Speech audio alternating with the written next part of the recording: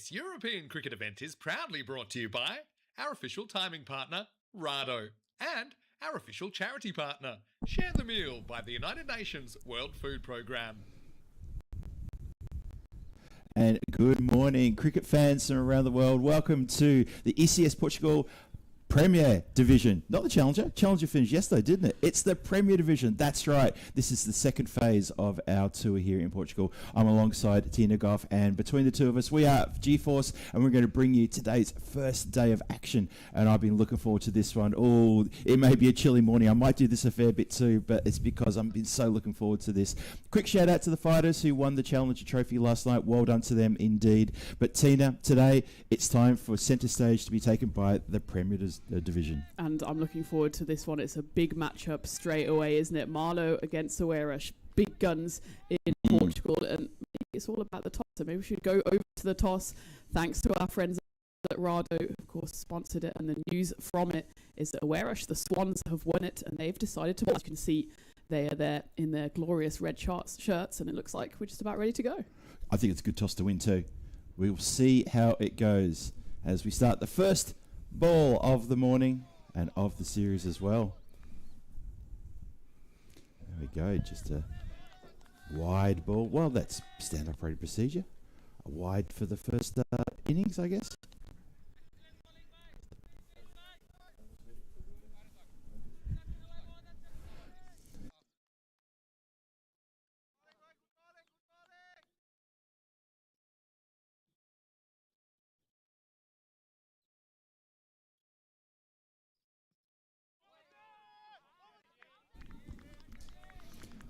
Couple of wides to kick things off here.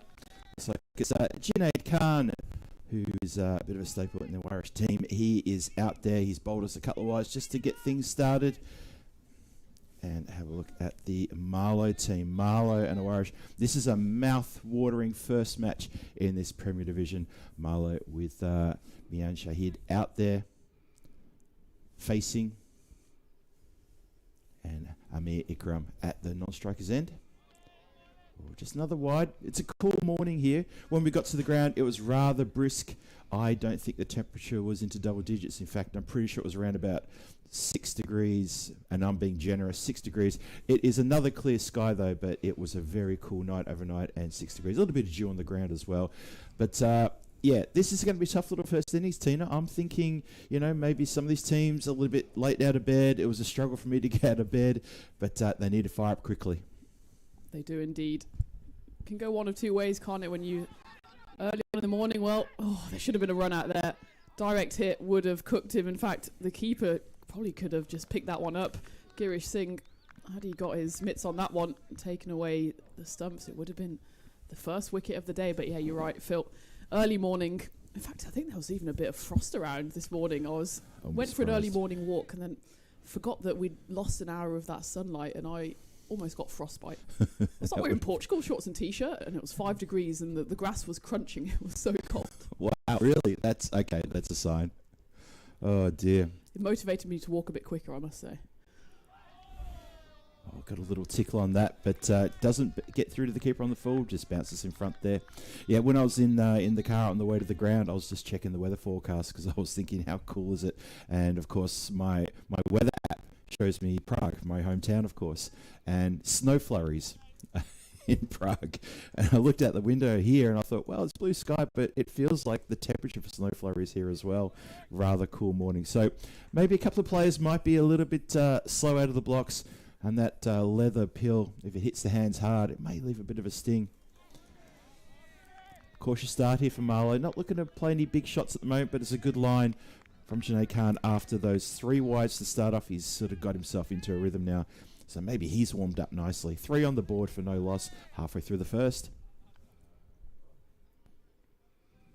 You can certainly see the Swans are motivated here. They came to the ground early. They were the earliest team here, doing a proper warm-up, as it should be. Not always the case with teams. Definitely Marlo came a few moments later. Big appeal here. Oh, they're all getting around there with a big shout, big shout. Oh, was the ball doing a bit too much? I think the umpire, that's maybe what he's thinking. Turns it down. Oh, loud shout. A team appeal there. much foot movement at all, just a gentle swipe across the line. And Shahid survives. He's got none on the board. Faced 4 deliveries so far. Oh, that could have been a massive breakthrough. Umpire saw it the other way. Well, it certainly wasn't high because it hit him flush on the boot, so it could only have been going down leg side, but I trust umpire Andy with my life. Oh, there you go.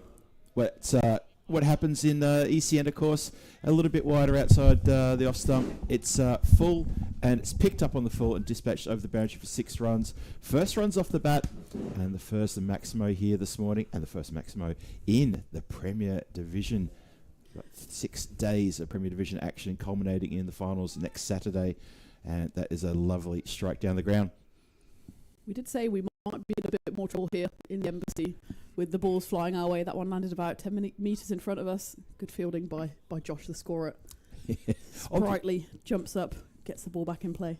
We had a lack of activity from the scorers going after the ball on the weekend, didn't we? But now Josh is back. We should see normal service resumed. Get the young guns back in there. They'll jump up. We creak up, and by the time we've got there, the ball's already been played for another over. Yeah. Gives a charge. Just slams into the leg. It's running away. Nice little dive and slide to make sure there wasn't going to be a couple there. But they scamper through for 1 leg by. So Shahid will maintain the strike going to the next over. That's the first over done. It is 11 on the board, Marlo. And it is none for 11.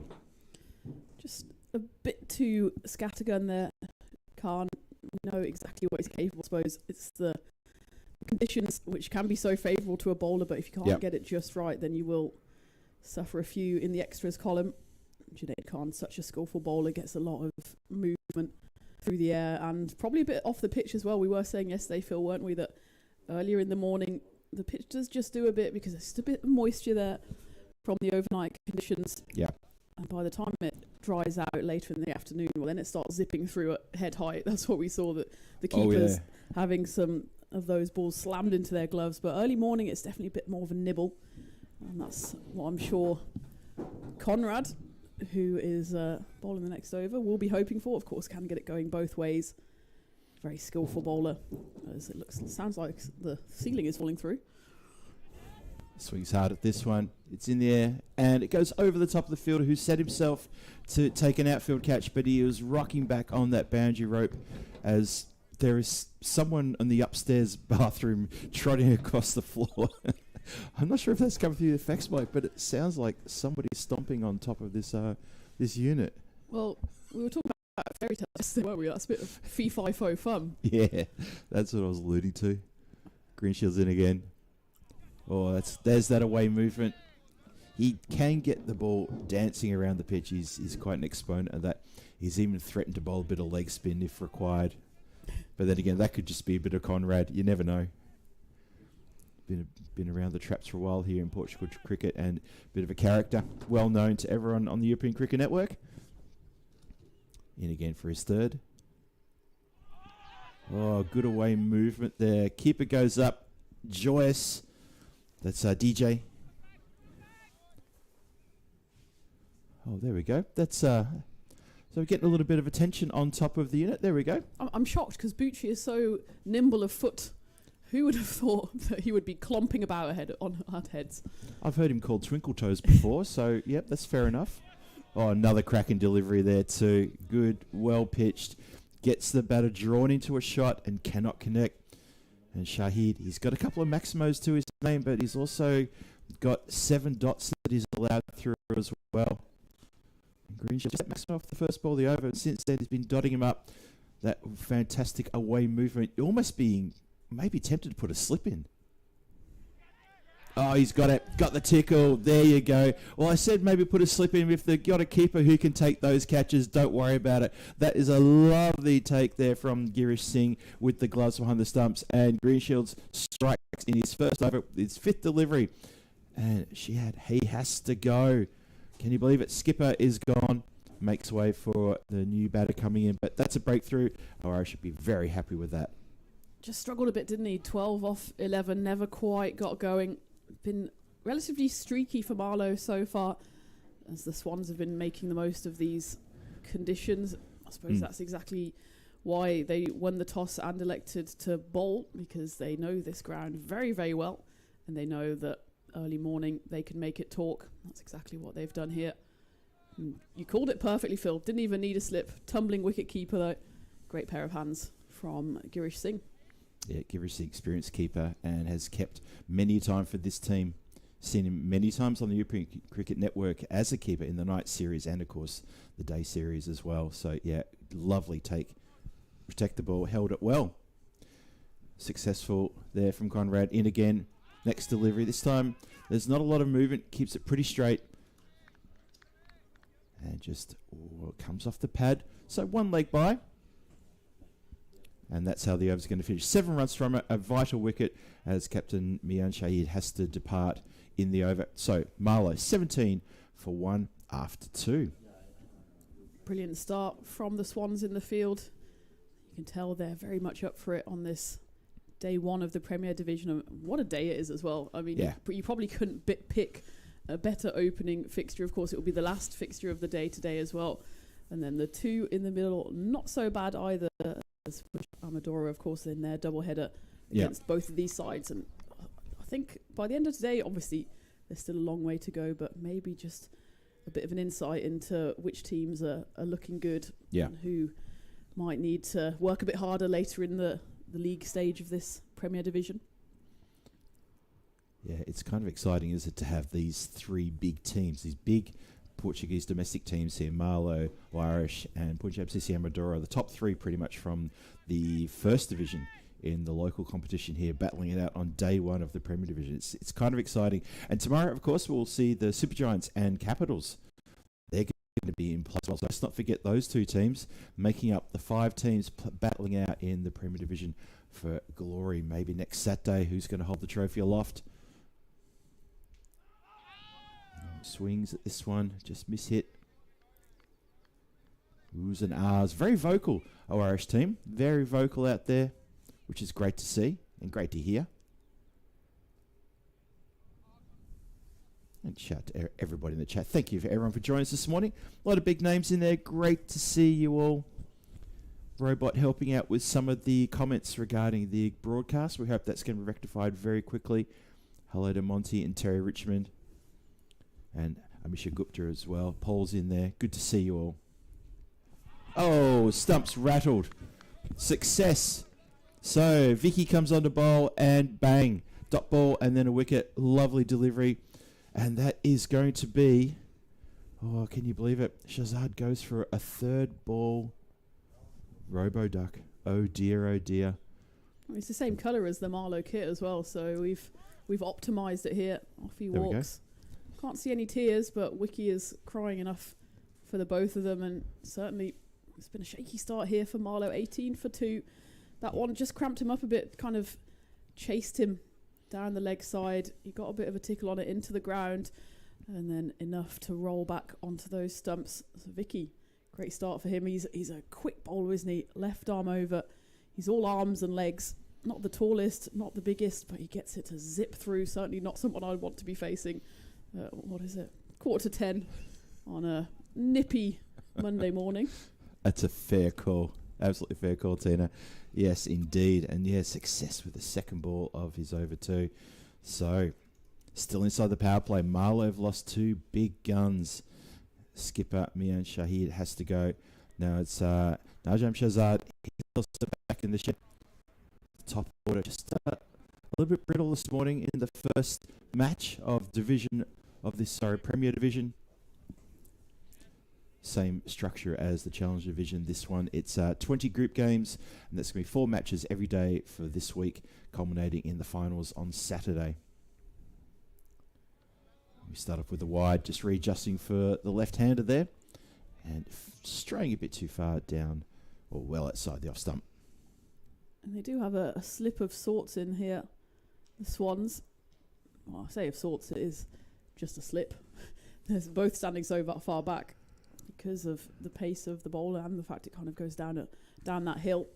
What do you call that? Maybe a 3.5 slip, 4th slip maybe. He's kind of the slope down, maybe even the cross blade from the left-hander swipe.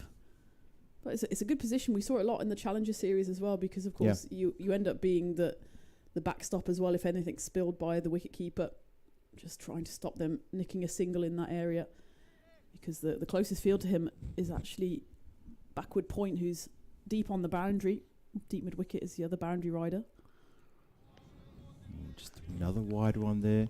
Has the batter hanging out the bat though, so almost drawing a false shot on a very wide delivery. Vicky just tempting the batter, but no edge, and wide called, 2 wides in a row.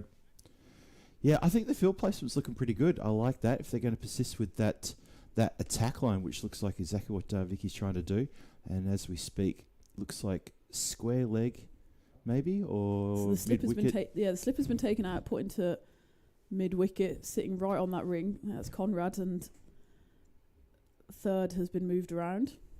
Better line there. Much better line. Yep. Yeah. So it looks like it's deep mid wicket has moved around a lot squarer now. Pretty much deep square leg. I think Conrad's sort of more into it, halfway between mid wicket and square leg area. And the other deep fielder, searching high and low, down the back there. Looks like it's a deep regulation third, but on the boundary line outside the circles there. You've got 2 outside the circle fielders here in the power play. Short, shown a wide. Osama Javid tempted to lean into that one for an uppercut shot. He drew the bat back and then realised that was still travelling wide, and he's happy to take that extra, and we'll see that ball bowled again. So Vicky just struggling here to the left-hander. Did very well to the right-hander. Dot, then a wicket straight away with a fantastic straight delivery that was just completely missed. And now just struggling with the line.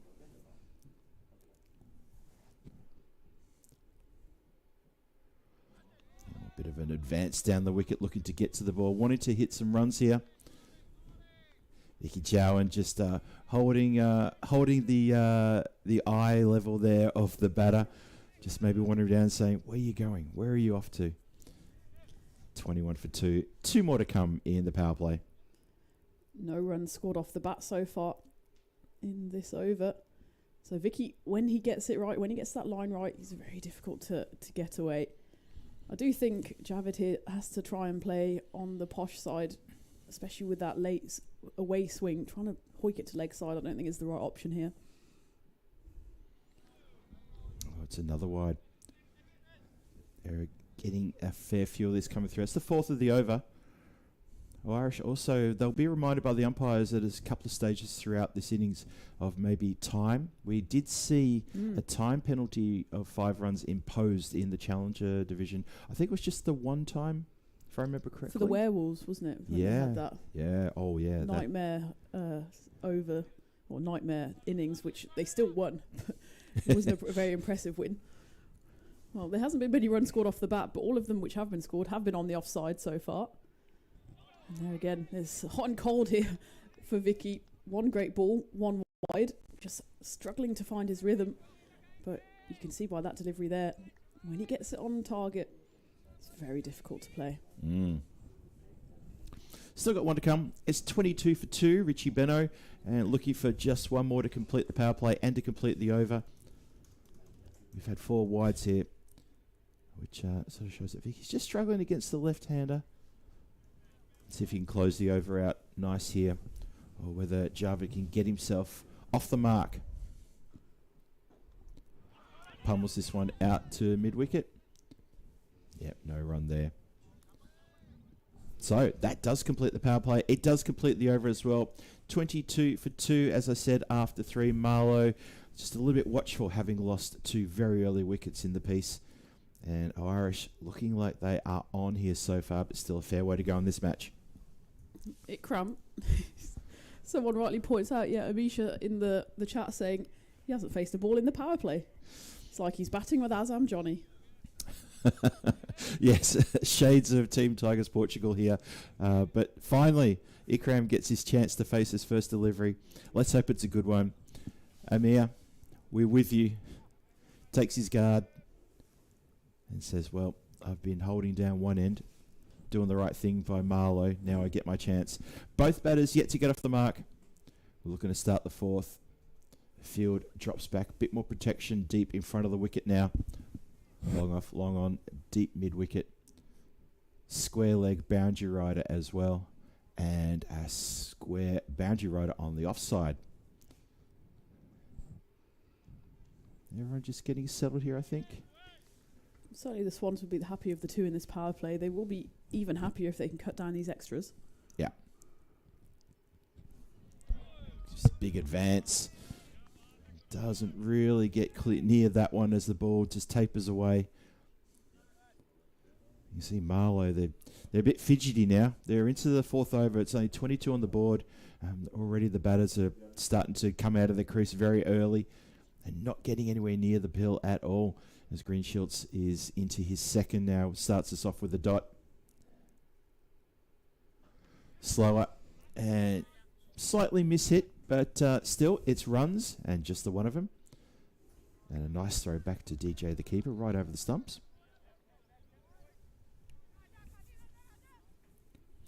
So sadly, Tina, this is your last day here in the hut, here in the embassy, and the Portugal series. So, what's on your agenda for the next couple of weeks? Where can we see you? Where will we see you next? You will see me back in the UK. I'll be working at the MCC. Obviously, looking forward to the start of the season. The county championship starts this week. But actually, having said that, I'll only be back in the UK for 36 hours. And then I'll be going over to Hamburg to spend some time over there. Yep. Enjoying some Easter eggs. And then yes. we really get into the start of the season, don't we? The first big event at Lord's for me will be Women's Day, 17th of April. Yep, absolutely. Where we have, that's a no ball called. I'll get back to my calendar in a moment. I assume an overstep because Conrad is looking suspiciously down at the front crease. Umpire John signals it. He did go around the wicket there to the left-hander. He's coming back over, but it will be a free hit. Just saw Jay Wild pop up in the chat. Hello there, Jay. Morning, Lovely Jay. to see you. Was Terry Richmond, little Alan as well. Great to see you guys as well, all joining us this morning here for the first day, the first match, and the first innings of this Premier Division. Free hit then coming up. Ikram with license to thrill. It's a short ball, unexpected, and a wide shown there. I think Conrad always, had planned to bowl that for on that free hit. I'm pretty sure that was in his back pocket. Show the batter something that was not expected. Free hit still in play. Here we go. Let's try it. Take two. Oh, swung away really, really well. Middles this one with no risk, no mess, no fuss because it's a free hit. And all the way for a big Maximo out of the ground. Great strike there from Ikram. Yeah, so Women's Day, we've got we've got aside from ICC Europe visiting, so the best of the women's teams across the continent, and I'm sure they're going to absolutely love playing at Lord's. MCC send two teams. In the morning, we're playing a state school side, and then in the afternoon, playing ICC Europe. And then the next day, we're playing them again at Wormsley. I know Steve McVeigh in the chat, he was saying he'll come down for Women's Day, so anyone else, it's absolutely free, and Lord's is completely open, so you can go into the pavilion, you can go into the long room. It's kind of like an open day. Fantastic. Celebration of women's cricket, so looking forward to that. I played in it a couple of years ago. And that date again, that was April 17th? April 17th, which is a Friday, I believe. It definitely is a Friday, and I'm pretty sure it's April 17th. Sounds like it, yep. Okay. So cricket fans in the UK, note that if you're around London on April 17th, get down to Lord's. It sounds like a very, very special and exciting day. Absolutely. Looking forward to it. But more short term, looking forward to how this game pans out because, well, the slower ball comes out of Conrad. He will have protection there at long off as Junaid there does the fielding. You do feel that Marlo, though, can push on. Yeah. Even if they have been pegged down a bit here, but you have to say the Swans have bowled excellently, which is a strange thing to say given that they've actually given away a fair few extras, but when they have got it on the stumps, especially someone like Vicky, just not been able to play him at all. It looks like Vicky will be having a short break, and Badrul Haider bowling the 5th here, takes his cap off, and looks like he will be ready and raring to go. So the Swans do have an embarrassment of riches, don't they, when it comes to bowling options. So if it's not working for someone, Vicky, maybe they want to hold him back for the latter overs where maybe he can control the ball a bit more. If the shine's been taken off it, then he can just find his line and length. But for now, Haider bowling the 5th. Shouts to catch it. No one's catching that. That is being clipped away nicely. 4 runs. Goes way, way, way behind point there. Yeah, interesting about the extras too. Yeah, 13 extras so far. 9 of those are wides and 1 no ball. So 10 deliveries have already been re-bowled, and we've only just started the 5th over. So yeah, quite a generous offering from the Swans to Marlo here this morning in this first game. And of course, 3 leg byes in there as well. But yeah, the number of deliveries have already been re-bowled. That's 10. That's why it's taken them 25 minutes to bowl not even half of their innings. I've got a plane to catch, guys.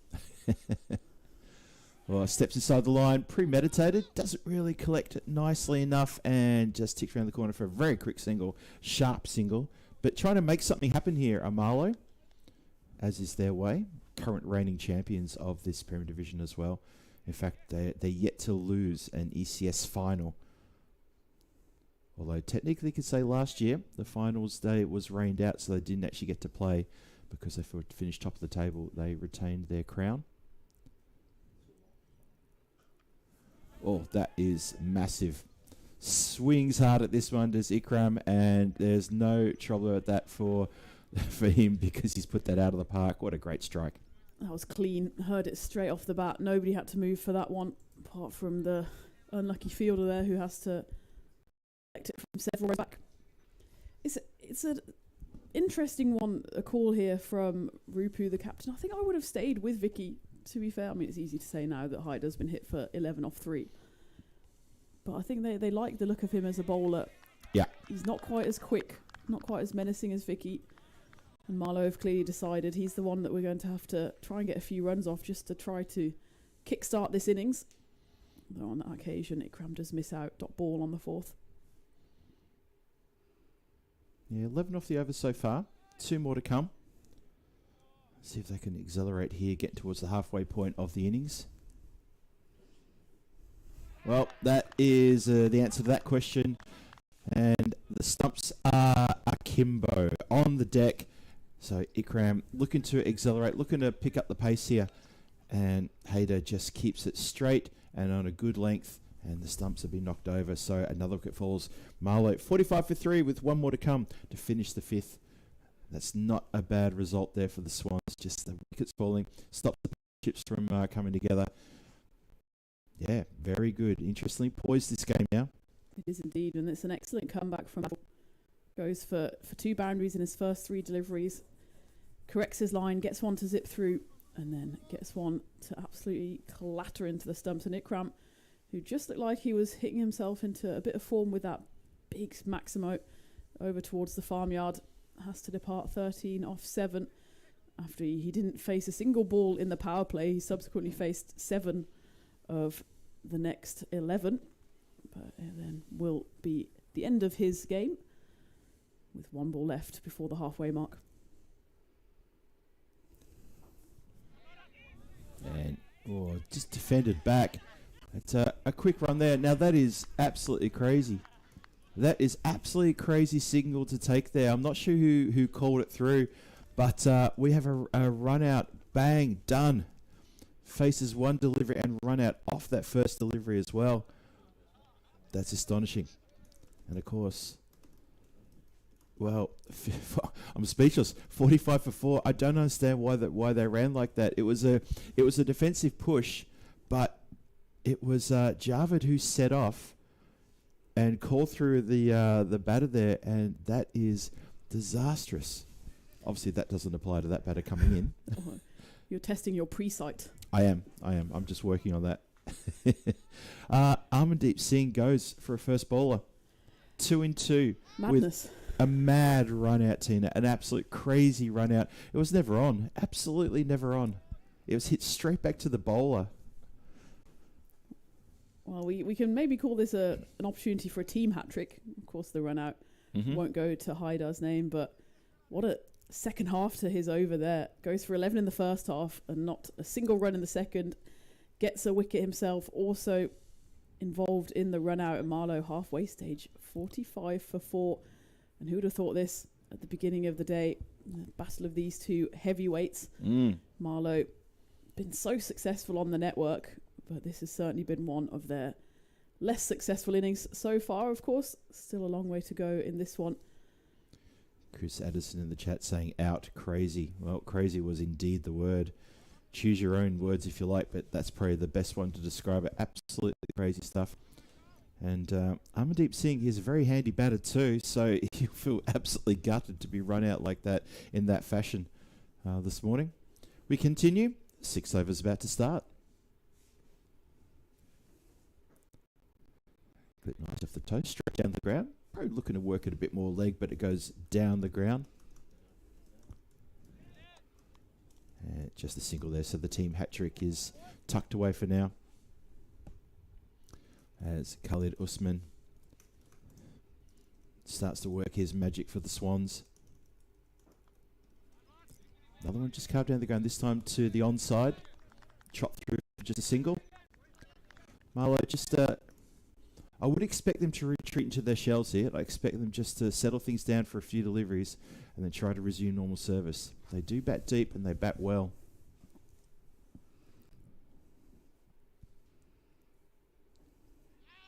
Oh, good delivery. Oh. Good delivery. Well, the bowler tries to take the bat away from the non-striker. He just sort of had a bit of a tangle up. Nothing untoward, of course. It's not your time to bat yet, Khalid. You might get an opportunity later on. Yeah, he obviously likes something. One of the stickers maybe on the bat there. Struck hard. This one goes backward of point. The race is on. But across this field, that race often sees the ball winning, and it does indeed this time as well. That's a nicely square-driven 4 runs, backward a point. And a welcome boundary to Marlo too. This is from the blade of Sawa, who is no slouch with the bat whatsoever. Seen him play some menacing innings in both the day and night series last couple of years. Well, there you go again. Just crashed. Absolutely crashed. This time over the rope for a big 6. 4 and 6, so they're building things back up again. The 50 up as well for Marlo in the 6th over, 51 for 4.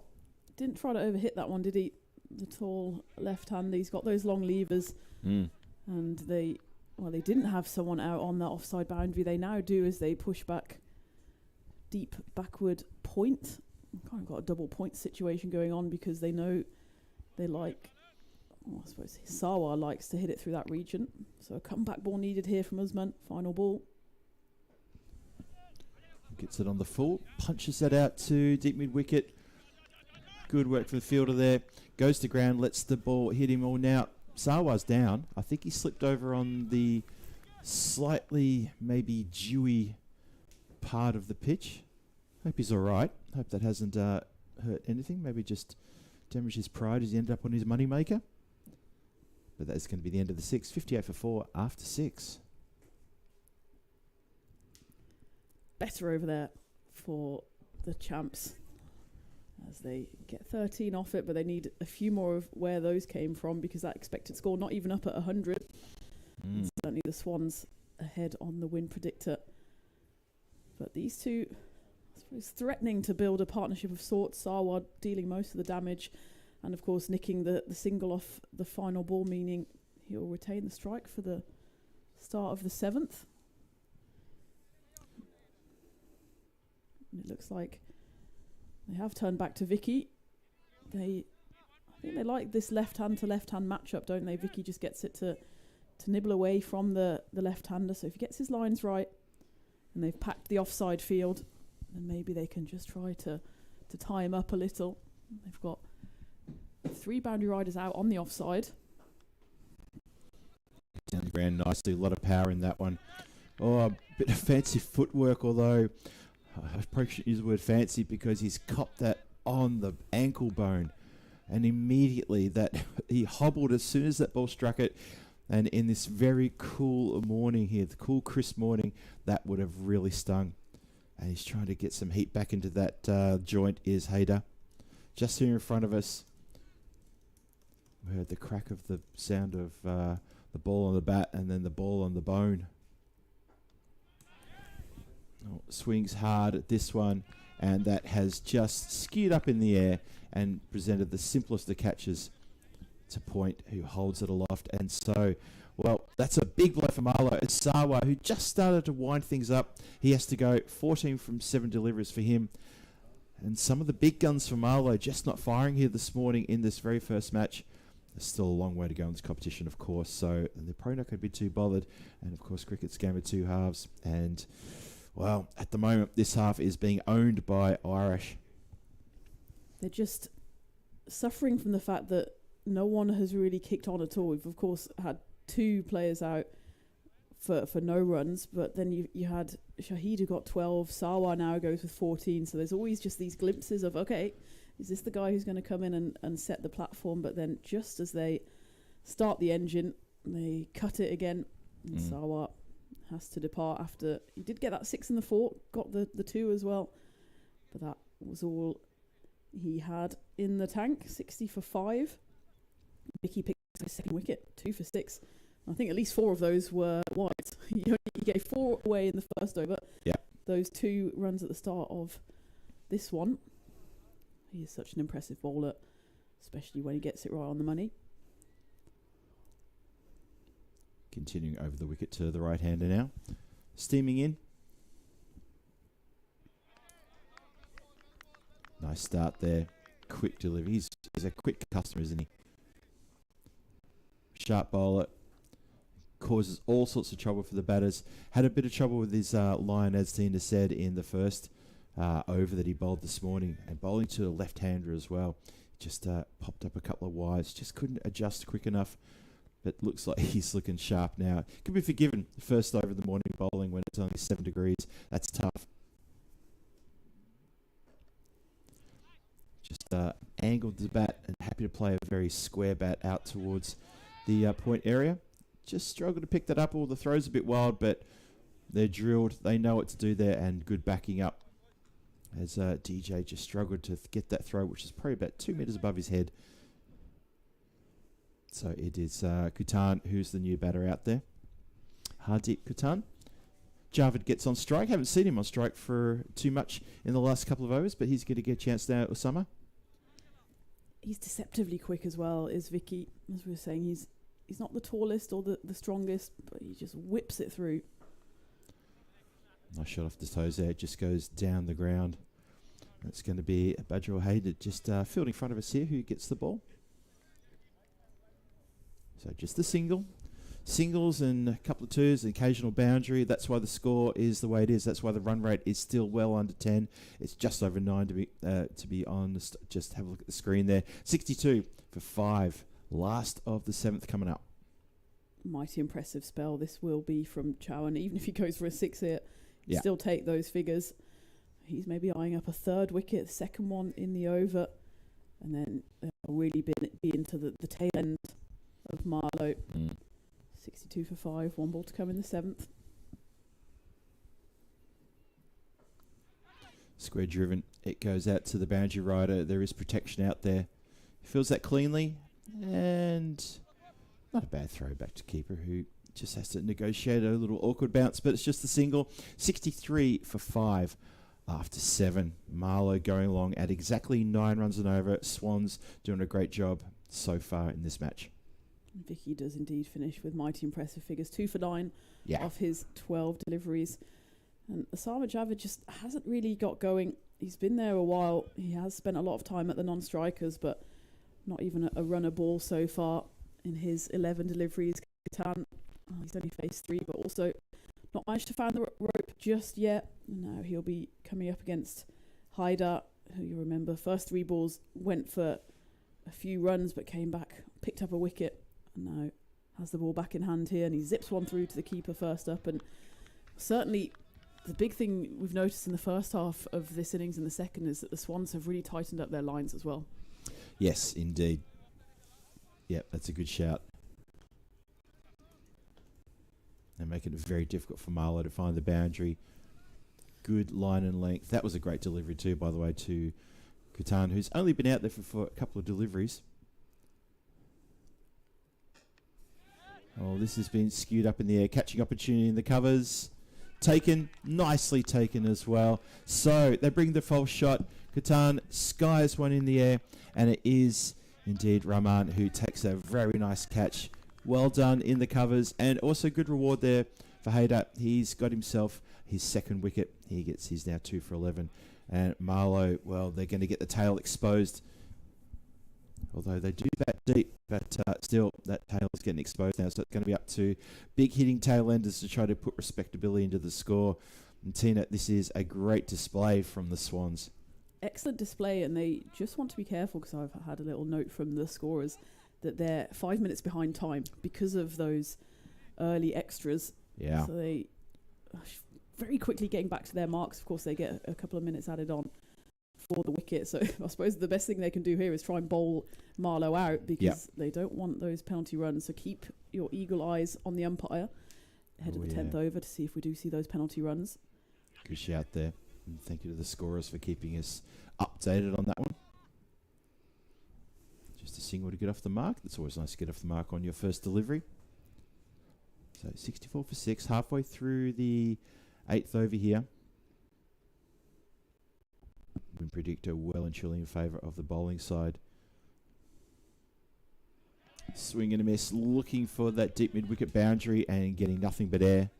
I was looking at the deep mid-wicket boundary then as well because I was convinced he hit it, and then I realised if he did hit it, he hit it silently before I noticed that the ball had nestled into the gloves of Girish Singh, much to the delight of Haidar, who is challenging Vicky for impressive figures here. Oh, another swing and a miss. Osama is swatting flies out there at the moment, having trouble seeing that white pill early on this Monday morning. This is a great bowling display. As you said, Haidar went for a couple of runs on his first over at the start of his first over. Since then, he has bitten back hard. And Javed cheering up a couple of dots here at a really vital time for his team. Well, he goes aerial this time. It's going to be one bounce and across the rope for 4 runs. The long on was just a little bit wide. Sorry, the long off was a little bit wider there for the left-hander and couldn't get around to cut that one off. Have a look at the Sudoku puzzle there, and it's showing a team that's bowling pretty well. Well, they had a few wide, but look, that is really nice on the stumps. Look at all that big line there. Yeah, that is 12 deliveries, bang on. That's a good length. And right on the stump. So that tells a story. Obviously, there's left-handers and right-handers in there, so don't think that's all just for the right-handers. That's the mix-up of all the deliveries bowled so far. Great spell there for Haidar, finishing with figures not quite as good as Vicky's, but only because it was spoilt with that last boundary. 2 for 16 off his 2. And remember, there was a run out in his over as well, so call it 2.5 as Junaid comes in to bowl the all-important 9th, and Marlo needed to have in this over to get anything near a total that Oish will be uncomfortable chasing. But I suppose they can take a leaf out of the fighters book from yesterday. Twice the fighters put on a total that we thought would be nowhere near enough, and twice the fighters landed that knockout blow, of course, on their way to lifting the Challenger Trophy. So true. Yeah. Zulfikar Shah goes for a quick single, almost takes out I think it was Greenshields who was trying to run in to take the stumps, but he's okay. Yeah, this is their over. This should be the over for Marlo to really try to do something explosive here, get after Juni if they can, because there aren't too many deliveries left. There's only 10 deliveries left in their innings, and the Swans, it's looking like I'm getting the feeling that they will probably cops a penalty here, because I don't think they're going to bowl Marlo out in this over. Swings hard at this one, and that's going to fly away off the leading edge, and a couple of bounces, 4 runs. Does not go to deep mid-wicket where a few of the players were expecting it to go. It flies completely 180 degrees the other direction towards third and across the boundary, 4 runs. So there's one boundary in the over. 73 for 6 on the board halfway through the 9th. Doesn't matter how they get the boundaries at the moment, Marlo. An edge for 4 A miscue still goes down as 4 in the scorebook. And they need any which way at the moment. That expected score 86. Well, I think they'd be looking more 90 plus, even 100 if possible. And a wide will certainly help, of course, as it's a wide followed by a face plant as Javid, he went to leg side, the ball went to offside, and his face went into the AstroTurf. What did we say? Get him any way you can. Even if you have to give a face plant. That shows the desperation of Java to get bat on ball there, to try to scoop that one towards the backward point area. Bowl that one again. Well, there you go. He bowls at Yorker at the base of leg stump and got himself the wicket. That's a good persistent bowling from Junaid Khan. He's already gone for 16, so he's probably one of the more expensive bowlers in the Irish team, if you call that expensive. And he's managed to pick up the wicket of Osama Javed, who's just been struggling a bit here, the left-hander. But that's a cracking good delivery. Bit of in-swing as well. And the stumps have been rattled. That's the 7th wicket down for Marlo. 74 for 7. 2 to come to finish the 9th. And they've still got the opportunity to bowl them out here. And remember, all eyes on the umpire ahead of the final over, which is coming up in just 2 balls' time. Because, Phil, we missed it last time and we're determined not to miss it this time if those 5 penalty runs are signalled because of the slow over rate. Yep, we are watching closely. I would say, though, even the Swans, they'll be annoyed. They won't be that devastated with those 5 penalty runs, given how well they've otherwise bowled. Totally agree. Yep. So swings across the line here. And that's a bit of an early morning fumble on the boundary line there. I thought the field had that well and truly in hand. I looked away because I thought it was just a single. I kept my eyes on it, and then suddenly saw the umpire turn around and give the signal. I thought, oh no, that's bit of a spill. That's probably the first and so far the only fielding blunder we've seen from Oish. I'll let it across the line for 4. This one's in the air. It's heading towards deep mid wicket. That is a couple of bounces and across for another 4. So back-to-back 4s, back-to-back boundaries there. Adds a little bit of momentum into this over. The wicket did fall, but also there were 14 runs in it. So Marlo get a few extra runs there. Junaid Khan 1 for 24 from his 2. And looking for the umpires. Did they do the signal? You just gave it a point? Well, I'm just looking because they've come together in discussion. They're just off screen, the umpires. We're keeping a close eye to see the standing umpire come back maybe. And there it is. There is the signal just been shown there by the umpire that 5 penalty runs have been applied for a slow over rate. We knew that was coming. And that is confirmed. So, 82 for 7 after 9. And you'll see that that has indeed been added. So, thank you to the umpires for that very clear signal. They were just off camera, unfortunately. We did unable to show it for you, but it has been shown by the umpires. Both Tina and myself were aware of the time situation, and that was signalled by a standing umpire.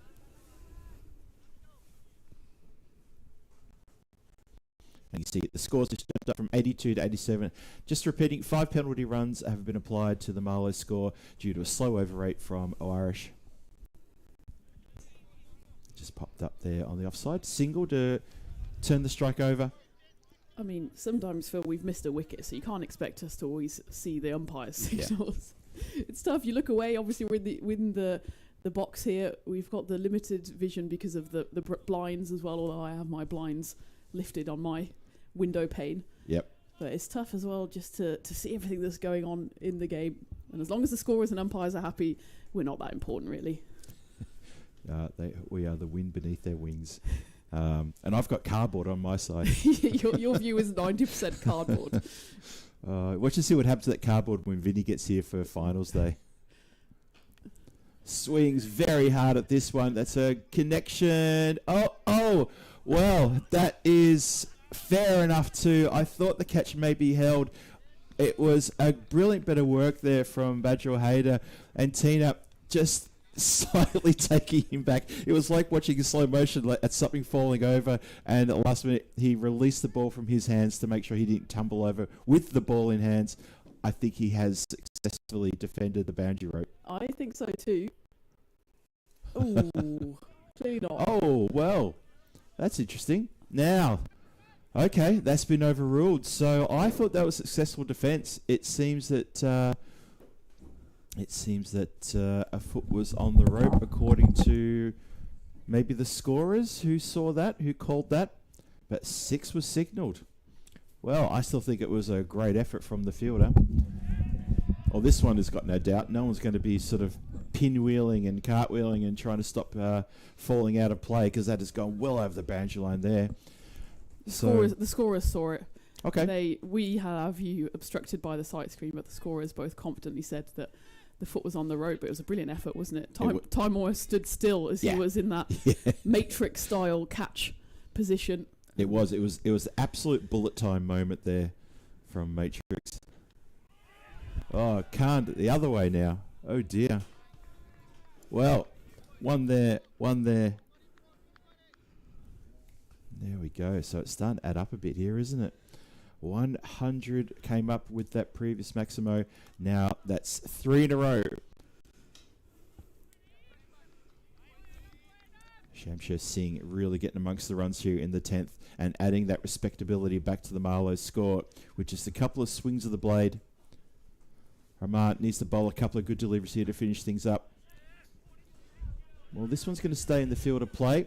And they're coming back for a 2. It's a crazy 2 to the keeper's end. It's a good throw as well. Very good throw. And that is the run out. So Shamsher, he gets a run out. He's run himself out going to the danger end. Maybe thought that the ball might be thrown to the bowler's end. Instead it goes to the keeper's end. It's a great throw too from all the way downtown here in front of us. So Marlo do lose a wicket there going for the second run. The desperation of a second run there. So that scorecard will show 107 for 8. But a lovely little cameo. Really, really good little cameo. A needed for a cameo from Shamsher Singh. He goes for 27 from only 6 deliveries. And it's given Marlo respectability back to the score and something for their bowlers to work with. Last ball of the innings coming up. Swing and a miss. And umpire calls innings and says, there we go.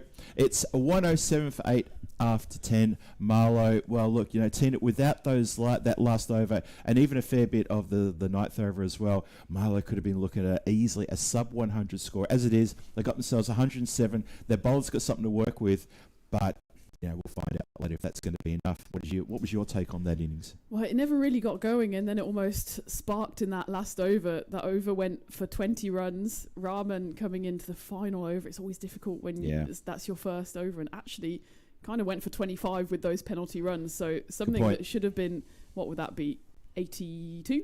Now ends up being 107. So they've almost dug themselves out of a bit of trouble here, but I would still say at the halfway mark, the Swans will be much the happier of the two sides. I agree with that sentiment completely. We're going to see where the Swans can actually get those runs in. We're going to be back in about 10 minutes' time to see the outcome of this very first match of this Premier Division ECS Portugal edition 2026. Phil G alongside Tina G. We are G-Force. You have been great to keep us company throughout this innings. Don't go too far. We're going to be back with the run chase shortly. We'll see you soon.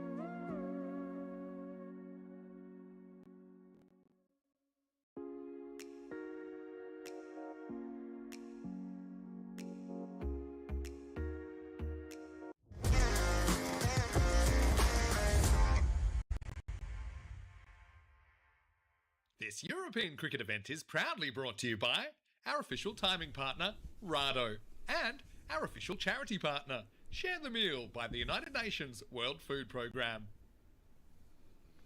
Welcome back, everybody, to the Santarem Cricket Ground here. Phil G alongside Tina Goff as we're going to take you through the run chase here in match number 1 of the Premier Division ECS Portugal Premier taking place here this morning on this beautiful Monday morning, crisp, cool Monday morning. And Marlo have already had their chance to bat, put a score on the board. They've given us 107 for the loss of 8 wickets after 10, and that score was buoyed by that last 20-run over. Tina, is that enough for them to get a win, or the Swans, are they going to reel that in? What are your thoughts?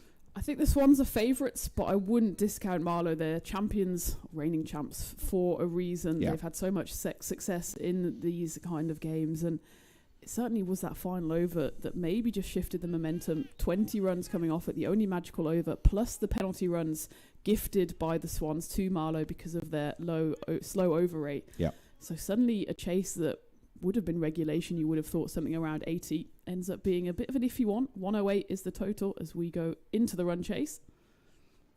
And here we go with the first ball bowled, and just a little dab down there towards backward point, no run.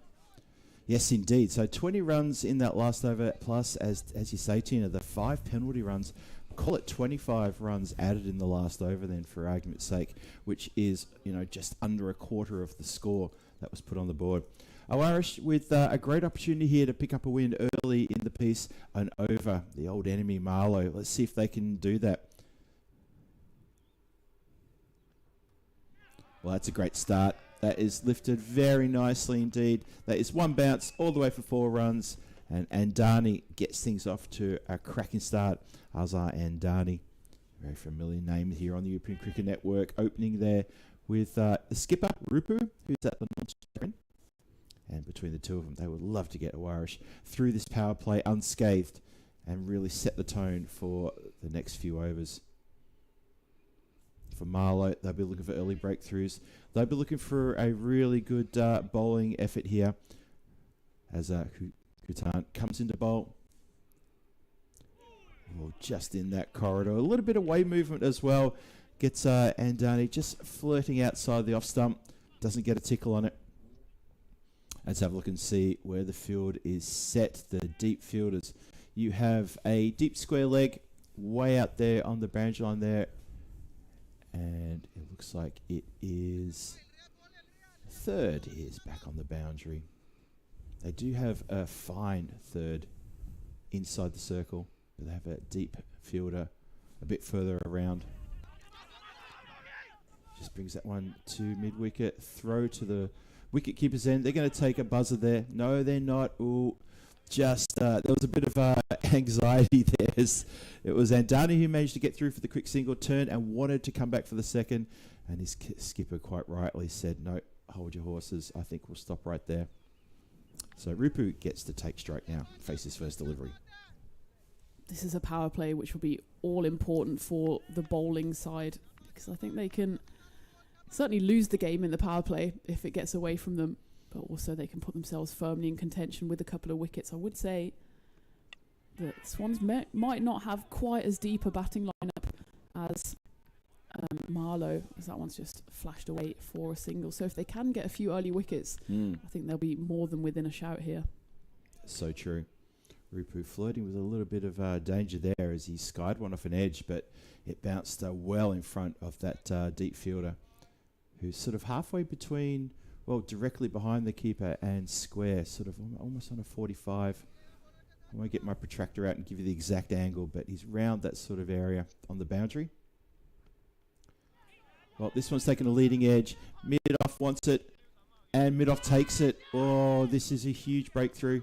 Huge breakthrough as Andani goes to sort of work at leg side, gets a leading edge, mistimed it completely, and mid-off has to come in an absolute country mile to take that one. He was right back on the edge of the circle, and that is a massive blow for Oish. And for Marlo, well, this is exactly what you literally just said, Tina. A couple of early wickets here, and suddenly Marlo, defending a low total, going to feel very good about themselves. Swans lose their first wicket. End of the first over as well, and the perfect end to it for the bowling side, and an excellent grab as well, wasn't it? He had a significant amount of ground to make up. The ball was swirling, and he managed to hold on to it quite low just before it dropped to the ground. And that's something I'm sure Phil will notice more this week in comparison to last week. The effort and the quality of the fielding will just go up a few notches. These are the best of the club cricketers here in Portugal. Indeed. They really, really are. Yeah, really wanted it. It wasn't a case of, I'll take a few steps, then decide, yeah, I'm not going to make it and pull out of that opportunity. He always going to go for that catch and takes it. So, yes, and that was Javid, who's fielding here in front of us, who did that extra couple of yards, the sprint. So we're going to start the second over. 6 for the loss of 1 wicket. Oish chasing a modest total of 108 for the win. Marlo, who they got to the ground after Oish. They took a bit longer to sort of get themselves settled. There's a wide one to start the proceedings off. As Rupu faces his second delivery. So yeah, Marlo, they got to the ground a little bit later when Oish already here doing their warm-up. They looked a little bit sort of unsettled, and a few wickets falling in the power play. We sort of felt, okay, this is a Marlo that hasn't quite gotten out of bed yet. But Marlo, they're like the ocean. You don't turn your back on them. That's another good delivery. A few appeals there for leg before as it strikes Rupu on the pad, looking to work that towards leg side. Nice bit of pace here from Shazad. Najam Shazad, who earned himself a duck in the batting stakes in this match. And given the ball to start this, get this second over off and running. In again. This time that's been connected with by the skipper. And Rupu puts this one across the boundary line for 4 runs. Second boundary of this innings for Oish. Green Shields at the non-strikers end, yet to face a delivery. He came in at the fall of the wicket on the last ball of the previous over. And 11 now on the board. Loss of 1 wicket.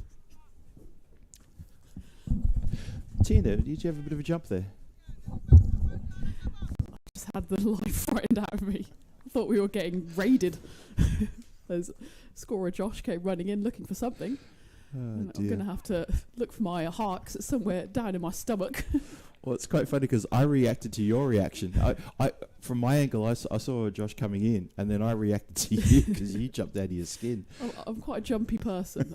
I don't do well with surprises or people sneaking up on me. I was just having a peaceful morning, chatting away to you and our chat of friends, and then Josh comes barreling in like a newborn gazelle. We have our lurking Vinny Sander, Mr. Maximo, in the chat. He's saying he's watching, but he can't listen right now. So that means he can't hear Tina jumping out of his skin from being frightened by one of the scorers. Rupu works this delivery on the pads again towards that part of the ground. Something that bowler Shazad probably needs to work on because he's just straying in a bit too much here. And I think he's actually calling for a bit of a change to the offside field. He's going to bring another fielder, I think, across to the leg side. So strengthening that up. Score is already up to 20. So Marlo, despite that early wicket, this over is getting expensive already. 14 from it, including, well, six wides with that minimo included.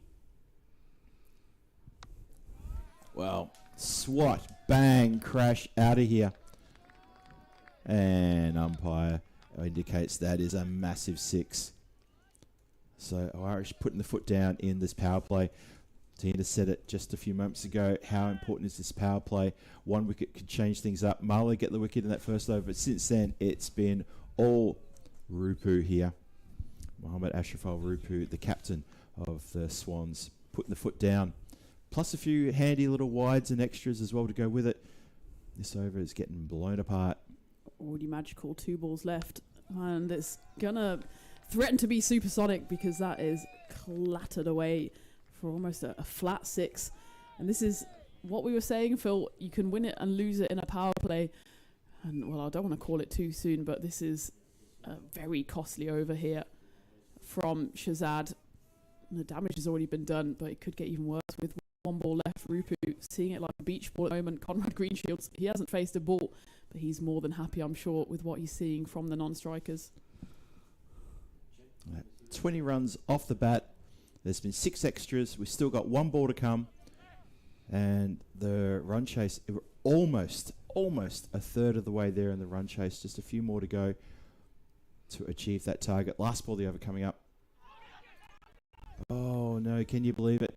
It was swinging in and the keeper went to his left. The ball then got a deflection and then went to the right. And it's going to run away for another boundary. That is a massive over. It's going to go for 30 runs. We've gone supersonic on the second over.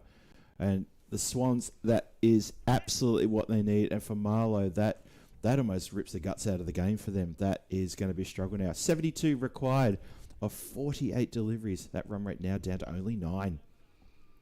The over goes for 30. Shazad at least can say, well, I didn't go supersonic because it went for 26 runs, of course, with those leg buys. Which again, we've had this discussion, but I think leg buys should go against the bowler. I agree. I think you illustrated this a couple of days. We discussed this on air, and I think that's it's a good argument. It really is. I don't think the keeper should have to wear that, or the team. We start the third. What can Marlo do here? Whoa. Wow. Greenshields just relaxes into his normal state of play here and swats this into the dugout. That's a big 6.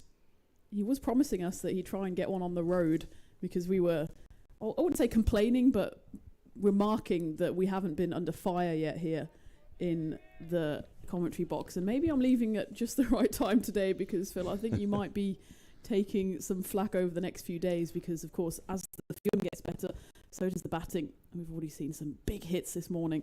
And Conrad does have a sensible side as well as he just pats that one and shuts down any chance of a wicket on that delivery. Yes, over the weekend, Conrad was here at the ground. It was good to catch up with him. All of us sort of catching up together, and he was talking about how he favours the farmyard area, which is way across behind the dugouts, and he was saying, I'll be putting plenty over there. And it wouldn't surprise me in the slightest. This time he goes to the offside and he caresses that one over the infield for another boundary. And Oish are marching here, and it doesn't look like Marlo can find a way to stopping that march. They managed to pick up that wicket in the first over, big vital wicket with Azhar Endari holding out there to mid-off. But now these two, they've already put on 40-run partnership in quick time in 9 deliveries, and this game has been ripped away from Marlo.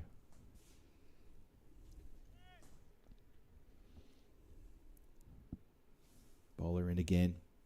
Let's go through his mind. Penny for his thoughts. Well, it was obviously nothing to do with the delivery of the ball because he had to pull out of that delivery. Just a reminder that match number 2 coming up later on this morning after conclusion of this match. It's return of Marlo, and we're going to see for the first time Punjab CC Amadora are going to be here. And it suddenly becomes an even more intriguing game, doesn't it? Because Marlo, well, they've certainly come into this one undercooked by their own admission as well. They said they just haven't had much time to practice. Of course, still very early season here. True. In Portugal.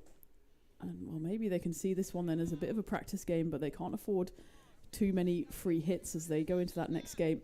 And the worst thing you want to do is go 0-2 in the first 2 games as Conrad needs his shoelaces tied here. Asks for a willing fielder and a willing volunteer. So it'll be interesting, of course, to see Punjab CC for the first time. I guess everyone's in the same boat. Maybe they're a little rusty as well coming into this game. Mm-hmm. Marlo, I'm sure, will be eager to get points on the board. Punjab CC have those 2 games today. And Lisbon Super Giants we see tomorrow for the first time. They have 3 games tomorrow. Yep. And then Lisbon Capitals on Wednesday. Yeah, Lisbon Super Giants, in case you missed it, they won the Challenger Division last year. Therefore, they have earned themselves a promotion up to big time into the Premier Division for this year. So, yes, as you say, Tina, we're going to see them tomorrow. Looking forward to seeing them as well.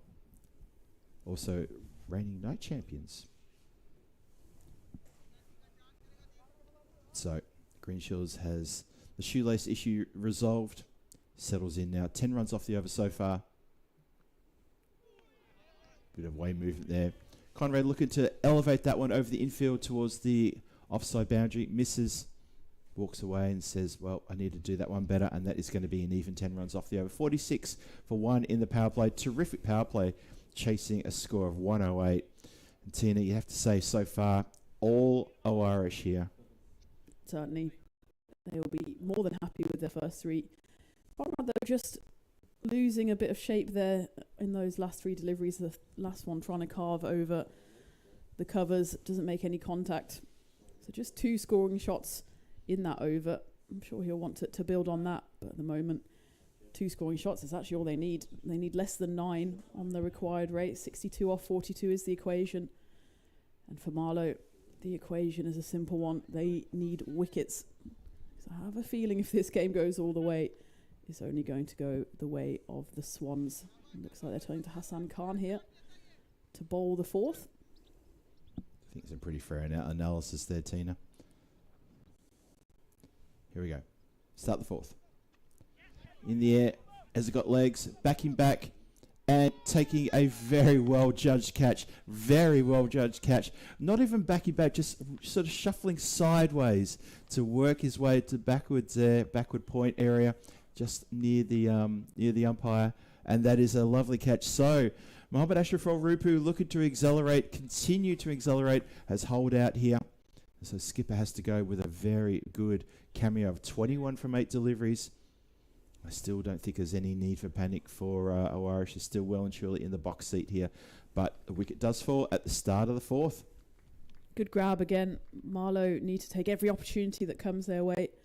And they snaffle that one. Rupu maybe just got a bit cold at the non-striker's end. He didn't face a single delivery of the previous over as Conrad took all 6. And he just took his opportunity there and wasn't able to capitalise. 21 off 8 though is pretty much exactly what the Swans need, but they do need someone to stay in and steer this ship. Maybe that's what Conrad sees his role as here. But a little glimmer of hope for Marlo. Now we continue. Nicely struck down the ground. There is protection deep there at the long off boundary, so just the one, but off the mark straight away. And that's going to settle the nerves. And you better coming in there. Just try to see who that is. That looks like that's the figure of Naeem Rahman. Is indeed.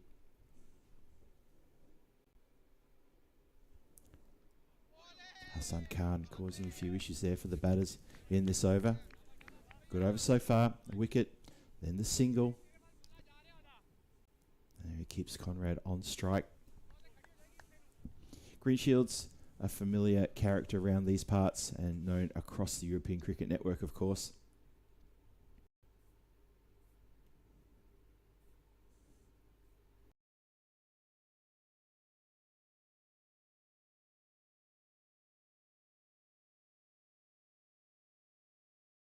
Has that one through, doesn't look to play any shot. I thought maybe trying to just roll it off the face of the bat, but allows that one to go through. As you can see, the movement tapering away from the right-hander. Just getting a little bogged down, Conrad. I know he doesn't have to hurry himself here, but that's the 4th dot ball he's faced in a row, and I don't think he's got bat on ball on any of them. He's whipped this one away nicely. Looking for the gap. Doesn't find the gap. Finds the fielder at deep mid-wicket. But he manages to prevent any further dots for now. Just the single. Good over here from Khan. Really sort of settling things down. That magical over. You can see there on the Manhattan graph there. 30 runs off the second over, which has ripped the game away from Marlo, you feel. But anything goes here in T10. A few wickets here and there. A couple of tight overs. Swinging at the ball that's moving away. Batter's looking back at the umpire saying, really? And the umpire's saying, absolutely, that's fine.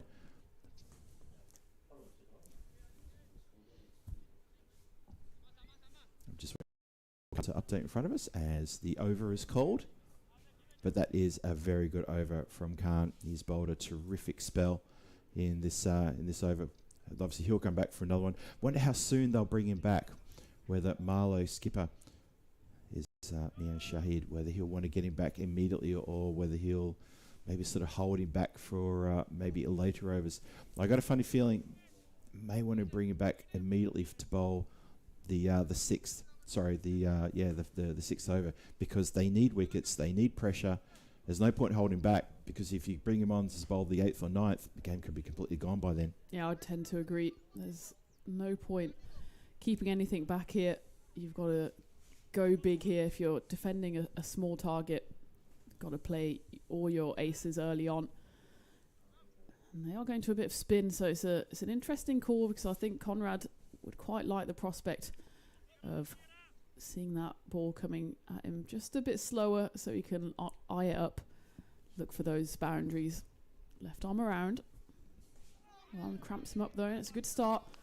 Just a bit of zip through there from the left arm of Osama Javid, who disappointed that he missed out in the first innings. I'm sure scoring just the 8 with the bat. He's certainly someone to watch out for, an elegant left-handed batter, and more than useful with the ball as well, as you can see here. First 2 balls, just 2 dots. So we're just waiting for the score to update on your screens. But this is now 4.2 overs gone. Lifted up in the air. It's going to land safe just about over the shoulder there of Mian Shahid, who threw it into reverse.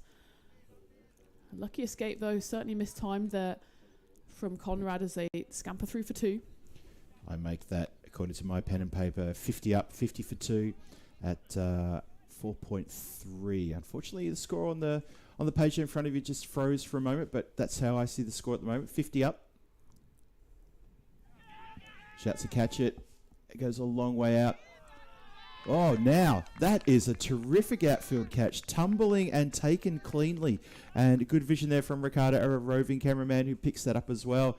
And that is a massive wicket for Marlo to pick that one up. The Greenshields has to go. Oh boy, 50 and out. Greenshields. Oh, was that Greenshields? It was, wasn't it?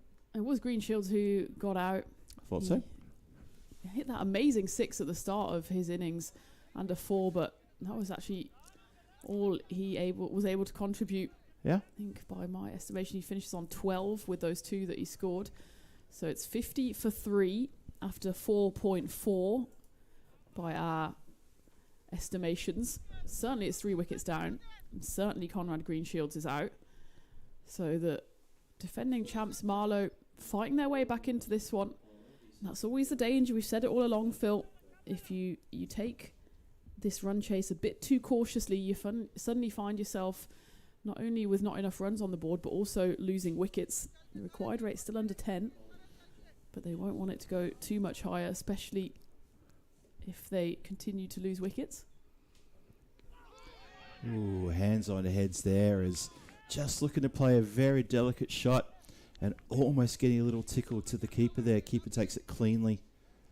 Oh, this is an interesting these middle overs, causing a little bit of stress for both teams here. Great over though, really good over here from Javid. Apologies for the scorecard on the screen, not quite up to date. We will keep you up to date though. This should be the last ball of the 5th. There we go. Right on cue. So thanks to the Boffins who turned that off and back on again. Great work. And have a look at we're back in the just right Goldilocks zone there.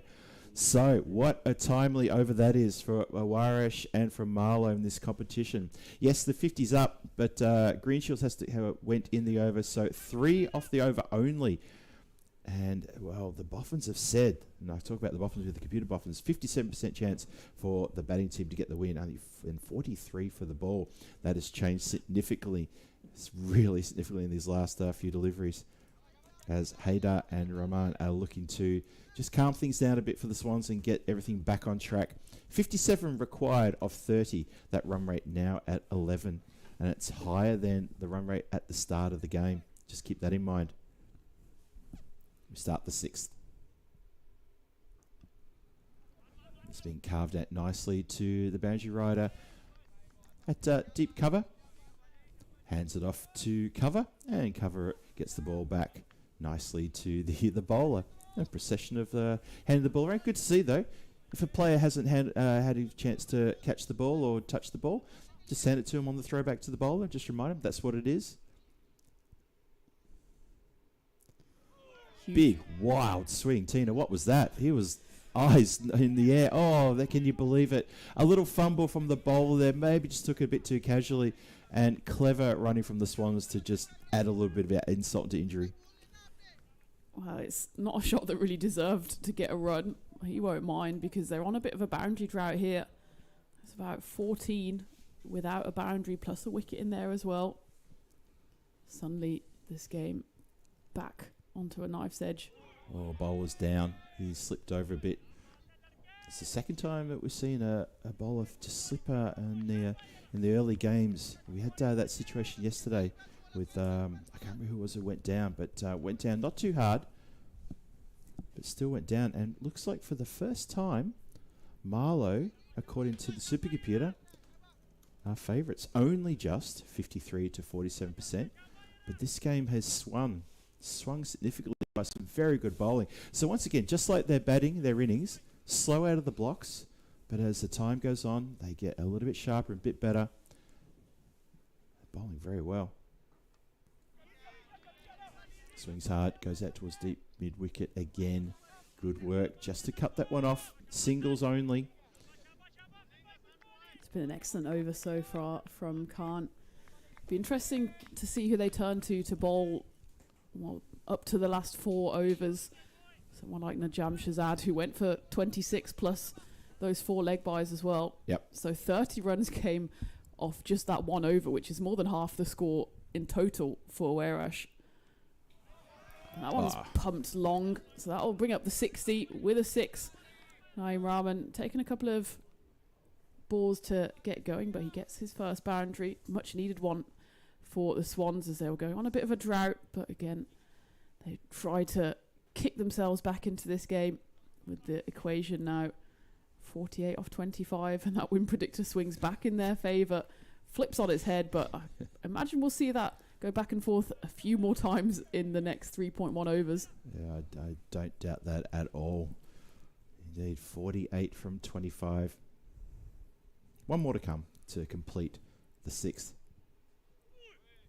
Oh, it skews off the edge and it flies away past the 3rd, who was up inside the circle. Cannot get anything on that. Went very quickly. So that over finishes strong for Oish, and they finish with 6 and 4 off that over. Makes that over worth 13, which is really exactly what they wanted. And look at that win predictor. It just chalked up again to 67% for the bat. It's like a bit of a seesaw there. But that is disappointing for Khan, as he doesn't finish strong. And he gets 1 for 14 from his 2, having bowled a terrific first over. And, yeah, just coughed up a bit there. Huge last 2 deliveries. Those ones for the Swans. First was beautifully struck 6. Second, less beautifully nicked 4. But they needed every single one of those 10 runs. Yeah. Run rate required exactly 11. Looks like they're going to slow it down once more here. Turn to a bit of spin in the form of Amandeep Singh. It's a good move for me. I think that's a really good move from Marlo if they want to stay in this race. Take pace off. And Amandeep Singh is a good shout as well. He does sometimes bowl just a little bit of slow medium at times, but looks like he's going to just come in for these short run-up deliveries. Pushed out towards point, shy at the stumps. Hits the stumps too, so and nicely backed up from the bowler, but a good quick single. I turn my head to look at square leg for the umpire, but umpire John is standing on the other side. I assume that's because of the sun. Yeah, I think so. Still dazzling its way on the left-hand side. I mean, it's 11 o'clock now, so I imagine by the next game he might be able to go back to his normal position. Also, just say it's also gotten a nice little bit warmer in here than it was about half an hour ago. So we're basking now as opposed to shivering that we were just in that first innings. Obviously, commentators' comfort is a concern. Next delivery goes to chase a bit of a wide one, nicely taken. Dot ball. Marlo would love a series of dots here if they can. Warish, on the other hand, 43 needed off from 22. There's another one. And Amrit Singh, he'll get through his over pretty quick here, barring any sort of massive hits to the farmyard to take forever to get the ball back, which could, of course, happen. Oh, there's 3 in a row. Oh, there's a fair bit of noise coming from the Marlo team as well. They're very happy with this. They're clapping. They're good encouragement given to the bowler. And he picks up an edge here. This time, third does get across inside the circle, gets hands on it, doesn't take it cleanly, but knocks it down. It doesn't get past, and gets a generous thank you from the bowler too. Oh, it doesn't get anything on it. It's indicated wide by the umpire. So they go on for the wide +1. Still 2 to come. Oh, now that's been picked up beautifully from Hayder. Out of the ground. Big 6. And that spoils Amrit Singh's over. He's still got 1 left as well with that wide. Started off so promisingly, 1 followed by 3 dots, but just lost it again. And the swing of momentum once more shifts in favour of the Swans. 35 needed, 1 left of the 7th. Oh, that's lovely. Wow. Yep, a little bit of trickery footwork there. I step out to the offside, I step back again, and then he's worked this one nicely. So the over goes to Oish just when you felt with that over was going to go to Marlo. Those, again, the last 2 balls of the over go for 6 and 4, similar to the previous over, and it ends up being Oish winning that over. 31 required now off the last 3. It's looking like that's, well, I think things have settled down now. I won't want to predict it. I don't like to predict, but it's looking like things are looking pretty comfortable now.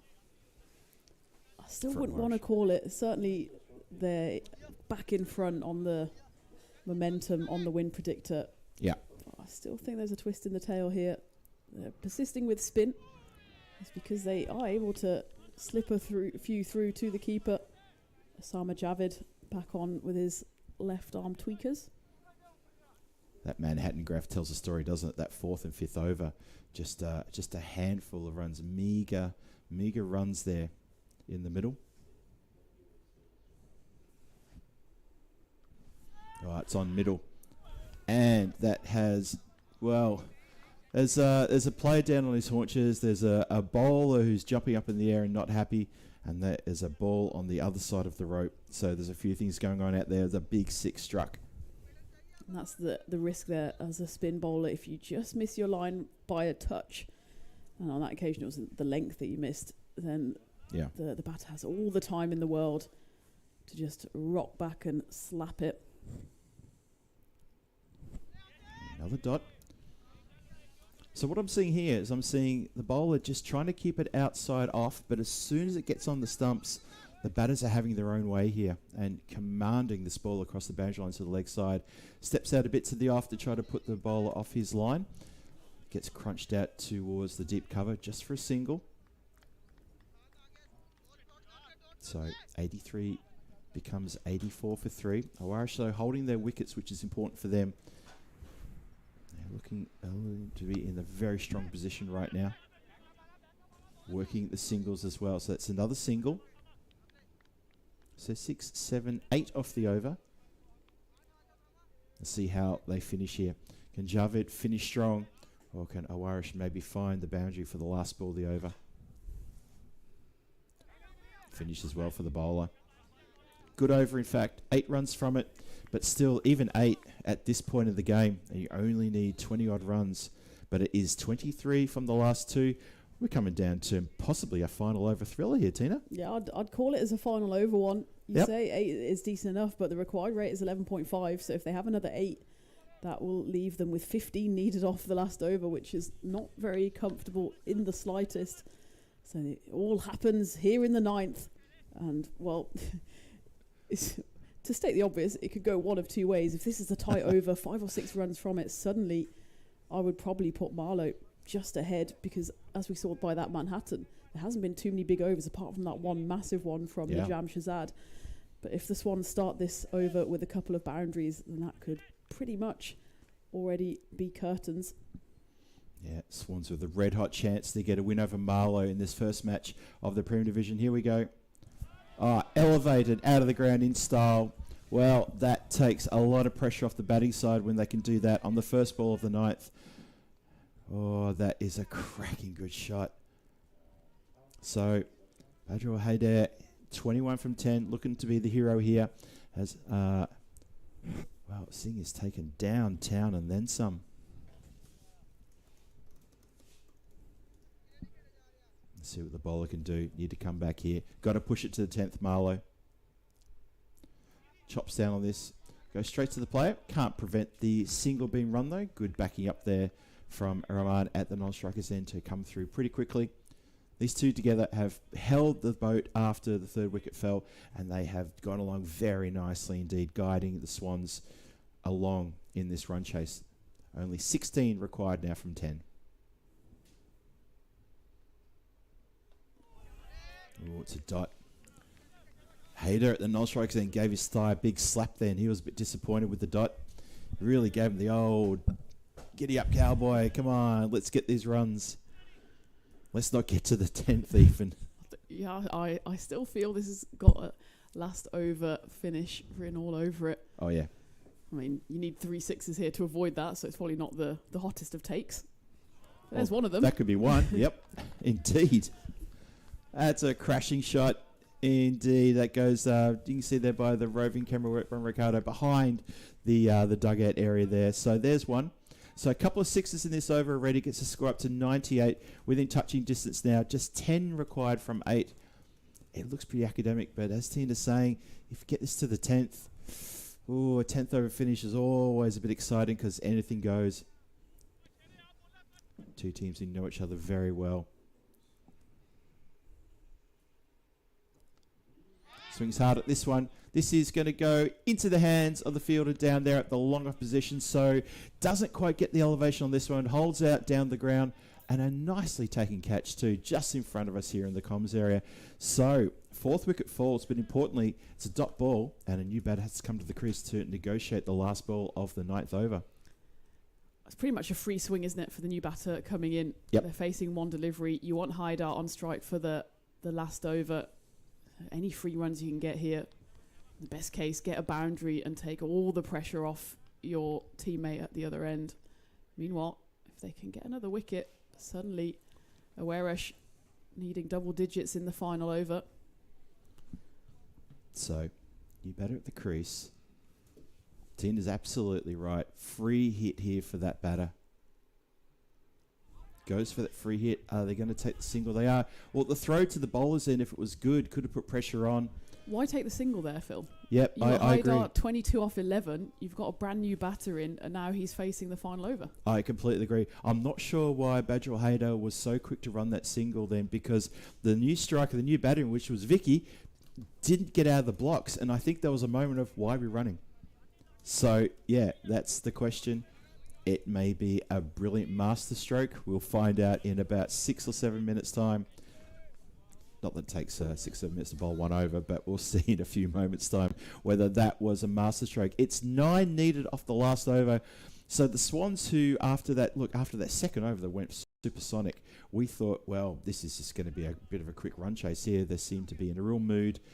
Just wanted to get the runs and get the win under their belt, the Swans, and then move off and take a well-deserved break. But here we are. We're in the 10th. 9 runs required for the win for the Swans. Marlo looking to defend, but that is not a good start to the over for Marlo. They're getting the 6 signal. It's gone all the way. 6 signal. There it is. I was waiting for the 6 to be signalled there.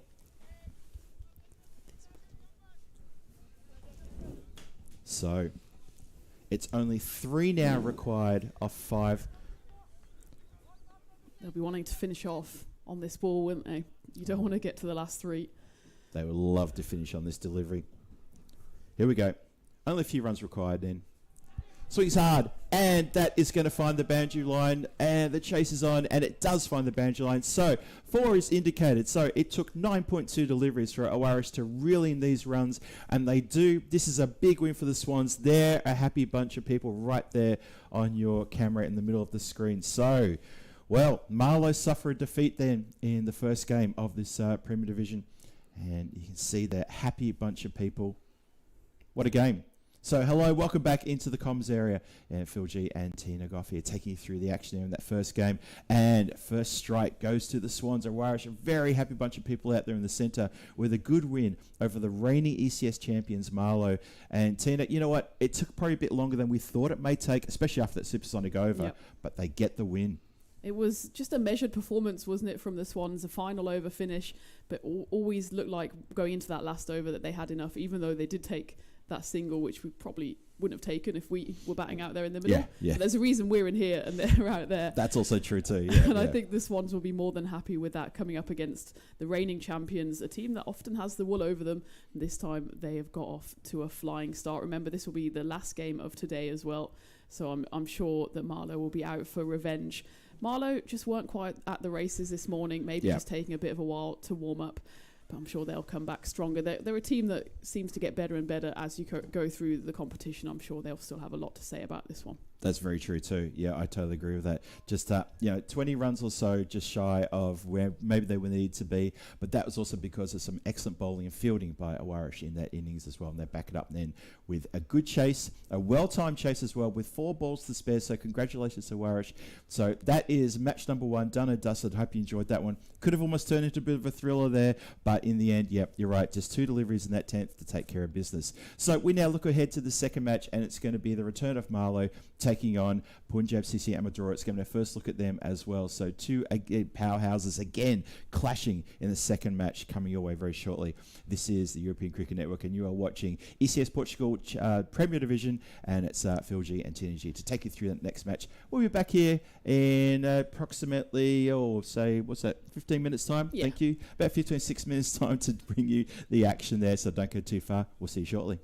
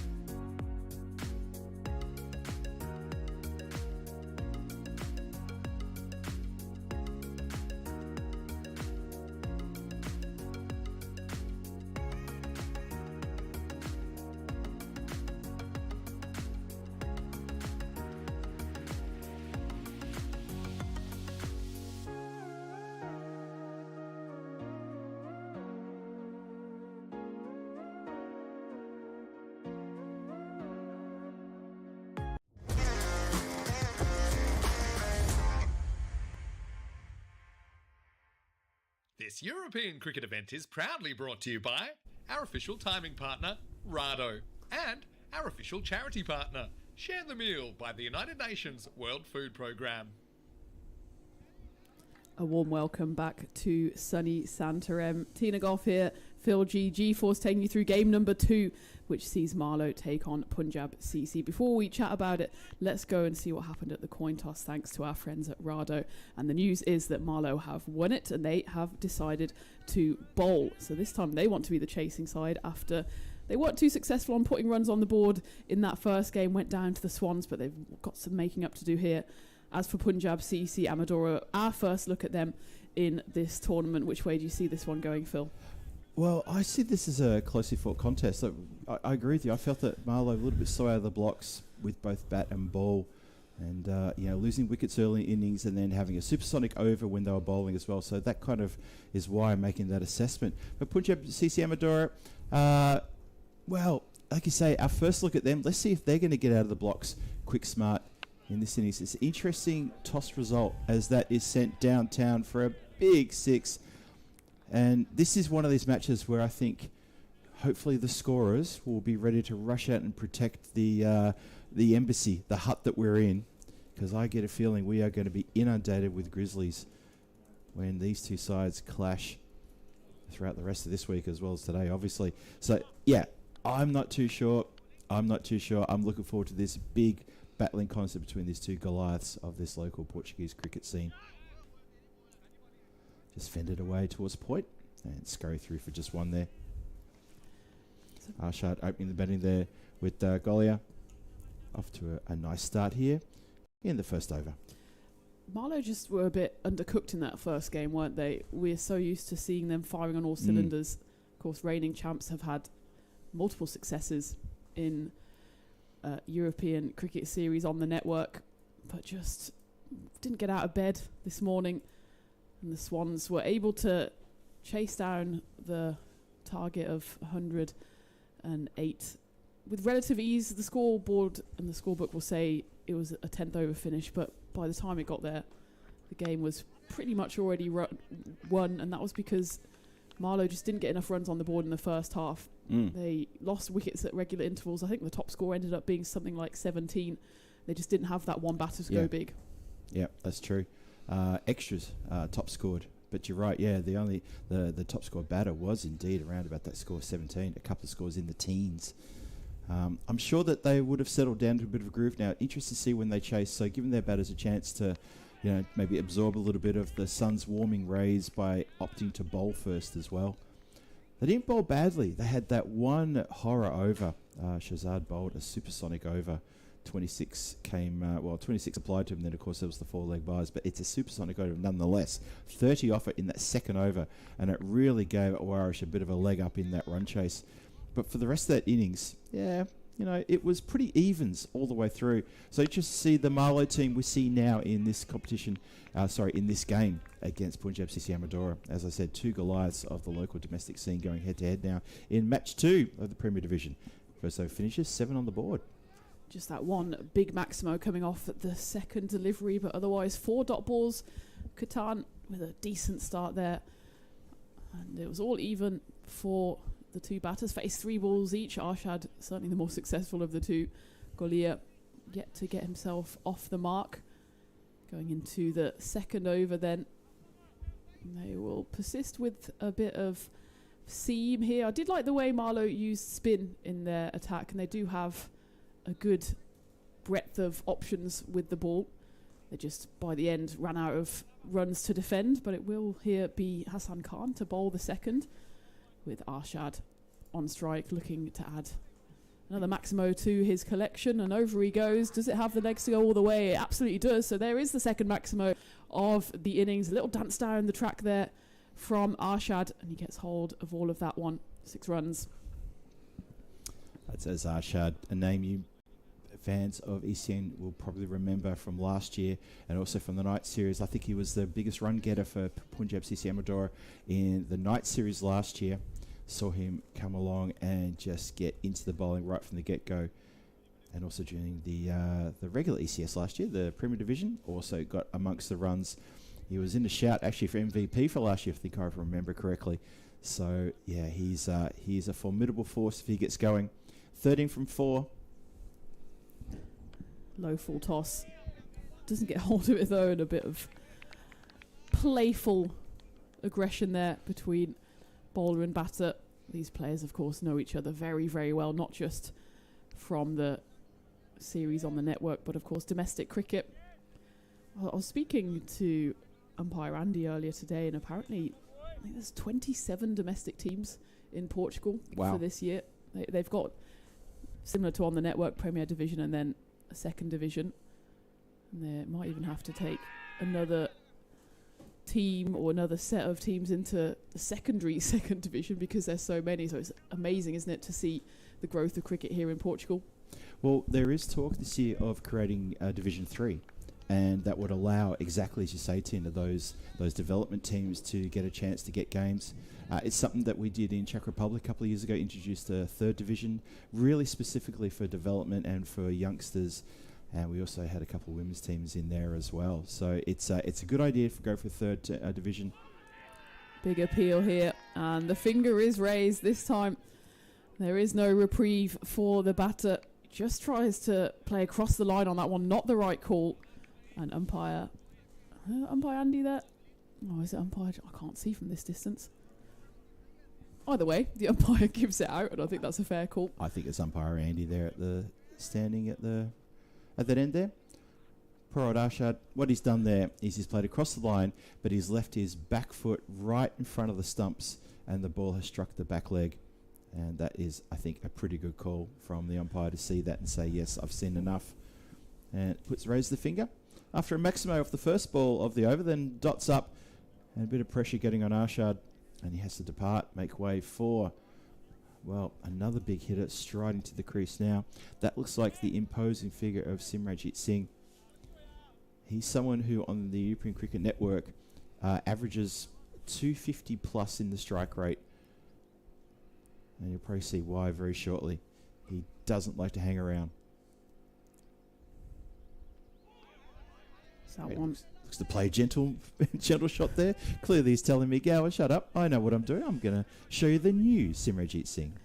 The new and improved. Well, he's still limbering up there at the striker's end.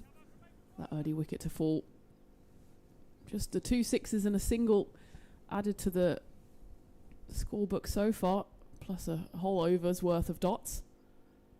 And that one just goes down leg side, waiting to see if it maybe flicked a bit of the pad on the way through, but the wide is signalled. That is umpire Andy there. They need like 2 different shades of pink so we can tell them apart, because it's just the glare of the sun at the moment. I can't see it. I don't know them well enough that I know the shape of their back that well.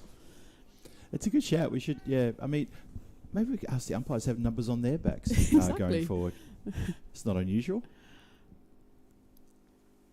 And that one's lifted away. There is a long off there, but he's only going to see that whistle over his head. 6 runs. So there is Simranjit Singh 2.0. And he lifts that one away for a maximo. That will be the end of the second. 2 maximos either end of it, a wicket in the middle, and Punjab 20 for 1 after 2. Yeah, they'll be pretty happy with that start. I think, they lose Arshad in the over, but Simranjit Singh comes out at the drop of the first wicket. You used to see him coming in a bit further down the order, so maybe it is a bit of a Simranjit Singh version 2.0 as he's been boosted up the order. Let's see what he can do here. It's a good strong lineup here for Punjab CC Amadora. Let's see, Rohit Sharma, Mandeep Sahni, Gurjit Singh is in there. Big names that we've seen on the network. Just to see how they go. This whole Premier Division, people been looking forward to this throughout the challenge. We've been talking about, well, enjoying the Challenger, but what about the Premier? Who's playing? Who's not playing? Any new faces? Things like that. And Parveen Singh is captain for Punjab CC Amadora in this fixture. And his opposite number is, of course, Mian Shahid, who's been captain of Marlo for as long as I can remember. Bit of glove on that one. Well, I thought there was a bit of glove, but I think it was actually the glove of the wicketkeeper, as the umpire has already pre-stretched out his arms, and it will be a couple of runs on the wide. It definitely did take a deflection, but it must have been an effort there from Walid Imran to stop the ball, which he was not able to do as we go into the third, and it'll be Javid with his left arm tweakers, and that one's gone a long way. Saying hello to the cows in the farmyard as Simranjit Singh scores back-to-back sixes, gets himself back on strike and lifts that one away. 28 now the score. Starting to climb now. So Marlo employing the slow Javid, sorry to say it like that, the slow arm over Usama Javid to bowl the third, the last of the power play. Interesting move, bit of a risk, bit of a gamble. And that's why. Yep, that is big hitting, Tina. Big hitting from Simranjit Singh. Yeah, that one is straight and true. Well, 3 sixes in a row off the bat of Simranjit Singh. He's putting his side into a better position than when they were when the wicket fell. He's since come in, took one sighter, and it is a no ball as well. Free hit signalled there by the umpire, so he'll have a chance to make it 4 in a row here, will Simranjit.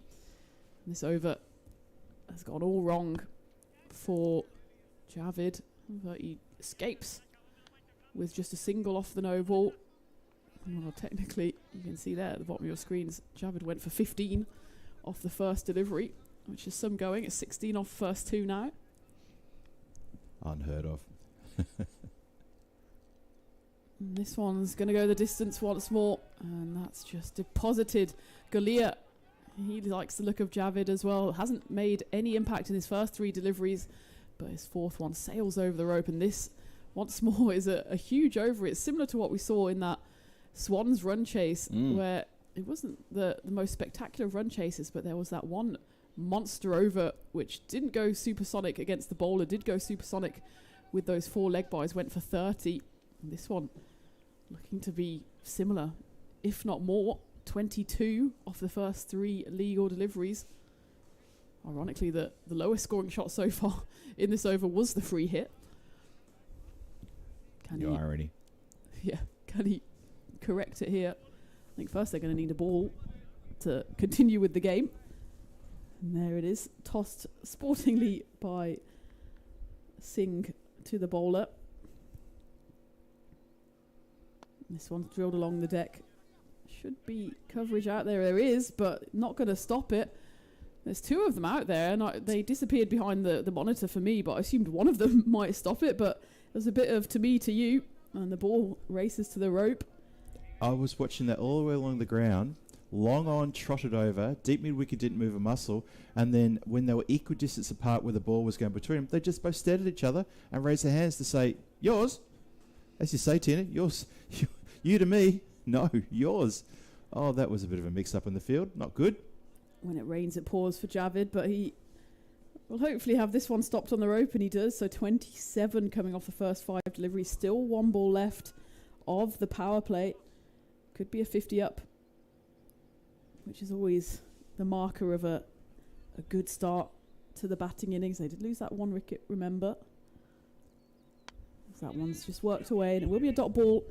So a decent comeback in the last 3 deliveries from Javid. Probably shouldn't have gone for that 4 after that fielding mix-up, but he does then finish it off with a 1 and a dot. So the end of the power play, and it's one you'd say is even Stevens. And well, thank you very much, Mr. Supercomputer, as that flicks over to exactly 50%. Punjab CC 47 for 1. It suggests to me that even the supercomputer feels that the power play 47 for 1, just that's absolutely what we expected to make it a close match. It's parity. Not a bad power play, 47 for 1. Not the biggest one we've seen here in this series here in Portugal. The Challenger division I'm talking about, as well as this week. But we'll see. I'm sure that will be broken at some stage. Just get that feeling. But yeah, what an over. What a strange old over that was. We continue now. 4th over about to start. Field restrictions lifted. They will continue with spin, this time of the right arm variety. There's that one squeezed through just the right side of the wide line, despite that slightly guilty look from the bowler. But a dot ball is more than welcome here for Marlo, as it is indeed Amandeep Singh bowling this 4th over. And that one's lifted away. And I don't know where it's landed, but you can hear the celebrations in the Punjab dugout as the 6 is signalled. goes somewhere towards the farmyard. I didn't hear a moo of agony, so clearly the cows are safe. A bit of agony there for Amandeep Singh, and the 50 is brought up. 53 on the board for Punjab CC, looking to really accelerate from here. 150 plus, I'm sure, is what they're eyeing up as a minimum. This time he goes on the offside, and it's a chance for a catch, and it's taken comfortably by the fielder, scampering back from point, and that will be the end of Golia. He goes for 17. Not a bad little cameo from Guldeep, the wicket-keeper, of course, for Punjab CC, so he'll have a lot to do in the second half of this game. But for now, he can put his feet up as they lose their second. And Amadora 53 for 2 halfway through the fourth. Yeah, Gully, the first thing he did was look at the bottom of his bat as he gets that bit low down and ends up getting a skied edge. Well taken, though, in the field. And Marlo, as they showed it in that first match today, catching well. Just, interesting poise now with 6 runs and a wicket in the over. And Amandeep Singh looking to make a bit of an impact in this match, as he was trying to do in the previous match as well against the Oish, trying to tie this Punjab CC Amadora team down. Punjab CC Amadora, they're a big hitting side. They love to deal in Maximos. And so far, they've been doing pretty well. Halfway through the fourth, 53 on the board, lost to 2 wickets. New batter in then. Stuck in relatively short. Should be stopped on the rope, and is. So just the one, which gets Simranjeet Singh back on strike, who's been mighty impressive so far, hitting 3 sixes in a row. Looking to add to that here. Expected score hovering around that 140, 150 mark.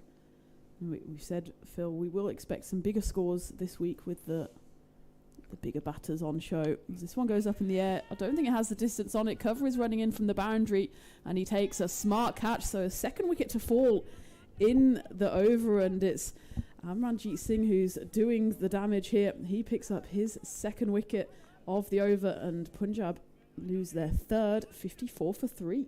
Big wicket too. Big hitting Simranjeet Singh has to depart.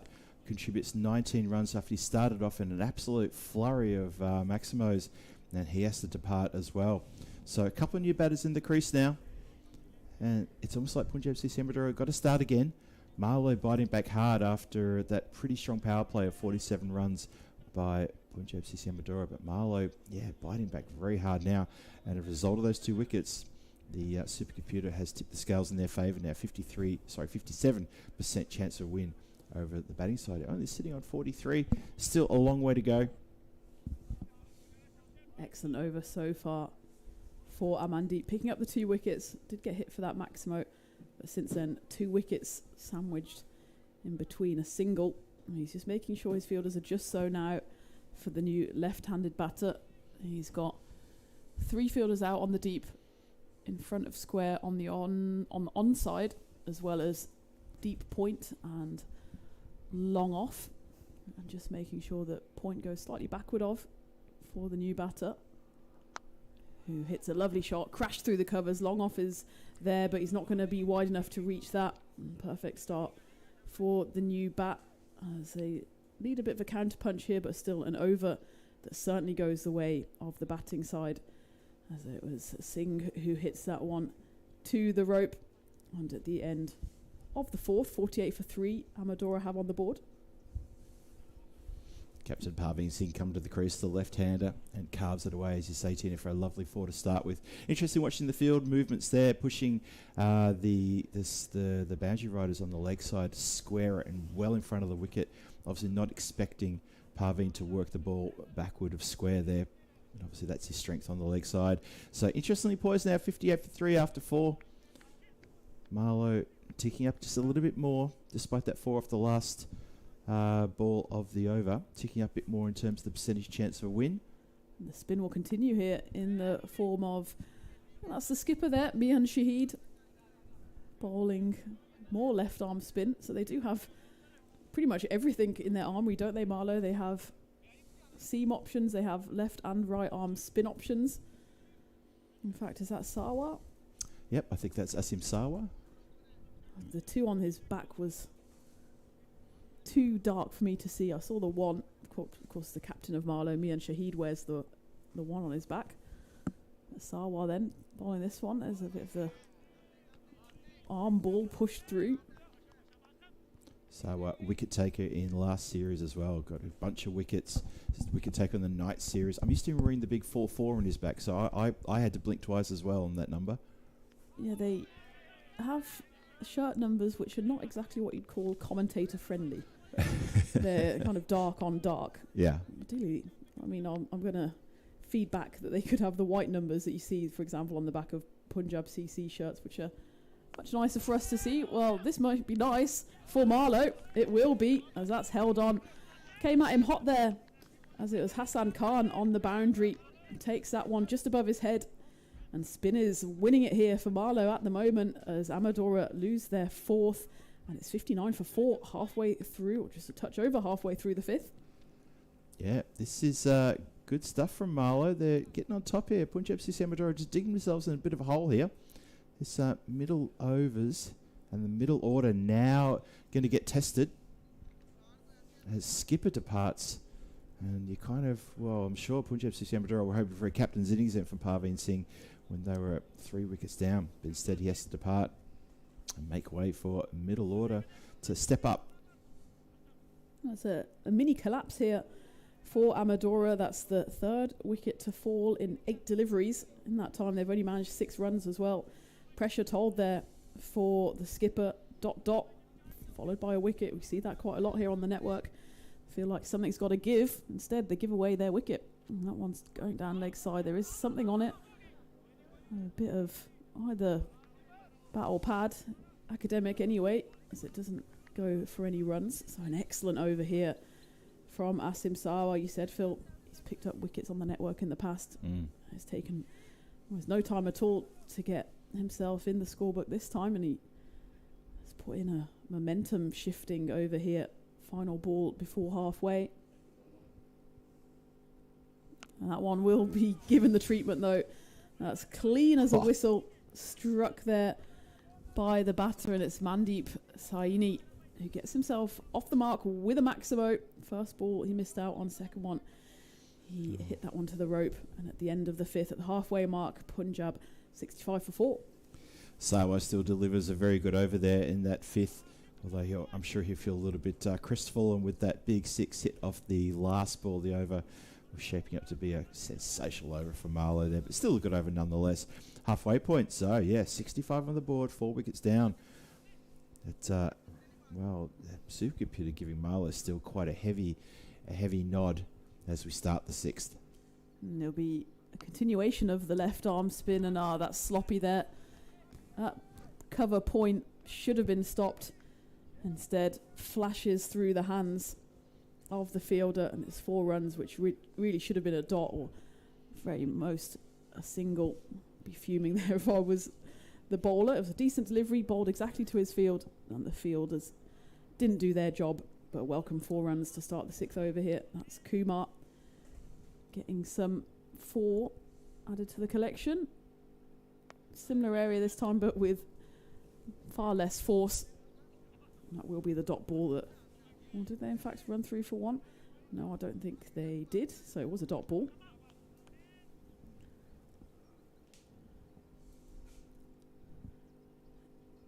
Up in the air. Oh, there's a fielder at point. He's going to be nowhere near that one. Slightly streaky, but they'll take it nonetheless. 4 runs. Kumar is doing the damage here. Yeah, good placement that. Saw there was a boundary rider out there, very square, and punched that through, well, over the top of extra cover and kept it well away to the right-hand side of that fielder. Had no chance on that one. It went pretty quick as well. Good shot. Good placement and good shot. A couple of 4s in the over. Halfway through the 6th, 73 for 4. Into the leg side. Just be a single as they trot through. And it's just been that one monumental over so far. The third, final one of the power play that went for almost 30 runs. But otherwise, it's very much gone the way of Marlo. Every single other over has gone for less than 15. And speaking of gone, the batter will be gone on this occasion. He dances down the track. I think Javid sees him coming. It's a smart bit of bowling. He just zips that one through a bit quicker. And the wicketkeeper Walid Imran does the rest. So Saini, he has to depart. And Amadora just falling away a touch here. 74 for 5, still 1 ball left of the 6th. Yeah, at a time when in the middle overs in the T10, when you think it's all about consolidation, it's about holding your wickets and keeping that run rate as a constant before you can give yourself a good springboard in those final 3 overs to really go hell for leather. It's Punjab CC Amadora lose that wicket at a timely moment towards the back end of the 6th. That run rate is just under 13 at 12.7 on the board there. You can see that in the middle of your screen. Expected score around the high 120s, maybe push up to 130s with a rush of blood towards the end of this innings. But good comeback from the bowler, though, after getting for a couple of boundaries with the first couple of deliveries. Yeah, he's held his nerve well here, Javid, Yeah. given that he went for, I think it was 28 in the first. And that was that one huge over, and while he almost gets 2 wickets at 2 balls here, is that more luck than judgment there from the batter. It bounces over his stumps. That will be the end of the over. Fair play to Osama Javid. Sometimes it's easy to hide when you've been smashed for 28 in the first. Just say, you know what, my shoulder feels a bit sore. Don't give me that second over. But he says, no, give me the ball. He probably would have feared the worst.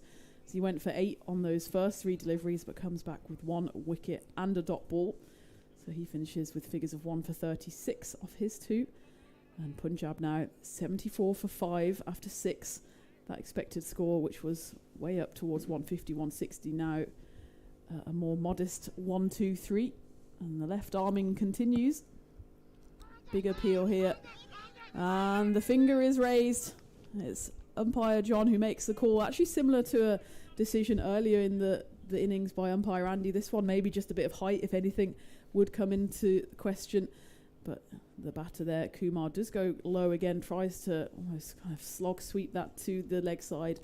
Misses out completely. It's the second wicket to fall in 3 deliveries for Amadora. And they're in a bit of trouble now, Phil. 74 for 6 at the start of the 7th. They really are, aren't they? That middle order's having a right wobble here. And this wobble could turn to something catastrophic if they're not careful. There's still plenty of deliveries to come to build up a good score. But it's the wickets tumbling that's the trouble. And you start getting towards tail-enders who are just interested in agricultural swipes towards cow corner rather than maybe placing the ball for singles or working the offside. Yeah, it could be a bit of trouble here. Punjab CC Amadora is a bit of a test of character here in this second match of the Premier Division, their first match of the morning and of the week. New batter trying to stem the flow of wickets here more than anything. You just pats that into the offside. Direct hit would be interesting, but they do shuffle through. And hey, Phil, just imagine how different this innings would look if you take away that one over as well. Minus 28 from this score, it's really put a lot of trouble. Exactly the same as what we said in that first game. The Swans were bowling against Marlo, and like they would keep them to 80 odd, and then they conceded those 5 penalty runs at the start of the 10th, and the 10th went for 20, so effectively went for 25. Add or take away 25 from any score, and it's a whole different game, funnily enough, as that one's knocked down and just about misfielded, then fielded once more by Najam Shahzad, and they just go through for a single. Excellent over so far from Asim Sawa, and outstanding figures. 2 for 9 so far, 2 balls left of his spell, and almost gets another one. I will say that's the only question I had on that LBW. You can see how often the ball misses the stumps on height, even when it's a full delivery. Yeah. I would say that it was pretty much full in front, so it was just a question of height, and it went the way of Marlo. This one's up in the air, cause of catch it, and catch it he does not, as it bursts through his hands. Should really have been taken there. He saw that one all the way. Hardeep Kutan doing the misfielding there. Turns away. Maybe doesn't want to look back at his bowler anytime soon. So Sawa could have had even better figures. Probably should have finished with 3 wickets. Finishes in the end with 2.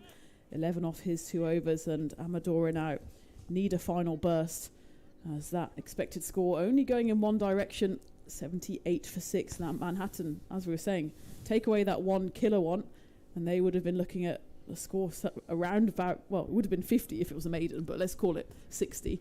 Sure. And suddenly they would have been struggling for the last 3. Yeah, and imagine that, an even 60 for 6 after 7. It's not the case. It's 78 for 6, which is still Still tough reading if you're a fan of Punjab CC Amadora and you're wondering, well, where are the runs going to come from? Because the 6 wickets down, Alam and Singh need to use this as a springboard and get some runs on the board now. Hassan Khan bowling the 8th, starts with a dot ball, and it's all very much dried up for Amadora. The last 4 was a good 10 balls ago, 11 balls now. That win predictor very much the way of Marlo, who certainly don't want to lose their first 2 games today. Punjab CC Amadora have 2 games, this one and the next. As there's a nick on that, and a gambol of a celebration as well from the wicket keeper Walid Imran, doing a few gymnastic exercises on this bright Monday morning. Not so bright though for Absar Alam, as he has to go for a disappointing 1 of 5 deliveries. Not only did he not score, he took a while to not score, and Amadora lose their 7th, and suddenly now, I mean, are they even going to get 100 from here? 22 shy of that target, only 3 wickets in hand. 78 for 7 of 7.2, and Khan picks up his 2nd.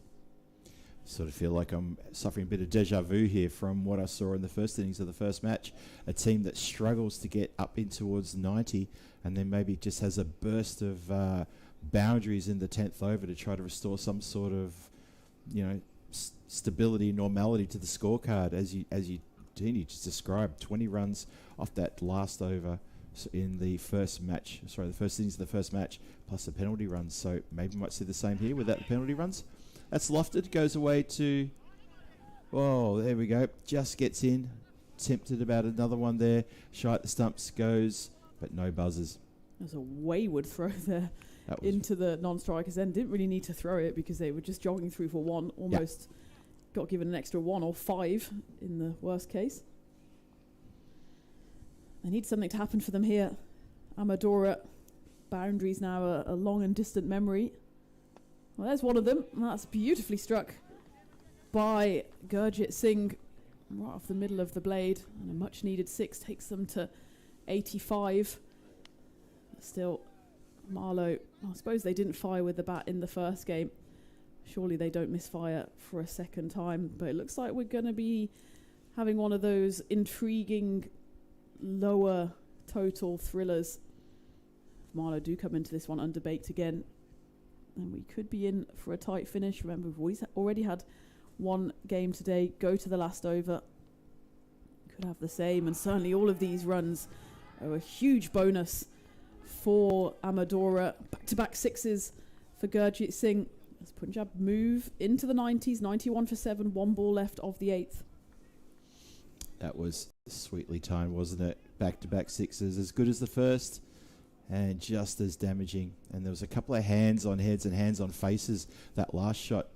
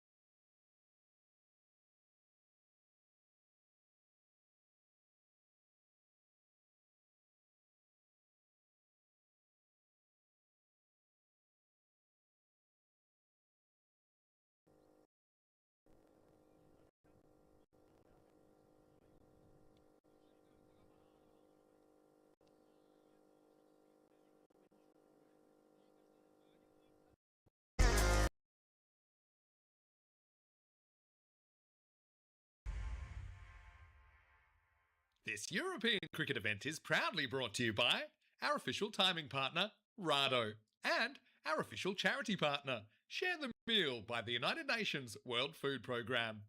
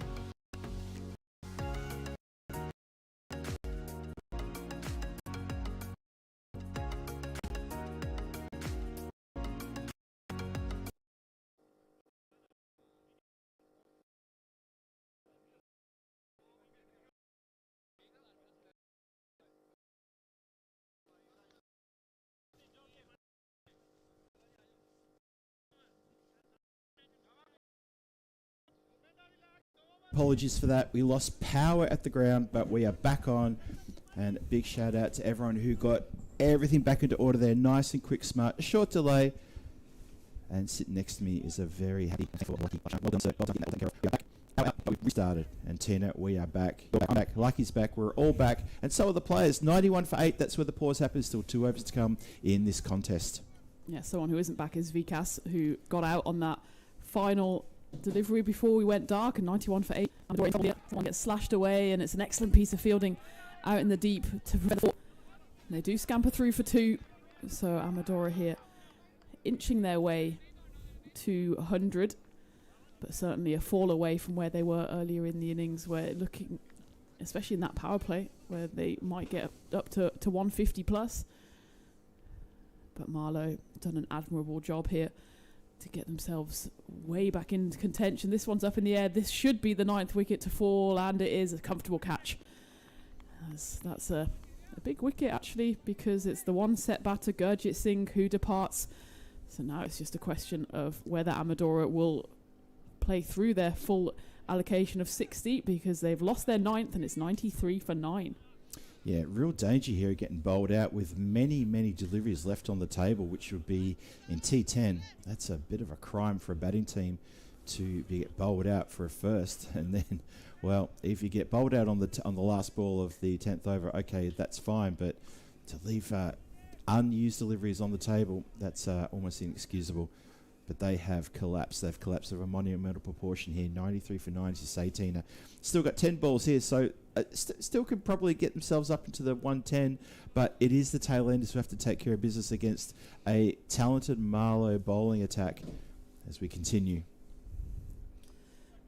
It's hit to backward point, but it's well fielded.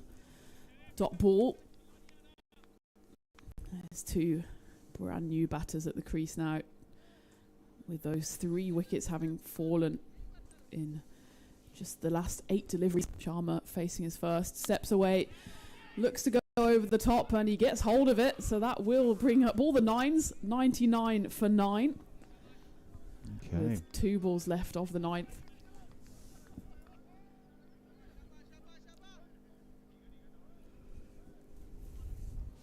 Yeah, if you want number Wang, 99 for 9. We can't give you over 9.9, however. We can try. I mean, anything's possible. And he comes once more.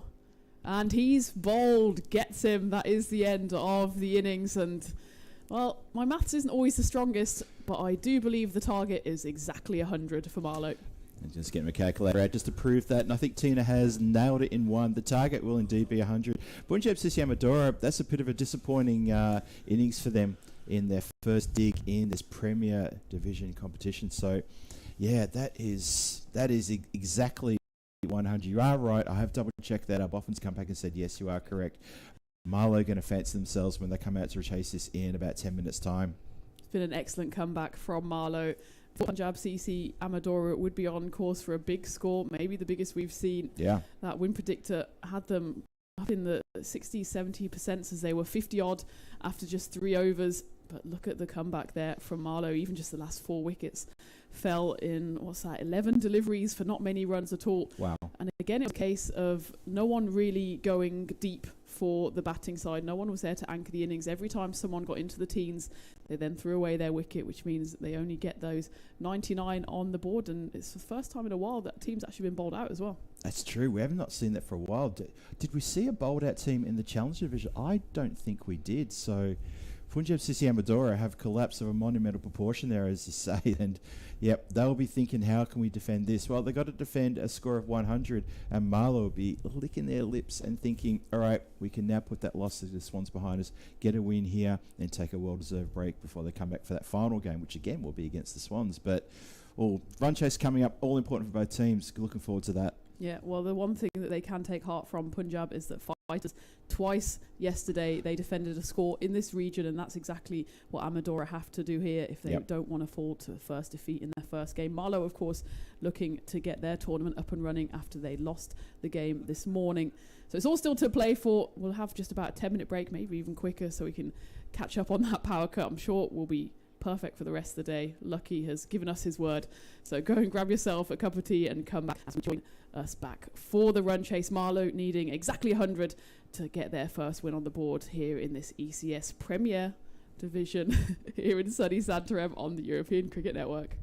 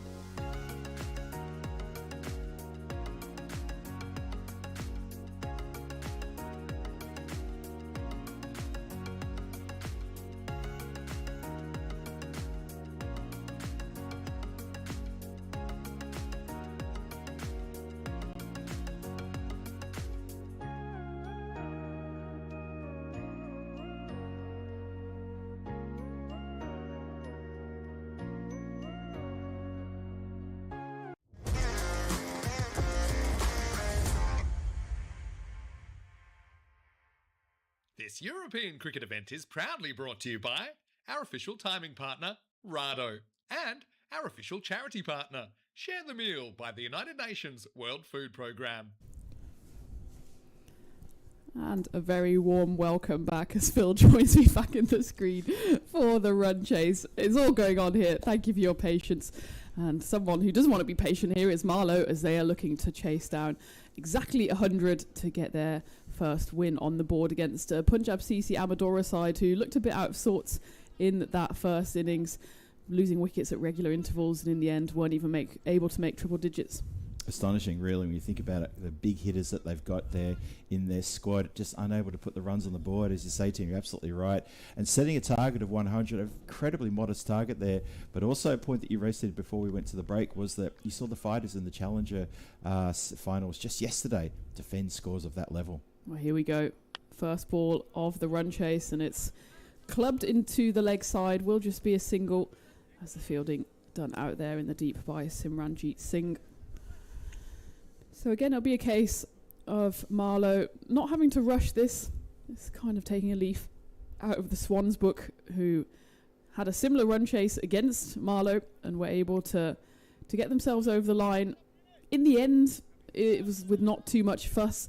They had 4 balls left in the run chase, but it was one of the less tight last over finishes for the Swans. Of course, we'll see the Swans back in action later this afternoon. It's Ali bowling this first over, bowling with a bit of heat. Too much heat down the leg side, though, on that occasion. It's the left-hand, right-hand combination out there in the middle of Zulfikar Shah, the left-hander, and the right-hander out there is, of course, Amer Ikram. Looking for a big over here to start things off. Looking for a big power play. Punjab CC if they've got a chance of trying to contain Marlo. It's a hard thing to envisage, but it could happen. Digs it in short there, and an unconventional way to score a handful of runs, and 4 of them, in fact. Well, no, it has been stopped, has it? I think so. The combination of the ball being hit into the turf and then stopped by several flying fielders as they scamper through. Probably, after all that, would have been a wide had it been left alone by Shah, but instead he wants to add 2 to his name, so he gets himself off the mark. And look at that, the win predictor, more than 90% in favour of Marlo. I suppose you wouldn't bet against them, given their supremacy on the network in the past few years. That one's chipped, but there is a fielder there. He's settling underneath it, and it's taken by Vikas. So an early wicket falls, and Amadora get themselves up and running in this defence. And it's Zahir Shah then Zulfikar Shah who has to depart. 2 runs and nothing else for him as Marlo lose their first halfway through the first over, 4 for 1. So looks like, Captain Mian Shahid has tried to change up the batting order, putting a couple of players up there. Well, one player up there who didn't get a chance to get a start, and that was Shah. And unfortunately, in this innings, he hasn't had much of a start. He goes for just 2 from 2. Ikram is out there. He opened the innings in the previous game. He's only faced 1, got 1. But there's that wicket that falls in the first over. So trouble already for Marlo. Punjab CC Amadora will think, well, we're going to have to get a few more of those in the W column. And that might enable us to actually pick up the points here. Remember, the bonus point situation is in play. However, on a score this low, could be an astronomical effort to get 4 points out of this, but it could happen. Dot ball. And Good dot ball. Right on the money there. Yep. Is Ali, and that's exactly the start that Amadora wanted. That's what we always talk about. The power play is all important, as it's the new batter, Najam Shahzad, who went for that horror over, didn't he? Was it Shahzad or was that? It was Shahzad, yeah. It was Shahzad who went for that horror over, went for a lot of runs in the first game. He's got a chance here now to score some runs, and his team need it. Faces up, dot ball on his first delivery. This time, he says, no more messing around, Maximo towards the dugouts. And, well, that's kind of the thing with a target of around 100. Well, famously, you need 10 and over. Do you? Yes, you do need 10 and over. I was thinking by ball. 10 times 10 is 100, Phil, just in case you weren't sure. Thank you, Tina. Thank you. And 10 is what they've got here. I suppose 10 times 1 is also 10. So if they go at this rate, it'll be a final ball thriller. So I'm just manifesting a golden ball. This is an insight into the brain of Tina. Yeah, I see what you're setting up there. Okay. Both teams are a 10th of the way to the target as that one's lifted away. Well, Marlo then raced into the lead that just lands short of the boundary, so it'll be 4 runs to end what was an eventful first over. And as I put pieces of my brain back together, Phil, how do you see this one? 14 for 1 at the end of the first. I've still got my calculator out, figured out what on earth you were talking about. But no, I understand where you were coming from, Tina. It's all good. Your 10-time table is intact. Thank you. Yeah, it is intact indeed. So 14 off the first over, and a wicket falls. So you'd give that over to Marlo, definitely there.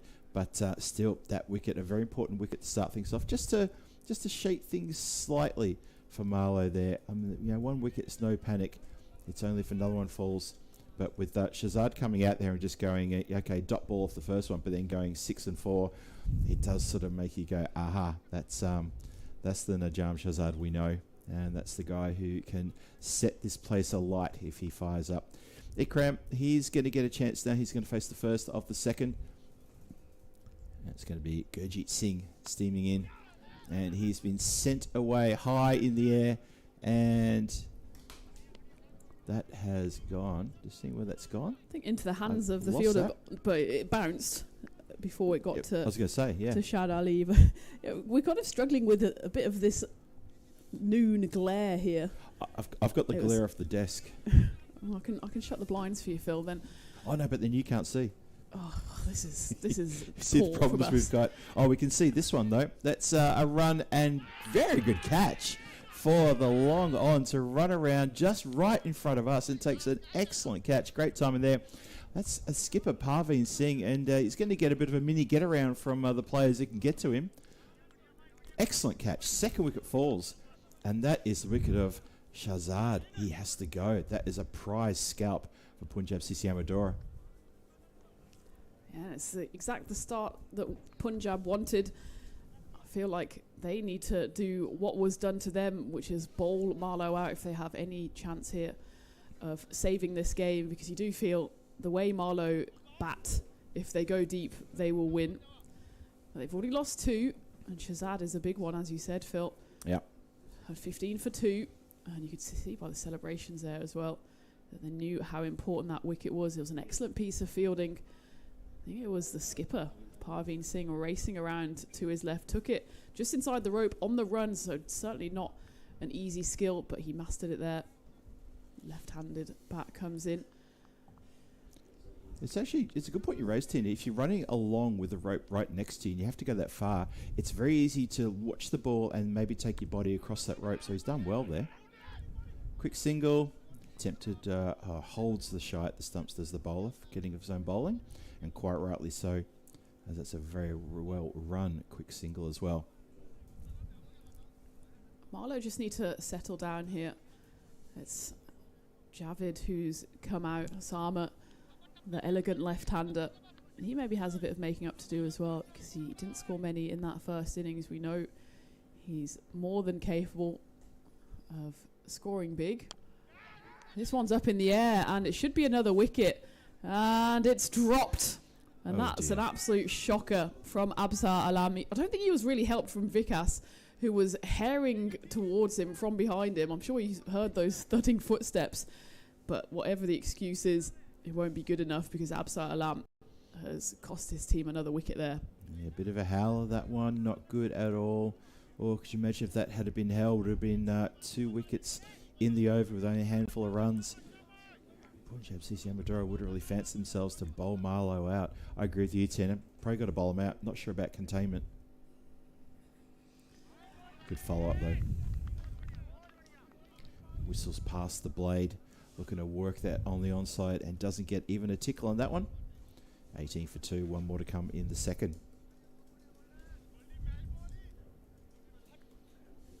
So, talk about ifs and buts. If that catch should have been held, but it wasn't. Excellent over, though, nonetheless. Probably should have got 2 wickets. Ends up getting just the 1, but doesn't concede a boundary. Only concedes in the end. It was a dot ball even. I thought they might have scampered through for a single, but it's just then the 4 runs coming off it. And Marlo, 82%. I don't think I would put them that high up. I don't know about you, Phil. 18 for 2, 82%. But they've lost 2. Ikram and Javid fresh at the crease. And yes, Amadora missed that opportunity, but the good news for them is opportunities are coming their way. I guess our supercomputer knows the depth of the Marlo batting and saying, no panic, no trouble here. I think Marlo will still get it. 82% chance of getting, as you say, Tina. I felt that was a bit high as well, but I suspect that that's what the supercomputer circuits are buzzing about right now. Was it Majavad? He's got a bit to prove, because he stuck around for a bit in the previous game, but just wasn't hitting the ball fluidly. And Ikram, he had a bit of a cameo in the previous innings. I think he got a quick fire 17 score for not many deliveries faced. Didn't chew up too much time. Shad Ali with the pill, looking to finish off his bowling spell. Just making sure the fielders are perfectly set for the final over of the power play. And that's banged in short. And I was waiting for the wide signal. I think the batter was too, but I think he ducked inside it and probably whistled over the top of leg stump. But it will be 1 for the over. Yep. So he's played his hand early here, has Ali. I mean that he can't bang another one in short for the next 5 deliveries. Good bumper though. Will he go for the odd 1-2 punch now on the toes? There he goes, more of a regulation length, and it's fielded there at point. So they've bowled well so far, have Amadora. Not giving away too many extras whatsoever. That's the one thing Marlo were maybe a little guilty of. But the pitch is drying out nicely here as well, so the bounce will be fair and true after that morning moisture has certainly been burned away by now, coming up to 20 to 1 local time. Ikram then on strike after that single. Dances down the track and hooks it with some power. Wow. It almost makes his life more difficult because he gets on that ball very quickly, almost gets his head knocked off, gets his bat there, and it races like a tracer bullet to the boundary. Yeah, he just slightly had to tilt the head just out of the way there, but the connection was absolutely fierce. Finds the boundary, quick smart there, so bounces across for 4 runs. 23 for 2, halfway through the third. And Marlo going along nicely here now. Just these two just steadying the ship. It's been we've got 3 dots and just only 8 runs in this partnership, but that's what they needed, just to steady things down. No big rushes of blood, no sort of let's hit ourselves out of trouble kind of moment. And that was just pure aggression. What you saw then, nice shot. Looking to put his foot down, and this time moves the front leg out the way, clubs it down the ground. Will just be the single as it's thrown back in a bit of anger there by skipper Parveen Singh. Maybe just a touch of frustration. They of course missed that opportunity that should have been taken in the covers by Absar Alam, knowing that when you are defending just 99 runs, you can't afford to let too many opportunities pass you by. As the left-handed Osama back on strike. This time he works it away off his legs. The chase is on there for the fielder. And he fields it, but he fields it the other side of the boundary. Ankush Kumar there, not able to race around quickly enough, and that's just a poor delivery. You can't be bowling in those areas to a left-hander and leave backward square vacant. And that's exactly what Ali did on that occasion. So he's gone for 10 in this over so far. 1 ball left of the power play. That required run rate is exactly 10. So Marlo just doing enough, just doing what they need to do for now. And that's more than enough. Clubbed. That's sweet as a nut there from Osama Javid. Finishes the power play in style with 15 runs coming off the last 4 deliveries, which is, well, almost half of what they scored in the power play in total. At the end then of over number 3, Marlo 34 for 2. That was a sweet sounding shot. The lovely sound hopefully came through the effects mic. Hopefully you heard it as well. And that ball ended up on top of the little slope rise all the way over there. That went quite a long way back. And Tina, you already said it this morning about how the comms hut here could be probably look like a big bullseye target to the batters out there in the centre. And we'll see. Obviously, with you departing sadly after the next match, it'll be me on my lonesome here, stuck with Lucky. And I'm probably going to stand with actually one of these window uprights right in front of me most of the time, just in hope that nothing actually hits the glass on the full. You've got that cardboard. Maybe the cardboard will protect you. We'll extend the cardboard across. I think that's what we need to do. Yeah, the cardboard will save me. It's like you're bunkering down, waiting for the storm to hit. It's certainly stormy at the moment for Amadora, as that was an expensive over. Shad Ali finishes with figures of 1 for 30. Did pick up that wicket, but went expensive in the second over he bowled as that one's dug in. And in fact, missed out on there by Ikram. Should really have been given the treatment. There is a deep square out there. Anything finer would have gone to the rope. Gets away with a bit of a loosener there. The bowler of this over is Singh with a bit of spin. It's in fact the captain, Parveen, who's brought himself on here. And that's been smashed away back in that same region we saw previously. Osama Javid has clearly taken a shine to that hill. And that one, well, there you go. Up the travelator, get the ball, come back and tell your captain, don't bowl there again. That was a massive strike again. Really big hit. So Javid finding the middle of the bat here at the right time for Marlo. And for Punjab CC Amadora, the captain trying to get the breakthrough, working hard for his team here. Miscue, and there's an appeal. It's just a case of he's trying to present point one to the prosecution is his thumb, and unless he's got a big C mark on it, there's not really anything the umpire can do, because he's just taking the bowler's word for it. And of course the bowler is going to say, look at my thumb, this is where the ball landed, and waiting for the call. But of course the batters are unmoved, and if the umpire has no evidence to go on, then Andy of course is going to make the not out call. I think that's fair enough, because it all went by in a blink of an eye. It's impossible to tell if there was any kind of thumb on that. That's right. So I think umpire's call is always gospel here in the sport of cricket, and we say play on. I think you should tactically ask for the freeze spray now, the captain, for his thumb, and it hurt. It hit my thumb so much that I'm injured. Parveen Singh doesn't get the call go his way. Osama Javid was almost the architect of Ikram's demise at the non-strikers end there. He himself gets himself to the non-strikers with a lovely drive down the ground for just a one.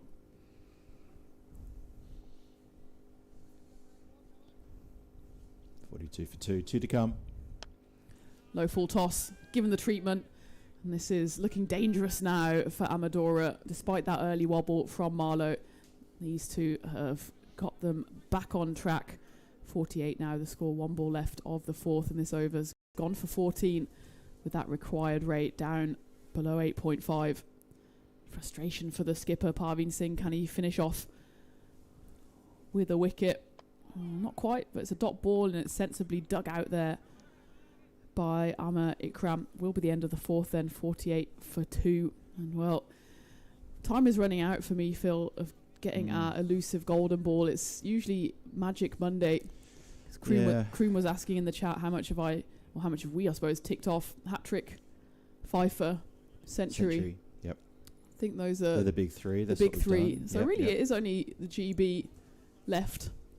Yeah, that's it. I mean, we haven't had a maybe like a comedy 3 all run or 4 all run, but there's been 3 on overthrows, but not one of the classic Eastern common runs. But we had a 5. Yeah. Oh, we had a 5. Yes, that's right. We got that as well. So our personal bingo card is just missing that one centre. Yeah, maybe it's something we can try to figure out there. Thanks for that, Kev, in the chat there. Yep, that's we're very aware, and it'd be kind of disappointing if we can't nail one, but it remains to be seen. And that should have been caught and bowled, which is something else we haven't seen much of at all in this series so far.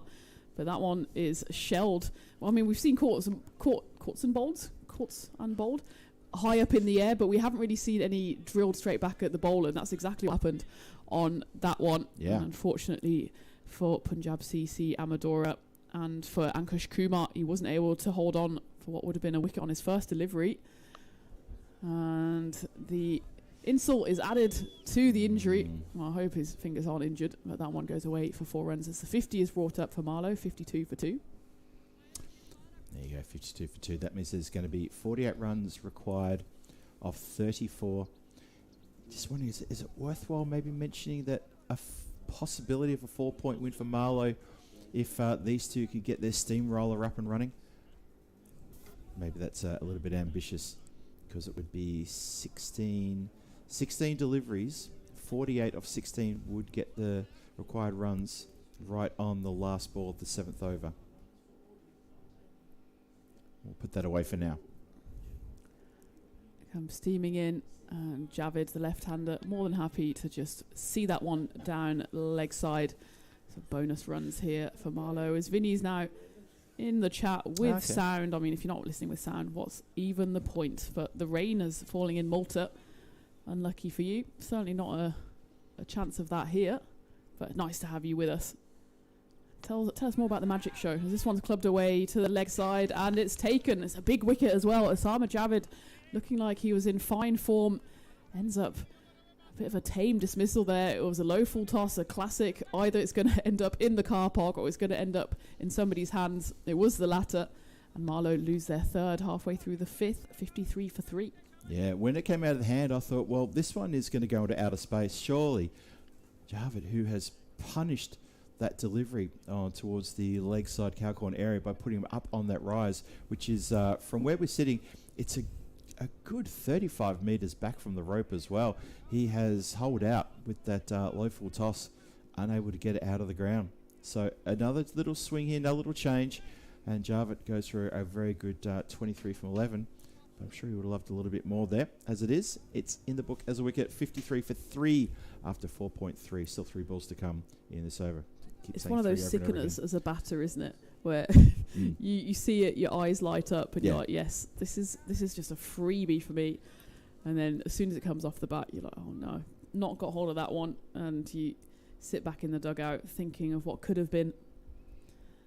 New batter then on strike. The right-hander hits it into a similar area, albeit on the offside for the righty, and that one races away. Vikas in hot pursuit, but the ball's always going to win that one.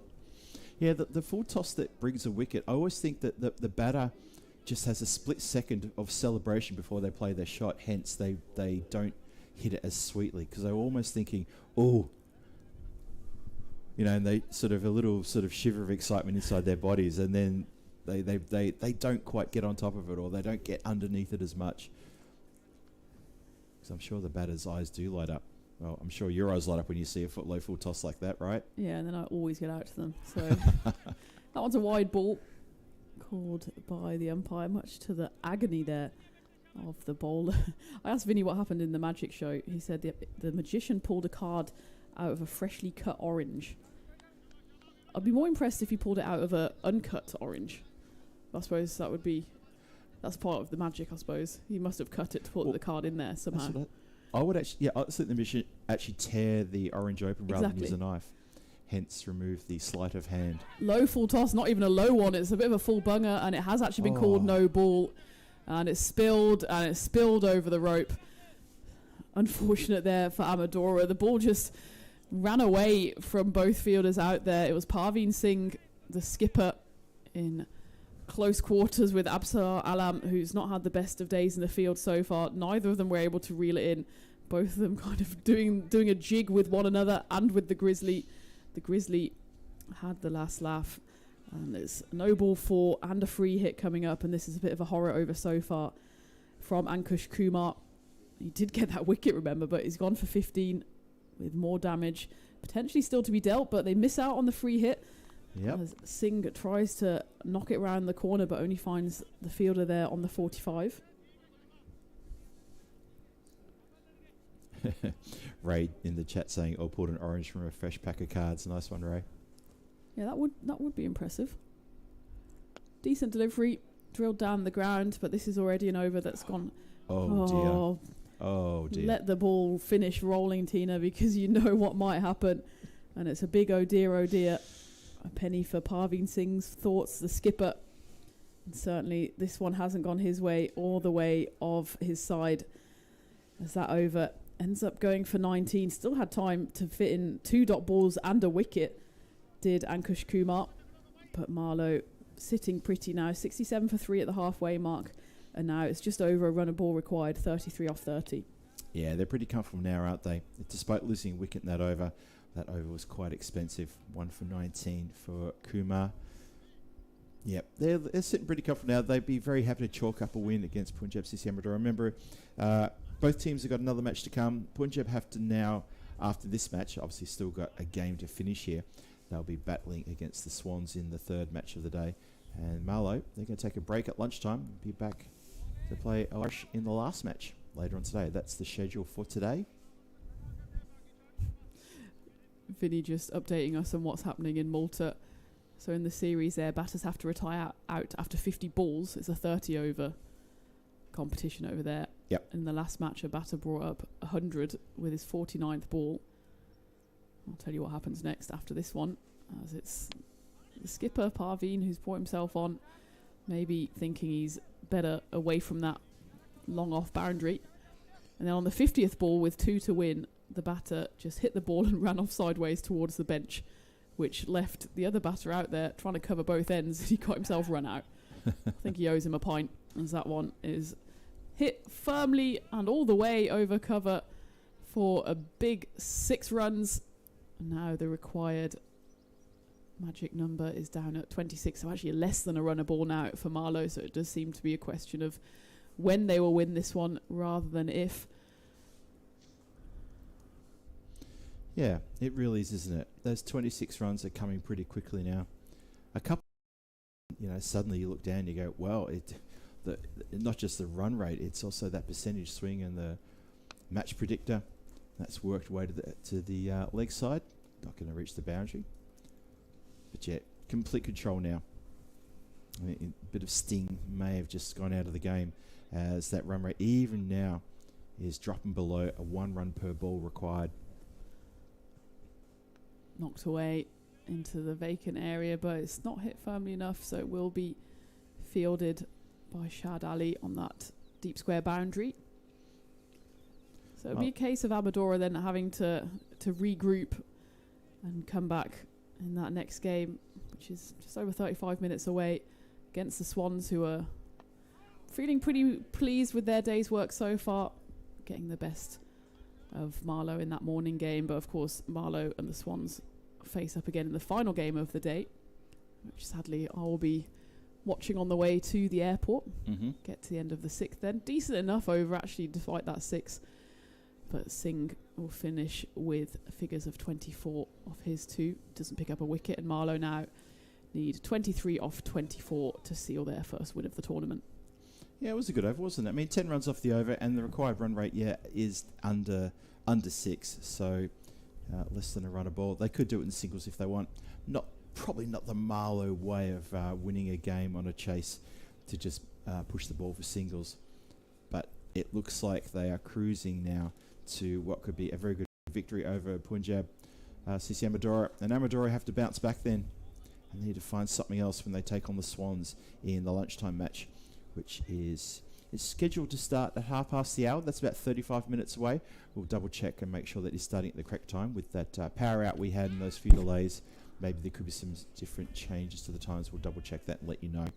No need to double check that one, as that one is pummeled away, 6 runs, and that's off the bat of Singh, who moves up to 26 off just 9 deliveries. That is of course Amandeep, the man with 110 on the back of his shirt, who's more than handy with both bat and ball. This time firmly down the ground, and that's a lovely shot because there's a long on and a long off, but as straight as an arrow. Back-to-back boundaries, 6 and 4, and Marlo now romping home. Just want to throw this in the air and just remind everybody that the bonus point equation is in play, and there's every chance that these two could put together 13 runs before the end of this over, or by the end of this over, I should say.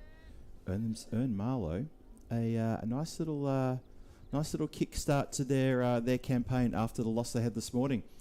Punjab CC Amadora looking like they could fall to that. Here we go. Well, there's 6 more of them. Wow. And I think you could be right, Phil. Suddenly maybe they've remembered the rules of the European Cricket Network, and we didn't have too many bonus points last week. I think maybe just 2 in the end. 2 bonus point victories. Yeah. And we could have one on just game number 2 here, as it's not going the way of Amadora whatsoever. It's just 2 hits away now, 7 required. And certainly Marlo will be looking to finish it off within the next 3 deliveries to get that all-important bonus point. But that one is a big swing and no ding. You can see what he was trying to do. He was trying to leave nothing to chance there.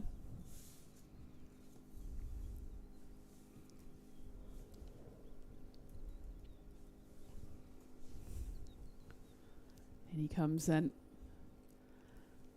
And this time he does get a hold of it. There's a fielder there, but he will be a mere spectator as it's caught, but it's caught in the dugout, unfortunately, for Amadora. Amandeep Singh putting in a brilliant little cameo here. 42 off 13, with now just 1 hit away. And that is not the end of the over. I think, don't they have one more? I think so. So they're coming back. Good. Selling us the dummy there. I mean, I can do my 10 times tables, and I can also add to 6. And I've got 1, 2, 3, 4, 5. And, well, it's certainly an important one, isn't it? Because this would be the difference between a bonus point and not. So they want to get that one right. Oh, they would have protested, I reckon. And there you go. It is one within the 7th over. In fact, 6.6 is the magic number. And it's a win for Marlo. And they've got home in some style. That final over going magical, and then some. Punjab CC Amadora. Well, they fought hard, especially in that power play. Got a couple of early wickets, created chances. How important will that spill be in the covers? That could have added another wicket, more momentum into the innings. But as it is, Marlo, a convincing win and 4 points on the board for them. And a really important 4 points then coming off that loss from the early match day for them. They now get to take a well-deserved break before we're going to see them back and see if they can maybe have a reversal of fortune against the team that beat them in that first game this morning, Oish. And of course, for Punjab CC Amadora, well, they've got to just basically go away, lick their wounds and get back on the field straight away. So it's a tough old afternoon for the teams that aren't getting through here. But you know what? This is T10. This is what it's all about. Get there on the ground and put your best foot forward. Yeah, they don't have much wound licking time whatsoever. We don't have much lunch time either because we're coming back. Well, half an hour. We've had worse. And it will, of course, then be Punjab CC Amadora. Have you lost your clock? I don't your have watch? my watch. No. Unlucky. I've got one. Half an hour. Punjab CC against the Swans, who, of course, won the game this morning. So they'll be looking to make it 2 for 2. Punjab, they don't want to go 0 for 2. So it's all still to play for here. Bit of a longer lunch break then for all of us, which I'm sure we're happy about, and you as well can go and grab something to eat and join us back in just under half an hour, where we will go into game 3, my final game as well. So fingers and toes crossed for a golden ball or something iconic as we will bring you that one. The G-Force will be back here for game number 3 in this ECS Premier Division in sunny Santarem. So join us back here on the European Cricket Network.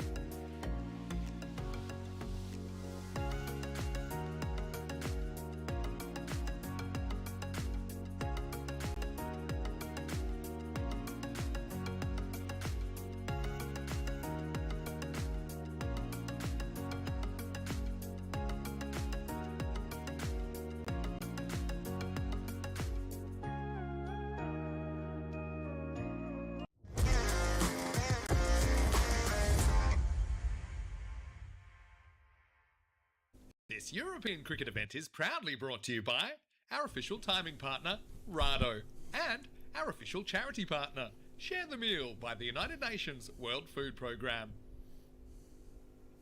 And it's a warm good afternoon to everybody out there in cricket land. Hello, welcome back to the Santarem Cricket Ground here. Phil G for the European Cricket Network. Welcome you to the continuation of this European Cricket Series Portugal Premier Division. This is match 3 of the Premier Division coming your way. It's going to be Punjab CC Amadora taking on Oish. Oish who had a great win this morning over Marlo.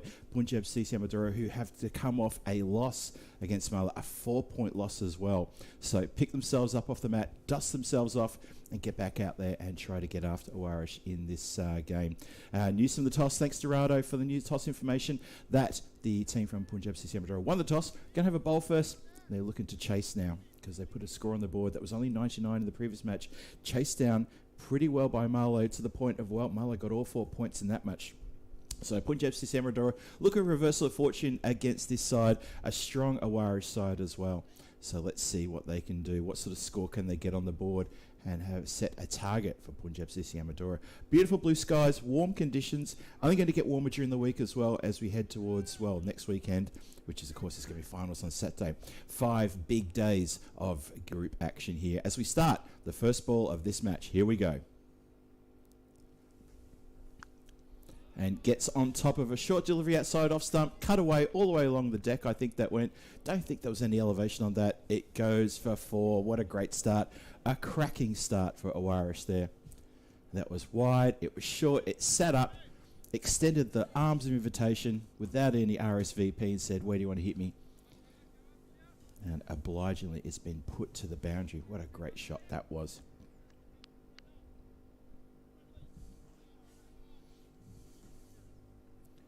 So, a rollicking start there. Shard Ali gets taken to the boundary at point. And Dani on strike. Oh, goes up in the air, pulls the false shot, and the catch easily taken. 4-0, and a wicket falls. Well, glory turns into shame and disappointment as Andani, who played that lovely cut shot, has to depart with the score only on 4. 2 deliveries into the over, and a bit of a get around here for the team from Amadora, and they're very happy with that wicket indeed. Slaps on the back for the bowler. That's a happy bunch, but that is a very much a forlorn, lonely character in your screen. Walking back there with only 4 runs to his name. A similar sort of innings that he played in the first match this morning where he only got, I think it was a 4 and out again straight away. Welcome to everybody watching from around the world. Thank you for your company. Love to see you tuning in to the European Cricket Network, and especially for this Premier Division, which is setting itself up nicely. We've had 1 win to Oish this morning against Marlo, then Marlo punched back with a good win against Punjab CC Amadora. And now, interested to see what happens here in this game. But a good start for Punjab CC Amadora. Look at that. Picks up a wicket with the second delivery, does Ali. New batter comes to the crease. Looks like the confident figure of Conrad Greenshields. See how we go. Short, swings this away to leg side. Along the deck, doesn't really get a lot on that. Bringing Rupu on strike. The captain of this side, Mohammad Ashraful Rupu. So good start for this game. Just a reminder, I am commentating here with Tina today. It's her last day here at the Santarem Cricket Ground. She'll be heading off after this game. Just taking care of a bit of business at the moment. She'll be back here on comms with me in a couple of overs time. And also enjoying a very good lunch as well. Quick shout out to the clubhouse here for the lunch that's been provided yet again today. Outstanding. We get looked after and it's so nice.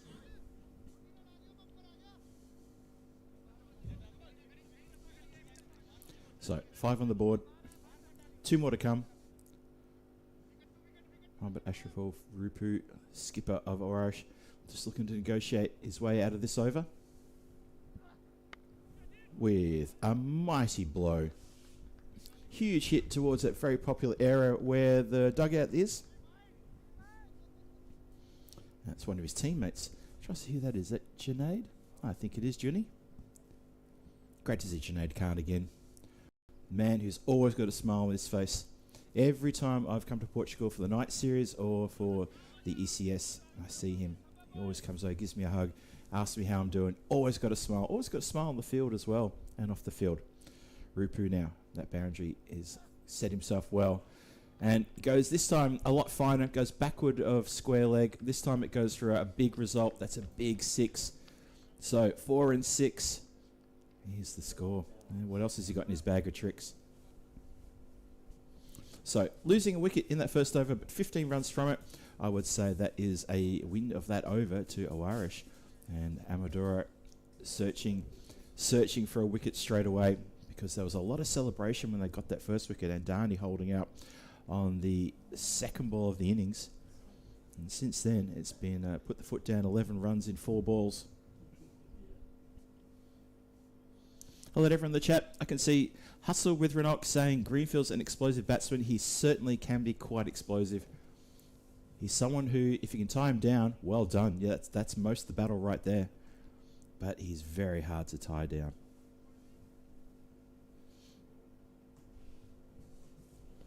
A man oozing confidence.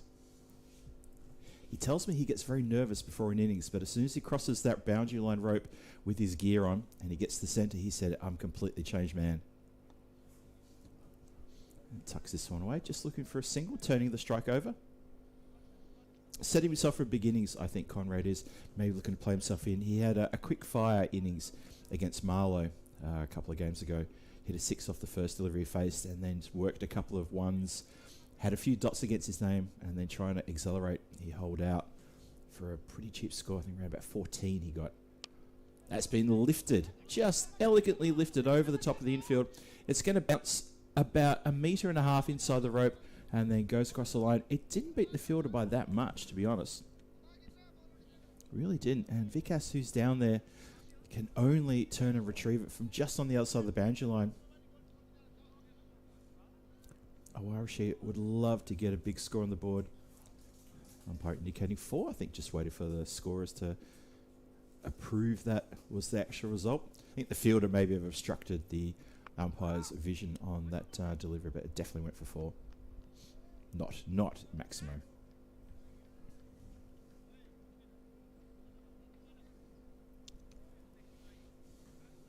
Dots up next delivery. 20 on the board, halfway through the second. Once again, power play all important. That is going to be hit straight down the throat of Long On. Not to the left, not to the right, but straight down the throat of Long On, who holds a very good catch. Also deep mid-wicket out there. They're the 2 fielders who are out on the boundary line. Exceptionally good catch there. Just nice, easy, very steady head. Accepts the catch. So I think it might be Rohit Sharma fielding down there who's taken the catch. That is the second wicket to fall. The skipper goes, trying to accelerate. Maybe Conrad Greenshields at the non-strikers end, just happy to play second fiddle to his captain. Usually you find that. Maybe one person goes on the all-out attack, the other person holds down one end. In T10, not sure you need to do that. I kind of like to see both batters playing their shots, if they're there to be played, of course. Irish lose their second. 2 more to come in the second over. They're now 20 for 2. As the top orders had a little bit of a shake, rattle and roll here.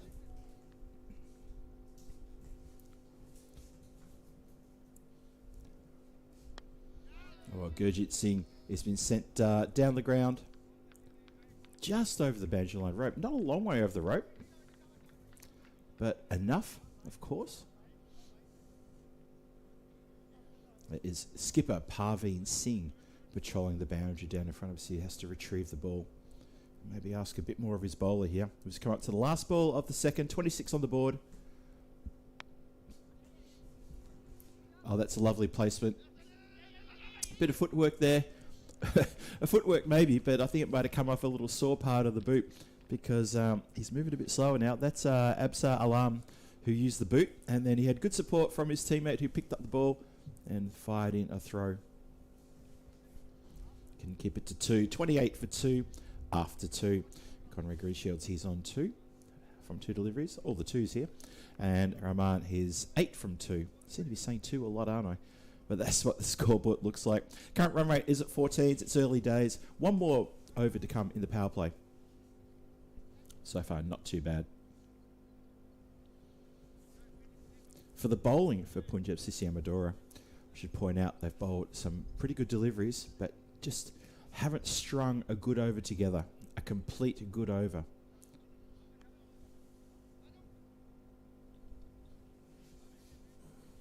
Let's see if they can do this now. Shad Ali has come back on. He's going to bowl himself out here. Flicks off the pad. Gets away from the fielder who's put there pretty much for that position to stop that shot, and it gets away from him. It really probably could have been stopped. 4 runs, first boundary to Green Shields.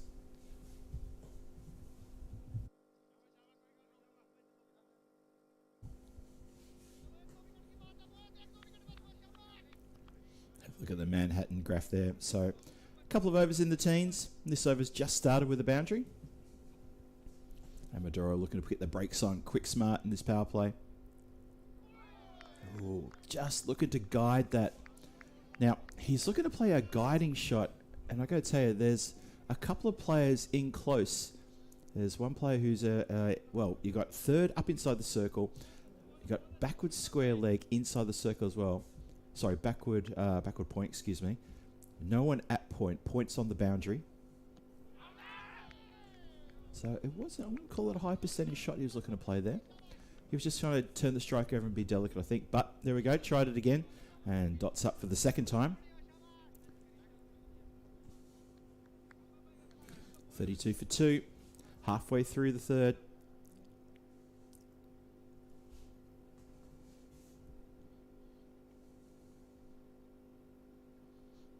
This is a lot fuller. And that's right in the slot.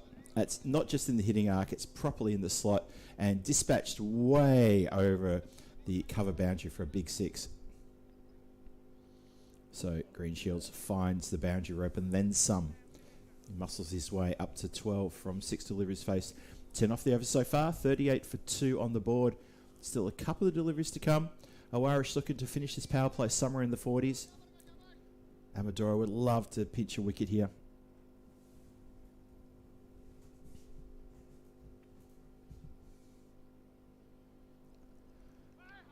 Gets big on him. He almost could have got a tickled edge through to the keeper there.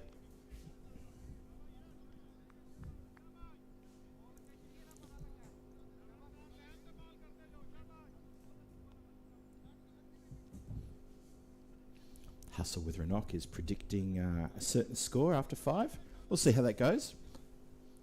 I'll tap you on the shoulder again when we get to 5 just to see where we're at, but that doesn't seem like a bad prediction.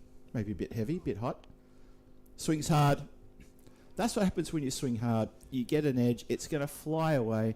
Delicate touches are great for placement, but power is also very good as well. So finishes the over with a big swing and a strike for 4 runs. So 14 off the over, 42 for 2. As I mentioned before, Oish should be happy to be in the 40s after the power play. Looking to set a target here for Amadora to chase when it's their turn to bat.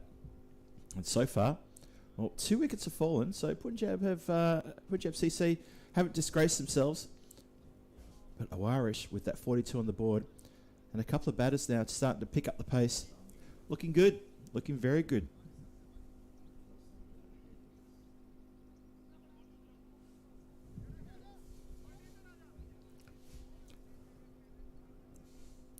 Conrad not in a rush in his early overs. Wouldn't want to lose another wicket, would not want to lose his wicket. And just being patient, waiting for the right ball and putting it away when it has to be put away. And that's what he did in that previous over. Had a swing and a miss for that second last ball of the over, which maybe, if he connected with that, could have flown away off the bat. It was a big swipe. Got big on him, though. And I think the bounce might have just tricked him a little bit. Rahman is facing up. Let's see what he can do. We're going to slow it down now. Take a bit of pace off. Work towards leg side. They chop through for 1. And it has actually gone all the way. Well, I thought maybe the fielder might have got something on that. Didn't get a thing on it, which is why it did indeed fly away. That's not good. Punjab a little bit relaxed in the field. I don't want to accuse all of the players of that, but just some of the fielding has been a bit relaxed.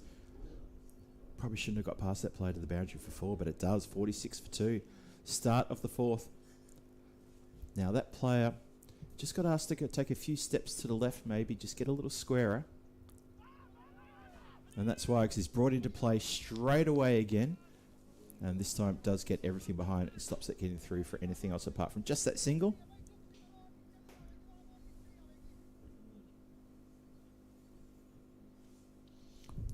Hustle with Renok. You're looking at Greenshields to make a big impact today. Well, he's hit that one pretty... Well, that's Rahman who's belted that one pretty hard.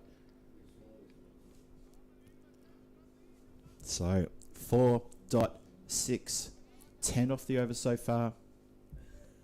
In T10, you need to be thinking about 10 off the over as a minimum just to keep things going. 50 up with that shot as well. 52 for 2, halfway through the fourth.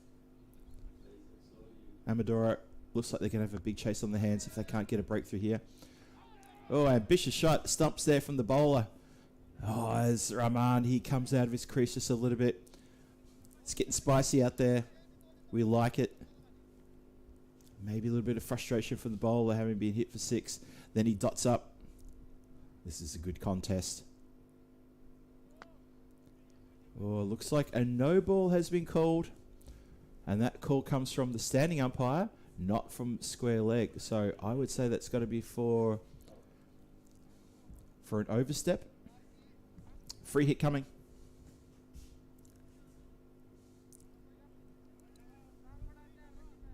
Looks like it was for an overstep. So Greenshields has got a chance to cash in here on the free hit. Standing umpire calls the no ball. Square leg didn't. Therefore, I don't think it was a fielding infringement. Must have been a foot infringement. Free hit coming. Doesn't quite get under it, but the placement is very good. Couple of bounces, 4 runs. Nice shot.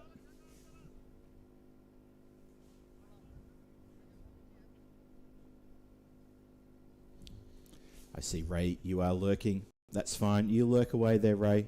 Pop up and give us a couple of good comments when you feel like it. It's always good to see you in the chat. Amisha Gupta, also good to see you in the chat. Making some comments about Parveen Singh.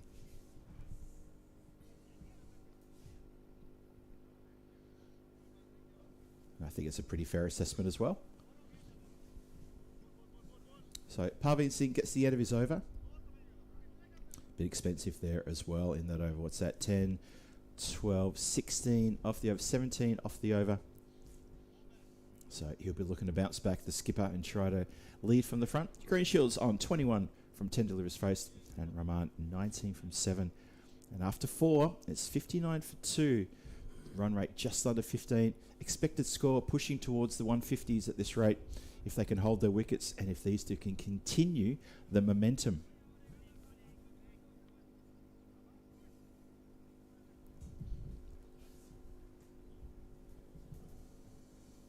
And Kush Kumar now to continue. Big shout. Big shout. Well, bowler's a little frustrated. He can't believe it. There's so many bowlers who get turned down for a leg before wicket often react. Cannot believe it.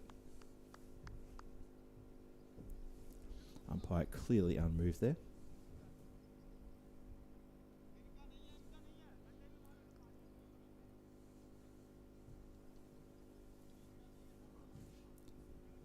Just remind everybody that this is the last match where Tina will be commentating, and Tina will be rejoining me very, very shortly. Swing and a miss, good delivery, good fault delivery that to the turn down appeal. Yeah, Tina will be rejoining me later. Well, probably not too far away. She said she just needs a couple of overs to sort a few things out. She'll be with us shortly. At the end of the next innings, though, at the end of the match, we'll be saying goodbye to her. So I hope everyone in the chat joins me at that time, and we can all sort of wish her well on her travels and thank her so much for her contribution to the to the Challenger Division commentary, and of course to today as well. It's been a pleasure having her here, getting G-Force back in comms. Just on a personal level, I really enjoyed having her company. She's a wonderful commentator, a great cricketing brain, and a wonderful addition to the ECN family as well. And it's lovely that we were able to move heaven and earth together here. Wow, swung hard at this one. I could hear the sound of the leather on Willow from here, through the mic, through the glass in front of me as well. That goes a long way back. So it is that man, Rahman, who has put the foot down here. Naeem is hitting the ball sweetly and nicely.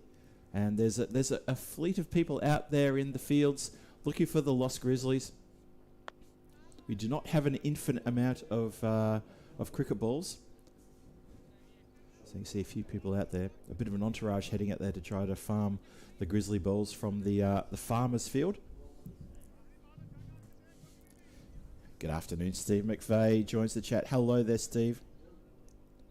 Good to see you too.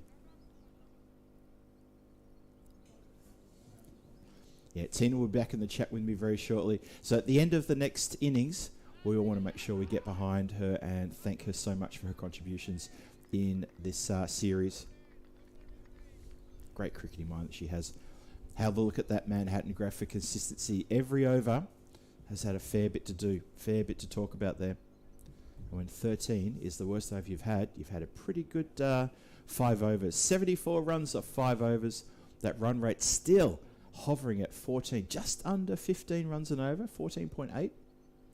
Loss of 2 wickets. This partnership getting very, very damaging for Amadora's chances of chasing. Thanks for the comment, Ray. Thoroughly appreciate that. I like to think we've got a good balance as well, except for the times when Tina's trying to work out her 10 times tables or try to remembering her nursery rhymes and nursery rhyme stories. And she sort of has to turn off her mic and lose it a little bit.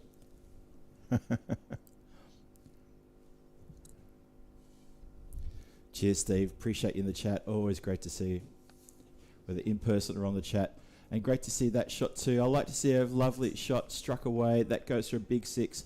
Green Shields now, looks like he's shifting it up a little bit now with a gear change.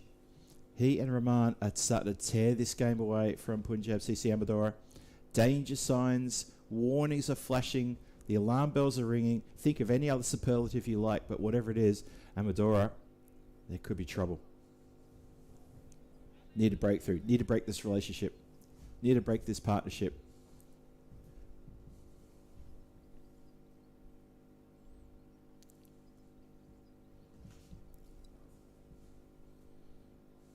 Alarm continues. And alarm bells are seriously ringing. This one's hit straight to long on. Just the one. Good backing up there from the fielders as that ball flies to the bowler who can't take the hot potato coming in like that. Thrown back like a rocket. I see Ray tipping. Ray, you've got your own little fan club there in the chat. Good to see. We really love your work, Ray. You're doing a great job for us there.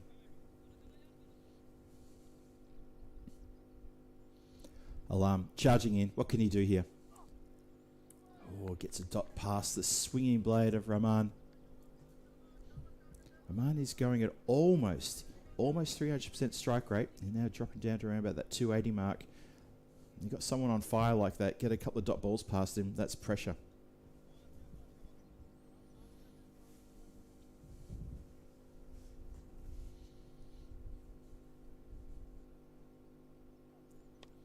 So he steps around a little bit here. This has gone straight up in the air and straight down the ground.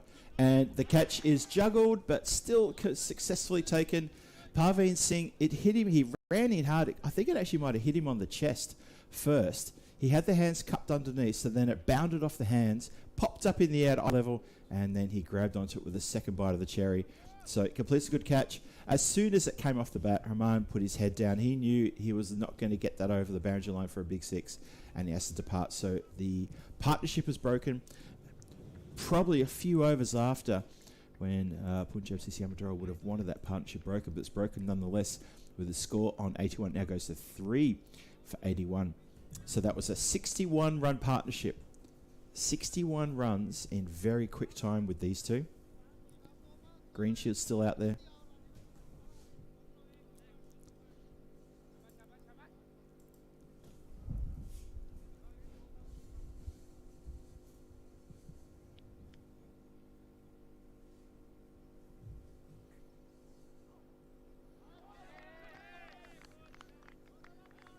Good delivery. Good first up delivery. It's quick, it's short, and gets the batter in a couple of minds whether to let something go or try and play an uppercut. If he tries to play the uppercut shot, there is only protection very square on the boundary on the offside.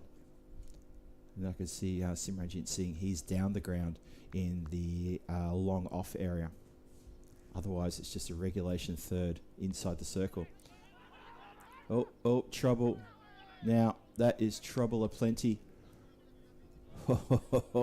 Sets off for a run and is turned around and turned back. That was trouble aplenty. So it turns out that they breathed a sigh of relief that the miss came there. Otherwise, I think a direct hit could have really been trouble. So it is going to be 81 for 3 after 6. Good over that. 7 runs from it and a wicket. Alarm does the right thing despite being hit for that 6 off the very first ball. Has then bounced back quite nicely with only a single, 3 dots and a wicket following straight afterwards. Misha Gupta with an observation about the fielding being a lot better than the Challenger Division.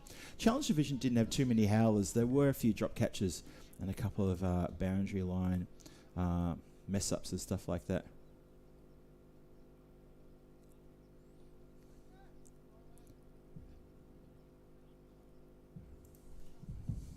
But yeah, I would agree. This the fielding here so far this morning and this match have been very, very good. Well, the striking's been good as well. That's coming down close towards us. Tina runs out to field the ball and she's yorked herself. Absolutely yorked herself there. And Joshua has to come in and clean up. Oh dear, oh dear. Let's hope that doesn't happen in the next time we see Tina with the bat in hands.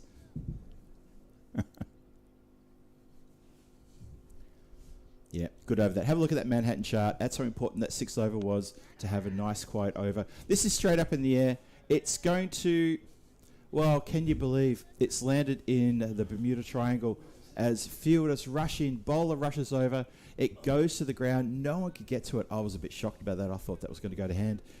So nicely taken. Green Shields live to fight another day. He's on 36 from 16. Missed a bit of the strike in the last couple of overs. Only faced a few deliveries in the last 2 overs. So he would love to get back on strike. Maybe he'll look at to farm the strike. But he's still got a lot of confidence in Haydar, who's come out now. Yet to get off the mark. Mind you, though, if he keeps doing things like that, Conrad might say, look, get a single, get me on strike. I think I need to take care of this. As Haydar, unfortunately, doesn't manage to make contact.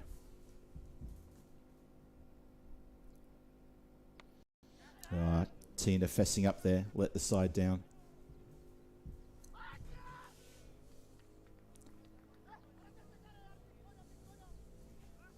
Gone for 4. Thought they were looking to trot through for an extra run there, and then quite rightly so, Conrad put his hand up and said, don't have to keep running, mate. It's okay. It's all 4. It went to the boundary. Bit of a mess in the field there. Just as we were talking about how good the fielding's been, just a slight little mess in the field there as the player completely misread the bounce. 92 for 3. 2 to come in the 7th.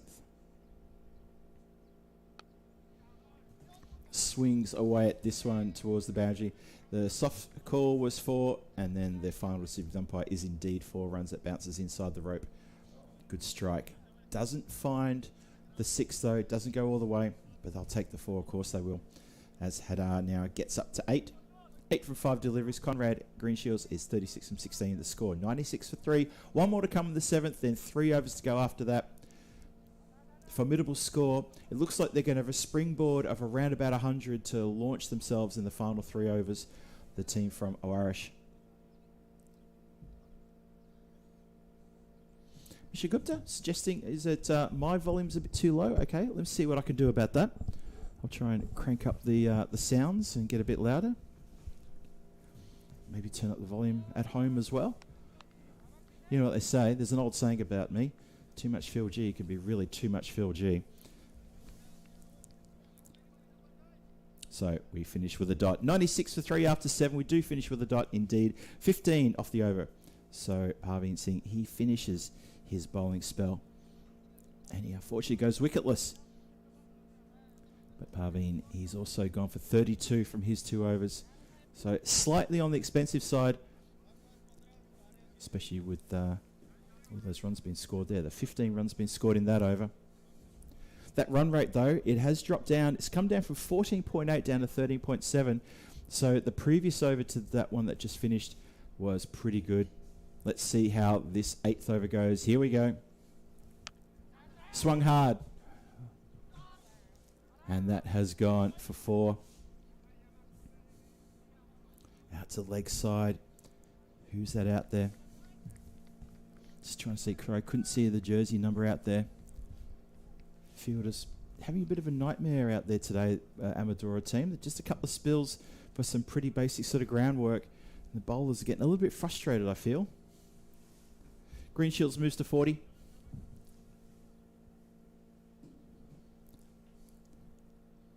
A few people being a bit harsh on Mr. Haydar. He has hit a couple of boundaries. It's taken him 6 deliveries to do it. He'll get his chance.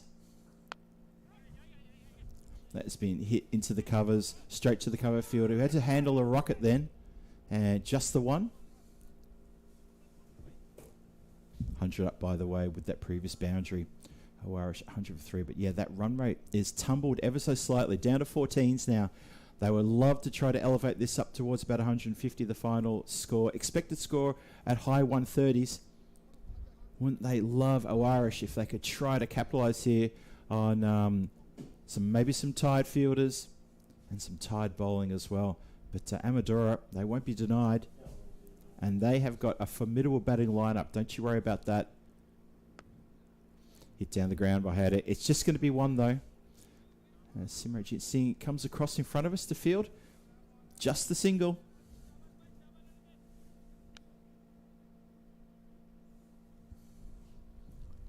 So only 6 off the first 3 deliveries of the 8th. Green Shields facing up. And he has hit it straight to the cover fielder, who holds a rocket, an absolute rocket, as it crashes almost into his face. I think that's Absar Alam there under the cap, the wide brim hat there. And so Green Shields has to go 41 from 19. A good innings from him. Solid innings. He's been there since the first over. But unfortunately, he can't kick on and hit any personal milestones, and he's going to depart just at a time when Irish need a couple of batters to really start singing and dancing and hitting the ball out of the ground in these final few overs. Need a bit of a rush of blood here to Irish, because at the moment, this score, it's right whereabouts. For me, I think that Amadora will be quite happy about. They won't be upset about the scoreline so far, unless it really gets away from them.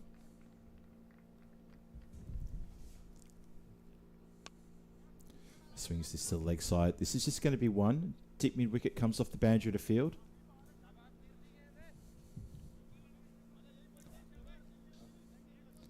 This full bowling. Good, clever full bowling from Amadora, preventing any short balls and therefore stopping Irish, the Swans, from elevating out of the ground with ease. Going to make it a bit difficult for the batters.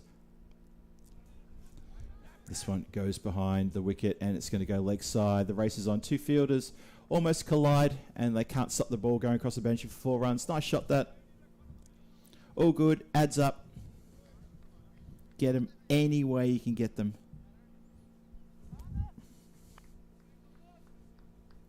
8 overs gone. 107 for 4. So what's that? 11 off that previous over. Vicky Chowan comes out to join Haydar. Between the two of them, they're looking to try to muscle this along. What do you think Irish might need in these last 2 overs to put this formidable score on the board? Surely they've got to be thinking 30 runs. Need to be pushing close to 140 to make this one a tough chase for Amadora. Amadora, remember, they batted in their first game, just in the previous match. They batted first, and they put 99 on the board, and they were bowled out for 99. They left, I think it was 7 deliveries left on the table, which is, well, that's pretty bad, isn't it? Yeah, there was 7 deliveries unused by Amadora. Swung out to the leg side. Again, just straight to the fielder, who is square on the leg side, waiting for that shot to come directly to him. It's exactly what happened.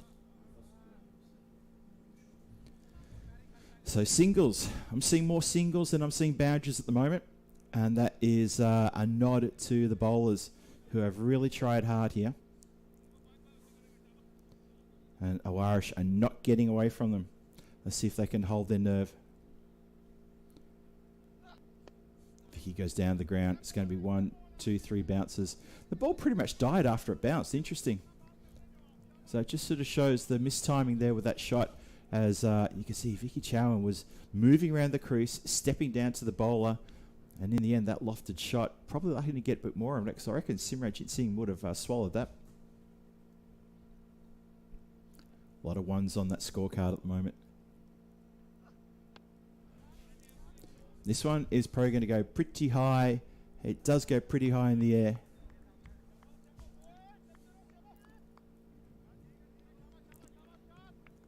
And just watching and seeing, there was a bit of clapping around. It was interesting to see.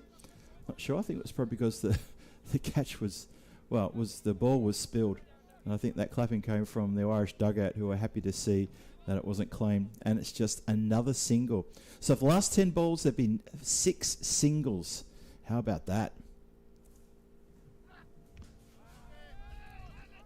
Oh, trouble. There was going to say trouble at non-strikers end, and the batter turned around and made their ground. Bowler wanted to shy the stumps, but the batter ran between the bowler and the stumps. Nothing intentional that. Simply turned and ran back, and the bowler found themselves out of position. Didn't shy. Almost could have been curtains. Dots up. 3 off the over so far. What a 9th over so far this one is.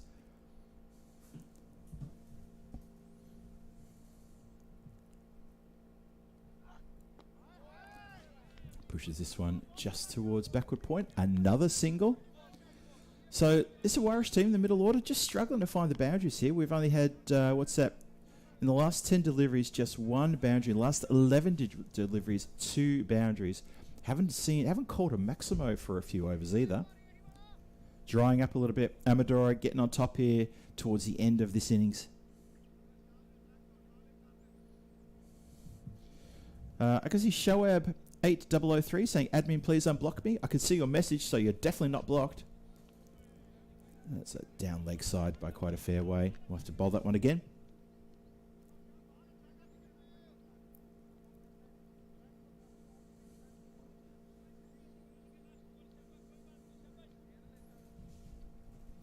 People keep saying test match. It's not a test match. This is T10. It just so happens that the bowling is very good from Amadora. So I think rather than get stuck into the batters, pay credit to the bowlers. They're looking very good. Well, that's been swung away towards leg side, and that might actually break the drought of Maximos. It does indeed. Hands held aloft by the umpire to indicate to me, yes, Phil, that has indeed gone a long way back. So, a much needed big 6 there for Irish, but still, they need more than that. As we turn into the last over then, so 118 for 4 after 9. 1 more over to come. Irish feel that they are a few runs shy of where they want to be. A few runs shy of par at the moment as well. Got a fair bit of work to do.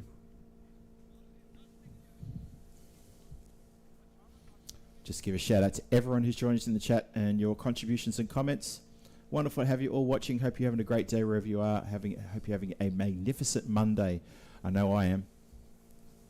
Just watch out for those emojis. No more than 5 emojis, please. We consider it spam, and we have our moderators working very hard in the chat. And they do a fantastic job as well. Wide's the call. And I think that may have gone all the way. Oh dear, oh dear. We start the 10th with what we call a minimo. It's a wide and it goes all the way to the boundary. We call that a minimo. Either way to cut it, it's 5 runs and the ball has to be re-bowled. Makes things very tough.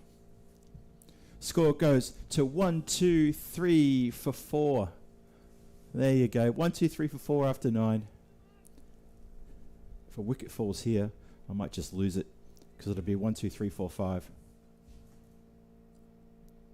Swing and a miss. Bit of swing away from the batter there. Umpire doesn't hold up to say it was a wide. It was still within those tram lines. That's fine. It's a good delivery. Thank you, Ray, for saying that the volume is fine. Maybe some people just like me to sound loud. I'm not sure. I don't like to get too loud, because who wants a loud Phil G, huh?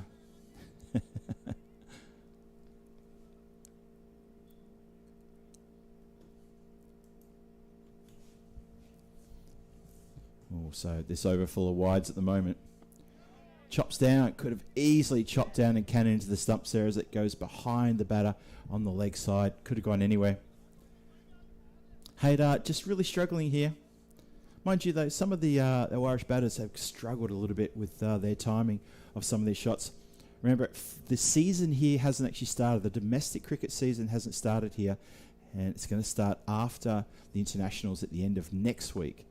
So there's probably a good reason why some of the players might seem a little out of sorts and maybe a little rough around the edges. But that's the only reason why. I reckon today everybody gets a pass today. It's day one of this wonderful Premier Division series.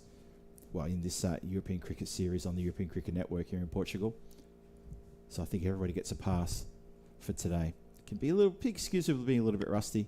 Not too rusty though. Simrajit Singh camped under this, takes a pretty good outfield catch. He does have a safe pair of hands. He's also got an exceptionally good throwing arm too. I've seen him throw run-outs from the boundary line before. But he holds the catch nicely. Vicky Chauhan trying to get things going in this last over. Holds out down the ground. Just looking to force the runs along. And has to depart for 9 from 5 deliveries face.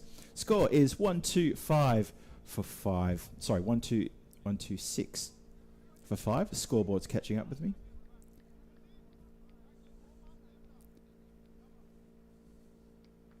Only a handful of deliveries left now. So it looks like a score in the 130s is on the cards. That's who we're going to arrive on. Anyone who was talking about a score in the 130s, well done. Looks like you've nailed it. Anyone who said either higher or lower than that, well, that's okay. It's just a guess. That's all it is. So, 2 balls to come in this innings. Well, that has gone very, very high. It's also gone a long way across as well. And it looks like Tina's gone off for another run as well. Amadora, the fielders there, don't really want to get involved in that one. Tina does, and she fields the ball. Good work there, Miss Goff. She's not in here with me commentating, of course. She's out there just with the scorers. Just had a little bit of business here. And also, I think it's fair enough that she has a bit of a lunch break as well. So, last ball of the innings gets swung away to the leg side. And that is going to be the Irish innings done and dusted. So, after that Maximo, it's things settled down for just a single there. So, 133 for 5 after their 10. Irish then, they are there with a great score on the board. Phil G here for the European Cricket Network saying, hello everybody, hope you're well. Hope you enjoyed that innings too from Irish. Kind of feel they're about 10 or 15 runs shy of where they probably wanted to be. I think at one point they were aiming for a score around high 140s, maybe 150s. Look, they'll take 133. I'm sure that's absolutely fine for them. For Amadora, from Punjab CC Amadora, I still think they're going to say, look, this is definitely within our hitting arc. This is something we can definitely chase. They will want to chase this. Remember, they're here for 2 matches today. They lost that first match against Marlo, didn't even pick up a point. They would love to get a point here in this match against Oish. And Oish already have a win on the board as well. So a lot to play for here when we come up for the run chase. This is the European Cricket Series Portugal, the Premier Division, Day 1. And you're watching the European Cricket Network. And I'll see you back here in about 10 minutes' time. Don't go too far.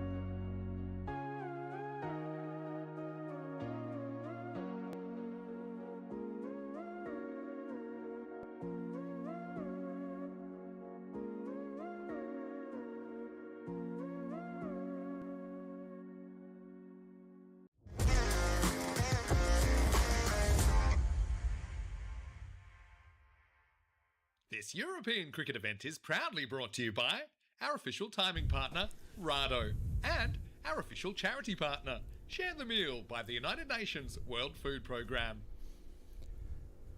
Ladies and gentlemen, cricket fans, welcome back to the hut and welcome back to sunny Santarem as we're about to start the run chase here in this the third match of the Premier Division. Look who I found. I managed to find Tina, who's enjoyed a little break there, having lunch and also having a little chat with the umpires and scorers throughout that innings. But I've got her back in here for what is sadly, Tina, your final innings here with me in this Portugal series. It's been a pleasure having you here, but let's hope we can send you off in style with a fantastic run chase. Would a golden ball be too much to ask? I don't think so. I don't think that's asking I don't too ask much at all. Come on, what do you say? I'm a simple soul, as we simply get this run up and running, and it will be some runs, not 4 of them, because it's a great tumble away on the boundary there. I think it was Badrul. No, it wouldn't have been Badrul. It was Vikas out there. Badrul's on the other side. I've been away in the sun too long. 2 runs, though, to start the run chase. I almost put my back out on that throw. I hadn't warmed up. I almost got my head taken off by the other one. I mean, usually you're out there to get away from the danger, but I ran head first into it in that half. Oh, So- swings hard at this one. Chance of a catch. And a diving forward catch there. That's well taken. Gets some close attention to pat on the back from his teammate.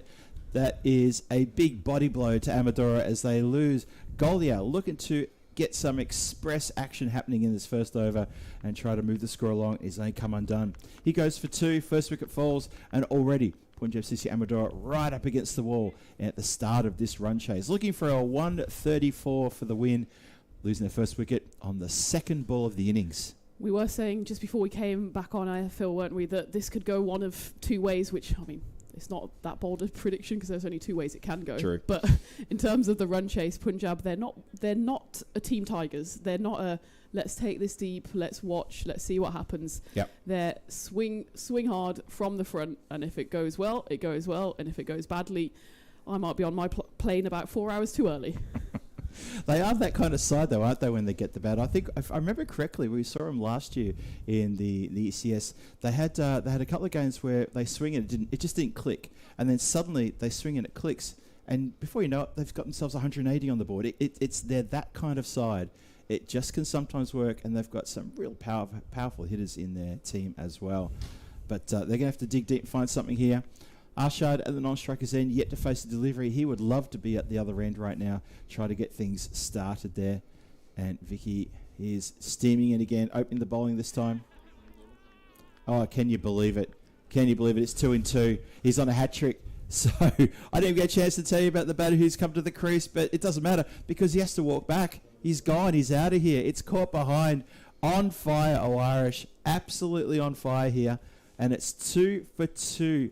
And it's Kumar who has to go for the golden derrick. I didn't get a chance to flick the button. Someone remotely has flicked the button. Thank you for catching that. And that is trouble aplenty. The wolf is in the hen house. There it is again. One more time. One more time. Is it the swan is in the Amadora house? Something like that? Doesn't really work quite as well, does it? We had wolves last week. We didn't have any hens. We need a chicken side. Yeah, we only had wolves, didn't we? Yeah, okay. Chickens. Well, then there would be a hen house. Oh, okay, fair enough. Are hens the same as chickens? I mean, Yeah, a hen is a female chicken, yeah. As opposed to the rooster, which is the male. the way you say that in the tone to me is if you're talking to a 5-year-old. Yes, Tina, a hen is a female chicken. Apologies. Every day is a It school wasn't day. meant to sound so condescending, I'm sorry. No, I need some condescension in my life. No, come on, not from me, you don't. Not from G-Force. Oh dear, so much trouble as Kumar has to depart. Oh, there is so much trouble now. Warish all over this. Vicky continues. It's a cracking first up delivery too. It's a Yorker that hones in on middle and leg and just has tapers in a little bit of in-swing as well. And batter can't get the bat down, or does get the bat down quick enough and might have even worn that one a little bit on the instep. Just leaning down on their haunches and saying, ow. My foot is saying ow. And it is. Looks like it's Simranjit Singh, yes. Simranjit Singh is welcome to the crease with an absolute toe crusher. This is Vicky right on song, isn't it? Yeah. Oh, blooming heck. Wow. How did that miss everything? That was a delivery you would be proud of in Test match cricket, because it just pitched on leg stump, seemed a bit away, squared the batter up, and it was a ball that was almost too good to take a wicket. Simrajit Singh just did not know what was going on there. We're still inside the first over, can you believe that? It's been 2 wicket, dot, dot, and this over ain't finished. You just feel that maybe Vicky's going to show us something else in the last ball of the first over. The score is 2 for 2. Trying to get out of the first over at Punjab CC. Amadora, what can they do here? Swings hard at this one. It sounded like a bit of a miss hit, but he might have had enough power on that one. No, that has gone straight to the fielder. So good, well fielded. Just the one. So Amadora get out of that over finally, and they're going to breathe a collective sigh of relief as there's 3 runs from. There's 2 wickets as well. It is 3 for 2 after the first. Wow. What a start for the Swans. And well, it looks like it'll be a brilliant day for them as it stands. Let's not forget they are playing in that final game of the day, which is a repeat of the first game, which went the Swans' way in that final over chase. This is a good score they've put on the board. If you look at the first innings totals from today, 109 and then 99. So a target of 134 certainly is a step up. And at the moment, looking a step too far for Amadora. Wide ball to start off the second over, just drifting a little bit too far there and flying away. So I've got Tina in here for the for the final innings of her time here in Portugal. It's been wonderful having her here on behalf of the European Cricket Network. Tina, thank you for joining us. You're not done with yet, though. We've still got a whole result to come out here. But I want to ask you, I want to throw a few questions at you. I want to also invite the chat. If you've got any questions for Tina, please put them in the chat. Oh, random questions have to be put on hold as the stumps are smacked. It's the 3rd wicket to fall. We might have an early... We might have absolutely the rest of the afternoon for questions at this rate, because Punjab CC Amadora have lost their 3rd at the start of the 2nd. And we may get a bit of an early afternoon tea here, because they are folding faster than my grandma did on wash day. It is happening very quickly out there. It is indeed. And Conrad Greenshields, he needed one just to find his radar, but he was bang on the money on the second delivery. Of course, the first legal delivery. The bats are being swapped. I'm not sure Singh can recommend that bat too much. He didn't use it certainly on that one. Currently the wickets column almost as high as the runs column. Just 6 balls faced so far. 4 runs, 3 wickets. Football Mania in the chat with a bit of a sense of humour there, saying Arshad, man of the match. I see where you're trying to get the bit of humour there. Nicely bowled, sir. Middle stump. But yeah, this is trouble. Absolute trouble, as I give my knee a bit of a slap there. So as I was saying before that wicket so really dropped me, Tina, you've managed to pick yourself up a role with the MCC, which looks like an outstanding role. I just wonder if you just give us a bit more colour on that as we watch the rest of this game unfold. Yeah, absolutely. As that one's been half stopped in the ring. Nice hand on that one by Junaid Khan. Yep. Yeah, so I can now call the home of cricket my home, and I'm working for the MCC in developing women's cricket. So MCC has the playing branch and the non-playing branch, and I'm very firmly in the playing cricket office. Absolutely. And we're trying to get as many members to join MCC as possible, be they male or female. So if you're a club standard cricket player and you want to join, you know where to find me. You can hit me up on Instagram, slide into my DMs. Big appeal, nothing doing. Well, no appeal actually from Conrad, but a couple of appeals from the field. And yeah, we're playing as a team. MCC goes around the whole country, goes around all of Europe. The men were in Portugal last year. Yes, that's right. And spreads the good old word of cricket and the spirit of cricket, and plays friendly matches against teams who are maybe celebrating an anniversary, against school teams, against anyone really who wants to invite us and give us a nice lunch. We're open to offers. Flicked away, and that one is a nice little momentum. I wouldn't say momentum shifter, some kind of momentum. Punjab's momentum is 0 at the moment, and that one is flicked away for 4 runs. Yeah, you have to say there is a distinct lack of momentum here. It seems to be all Swans at the moment, all Swans. Although for Greenshields, he has given up a boundary in his over, and he'll be thinking, well, I need to make amends for that. He did get a wicket at the start. Danced down the wicket, hit down the ground. Just going to be one, straight down the ground. Now, I believe you mentioned this the other day. I just want to reiterate this also to the viewers and listeners as well. There is a Women's Day coming up on the 17th of April. Can you tell us a bit more about that? Yeah, absolutely. So we are opening the doors of Lords and, of course, the pavilion on the 16th of April. MCC women's sides will be playing against two teams. In the morning, we play against a state school team. Of course, if you're a school kid and they say, do you want to come and play at Lords? Best day of their lives, There I'm you sure. go. And then we're playing against an ICC Europe team as well, which should be very interesting. That one's flicked away. Very nice shot. Will be 4 runs from the elegant left-hander. And those are players who have been selected by ICC Europe and some of the best female players across the continent. So I know there's a couple of Dutch girls in there. I think also Greece are represented, Turkey, Germany, Romania. So it's really like a Eurovision of cricket. And of course, for them, imagine being a cricketer growing up in Turkey, having the opportunity to play on the hallowed turf. So it's such a celebration of cricket.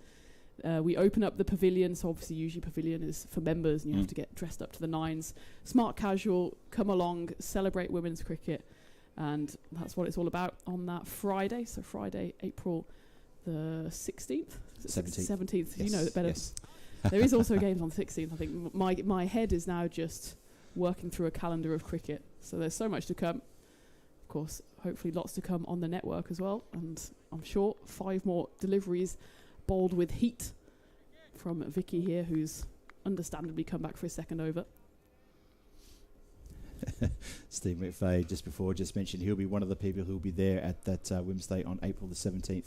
Good on you, Steve. Love your support for cricket, no matter where it is.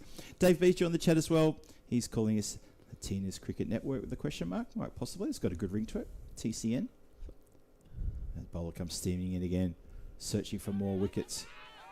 And they've gone up.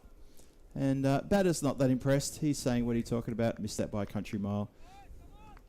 I don't know what a country mile is, but obviously it's a standard mile of 1.601 kilometres. And have a look at those numbers, the stats. The percentages, 94% says the supercomputer that Oish are going to pick up the win here and only giving Punjab CC Amador a 6% chance of getting a win. I think that may be on the generous side of what a lot of us are thinking right now. And at 14 for 3, still inside the power play, you can see they've got an absolute mountain to climb. And this is more trouble. Well, the sun's in the eyes, and that's why the ball didn't stick in the mitt. Put the hand up straight away. To be fair, the sun is directly up in the sky, well, right above the ground. You can see the shadows are just around the feet of those players. So that player, just want to see who it was, I think it's Conrad. Conrad. He stared straight up into the sun, couldn't do anything about it. That was Conrad who dropped that one. Was it Conrad? It Oh, my was. apologies. Got to give him his due, or lack of due. Wow. Need sunglasses on. I'm not sure a cap helps when it's so bright out there. Is he wearing sunglasses? I don't know. I'm trying to make him excuses, but Apologies to Hayder.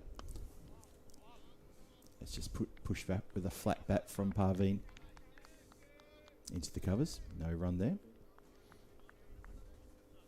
Excellent. So in case you missed it, Tina was just telling us about the Women's Day at the Home of Lords. So anyone in the UK or anyone around the London area listening who wants to get along and get a chance to see a little bit of history, you get a chance to get into the ground, and access to the long room as well available. access to the long room, Oh, free. come on. It's free, and you can get in the long room. Need I say more? Cricket fans rejoice. If I was in the UK, I would make sure that is on my agenda for the 17th of April. Please get that in your diaries if you live in that part of the world. I know a few people from the chat would be very interested to get amongst that. And yeah, if you want to join the MCC, as Tina says, slide into her DMs, drop her a message and let her know exactly who you are and what it's all about and why you want to become a member and make it happen. In the meantime, stick with us on the European Cricket Network, and we've got action aplenty as this Premier Division has only just started today. This is day 1, 4 matches every day throughout the week before finals on Saturday. Oh, just backs away there, fends straight to a player. Runs seem to be an endangered species here at the ground at the moment because we're not seeing a lot of them. And this is getting a little bit, well, it's not a little bit difficult. This is getting north face of Everest kind of difficult for Amadora. 15 for 3 after 3. That's the best bowling power play we've seen in Santarem this year. 15 for 3. Just one scored off that third over. Vicky finishes with mighty impressive figures of 2 for 4 off his 2. Certainly will be happy with that, given that he took a little while to find his radar this morning, gave away 4 wides in his first over, but still managed to come back, I think, pick up 2 wickets in that game. He's certainly a premier bowler here for Oish, and put his side in a commanding position, more than commanding, as we go into the 4th. Oh, pirouettes on this one. This has gone very high in the air. Players coming around, and that has been sadly, has been grassed, has it? Yeah, I was signalling to you, and I thought you might misinterpret my 4 signal as it was supposed to be a a safe signal in baseball. I knew it wasn't 4. I could see the player running in through the Venetian blinds and through the sight screen, but I knew it wasn't going to be 4. I did fear that your vision was being impaired by a combination of blind, cardboard, and sight screen. So I was trying to help you, but I think I just confused matters. Yeah, I did post a video in the Spanish squad about my vision through the window here. So anyone who's got access to Spanish squad will know exactly what Tina's talking about there with regards to my vision. It's slightly handicapped, unfortunately. That does go. Thank you, Tina. That does go for 4. Tina's showing me that did go for 4. I could see the umpire dead ahead of me. That's okay. But anything to the right-hand side of about my vision towards, say, mid-on for a right-hander, I've got so many things in the way there. So I do struggle a little bit when I see, I have to look through the scoreboard, through the cardboard, through the Venetians, through all sorts of stuff, Lucky's equipment. It's a fair bit to look through there. That's why it's great having a co-commentator who's got perfect 20/20 vision. I don't think I need you to need me to tell you where that one's gone. That has gone a long way back up the embankment there, straight over the cover boundary. Big hit, big strike. Well, it's a rarely seen 6. Tick that off in your notebook that a 6 has actually been struck by Amadora. And it's the captain, Parveen Singh, who's probably, I wonder what he's like inside right now, inside his head. He's probably a little bit disappointed with the efforts of his team so far. And he's single-handedly trying to drag this game back. And, almost pulls it a ripper. There was a bit of a John Dyson-esque 1981 throwback dive backwards. And he's almost pulled this off and hasn't quite hang on to it. And just for a second, I think Parveen just stared and thought, have I just given somebody the chance to take the catch of the century? No, you have not. You managed to hit that for 6. So a couple of 6s in a row here in this over. Oh, slaps the pad. A little bit upset with himself here. Didn't get this one away. But you just feel Parveen, he's just playing a lone hand here. 21 from 9 deliveries faced. Arshad hasn't really fired up there. 7 from 7. And between the two of them, they've got most of the runs. And a lack of support from some of the other players around him. Probably making the skipper feel a little bit sort of fuming over what's going on. Oh, good delivery. Almost rolls back onto his own stubs. Close, wasn't it? He did seem to watch it the whole way, but almost looked like a brain fade where he just watched it roll onto his own stumps. At least he's putting up some kind of resistance. Here's the skipper, Parveen, but at the moment, nothing more than a one-man battle with that required rate up at 17. Still over 100 runs to get here for Amadora. The Swans trying to make it 2 wins out of 2. And it looks like they will be turning to Khalid Usman to bowl this 5th over. We were talking about I was talking to the scorers about the colours and the numbers on the back of the shirts. And yeah, I like the Swans. If it's white on red, perfect. It's Marlo who are in my bad books because the dark number on the dark shirt is just an absolute nightmare. Yeah, because their shirts are a sort of a darkish blue with black sort of design, and then the numbers are in black, aren't they? So it's a little bit tough to see the Marlo numbers. Yeah, I know exactly what you mean. But maybe I'll have a word to Marlo, and I'm sure they'll tell me exactly what to do. Anyway, we can talk about the kits. It's a shame they can't put sort of like something on the outsides of the numbers to let us know. But after a few games, we'll get to know the faces and get to know the people standing in the field. So 32 for 3. That score's been stuck there for a few deliveries now. After there was 17 runs belted off the previous over. And now things are ground to a halt. And it's Arshad who suddenly has lost the ability to fight. No, lost the ability to hit. As he's just missing. He's reaching and missing. And just not being able to find the bat onto the ball whatsoever. He's now, strike rate now sort of falls down to the 80s as he's gone 7 from 9. And Usman seems to have a few answers here that he can't figure out. Yep. Direct hit. Direct hit. Shake of the head, though. I think he was comfortably in. Lovely stuff. Well, Tina, this game looks like it's trouble. The run rate required is now pushed up to 18. So, quickly invitation to anyone who's got any random questions for Tina. It's your last chance for this series to ask Tina any quick fire questions, anything you'd like to know about her role at the MCC, anything about her time here on the European Cricket Network, or any other conversation that's preferably to do in the sphere of cricket, of course. Oh, I don't know. I'm happy to chat about Okay, food. there you go. Anyone with any other random questions that would like to know about Tina, please shoot them. Dave B's in the chat. He'll throw you a few questions. I know he will. Tim Harmer's just joined as well. I'm sure Tim has got a few questions for you. So just remind everybody, it is Tina's last innings with me today. So once this game is over, there will be a moment for her to say goodbye to everyone at the ground before she has to hit the dusty trail and make her way back to Lisbon Airport. So please fire your questions in if you can. Last chance. Well, I do think I'm getting a lift to the airport with the Punjab CC Abadora captain, Parveen Singh. So I'm hoping for an unlikely comeback here. Otherwise, it might be a frosty journey to the airport. What did you make of that, Parveen? Played 2, lost 2. Any thoughts? Maybe I'll keep quiet. I think you should put your earphones in and pretend you're on a call the whole way to the airport. Oh, this has been swung high in the air, and it's gone handsomely across the rope for a big 6.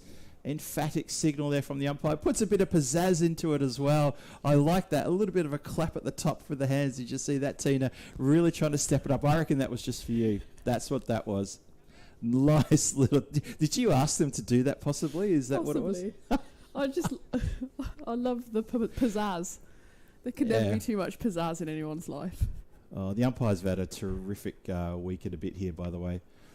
Smash down the ground. That has gone a long way back as well.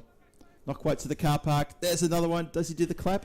Yeah, the double. Gives us the double bop. Look at that. I'm loving this. He's going to pull a muscle if he's not careful. Tell you what, if we have an umpire who pulls a muscle, they're not much good, are they? Unless he can stand on his head and use his legs. 47 for 3. 5 overs gone. Trying to put a bit of respectability back in the score and give them a sniff. I tell you what, at 87 required of 30, it's not quite a sniff, but it's still very, very difficult going there. These two at least putting on a little bit of a partnership between them. Yeah. It's nothing but, I suppose for now, just a glimmer of hope. But the longest journeys start with a single step, as they say. Funny enough, so do the shortest journeys. Phil, it's not helping. I need a happy car journey. Oh, this goes into the gap. Oh, I tell you what, there was it's almost a bit of an evasive sort of jump and skip by the blue-booted fielder out there, and he hasn't been able to knock that one down. Unfortunately, it skipped across the boundary line just in front of his eyes as well. It did bounce up a little bit of a Tortuga there, but nonetheless, it's another boundary. So Parveen Singh, impressed with him. 26 from 12. Arshad looks like he's managed to found the Oish code, and he's getting a few runs under his belt as well now. Oh, trouble here now. This has gone straight up in the air. A couple of players running a long, long way back. Luckily, it was always going down that hill. It was Badra Hide Up who was the closest, and he did get his skates on, but down that hill, especially when it's behind the bat, it's always just going to keep racing and racing. I suppose Amadora have made a bit of their own luck here.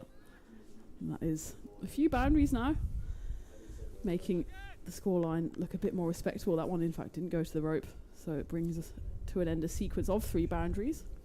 Good to see Taj Muhammad into the side for this game as well. Express bowler. Swings at this one. The thing is, though, about Taj Muhammad is if you get an edge and you swing hard, chances are that can happen. It can go all the way for... Oh, I thought we were going to see the double pump there. Didn't get it. Okay. All right. Just a single. That was a Baximo, though. So, yeah, true. I just love the different styles of the umpiring signals. John almost teases us. His arms go halfway, and we're like, is he going to go the full way? There's a bit more of a bend in the arm. But he's got that little pop at the end, though. That's what he's just done in the last couple of Maximos. It's good to see, too. I mean, variety is the spice of life, and, if an umpire can make you smile, it's life is good. These umpires make me smile a lot. I love our officials here in Portugal, and you're loving that. If you're the bowler, Taj Mohammed straight through the defences of Arshad and his nice little defence and his attempt to get Punjab up somewhere near that total comes to an end 25 off 14. 58 for 5 is the score with 1 left in the 6th.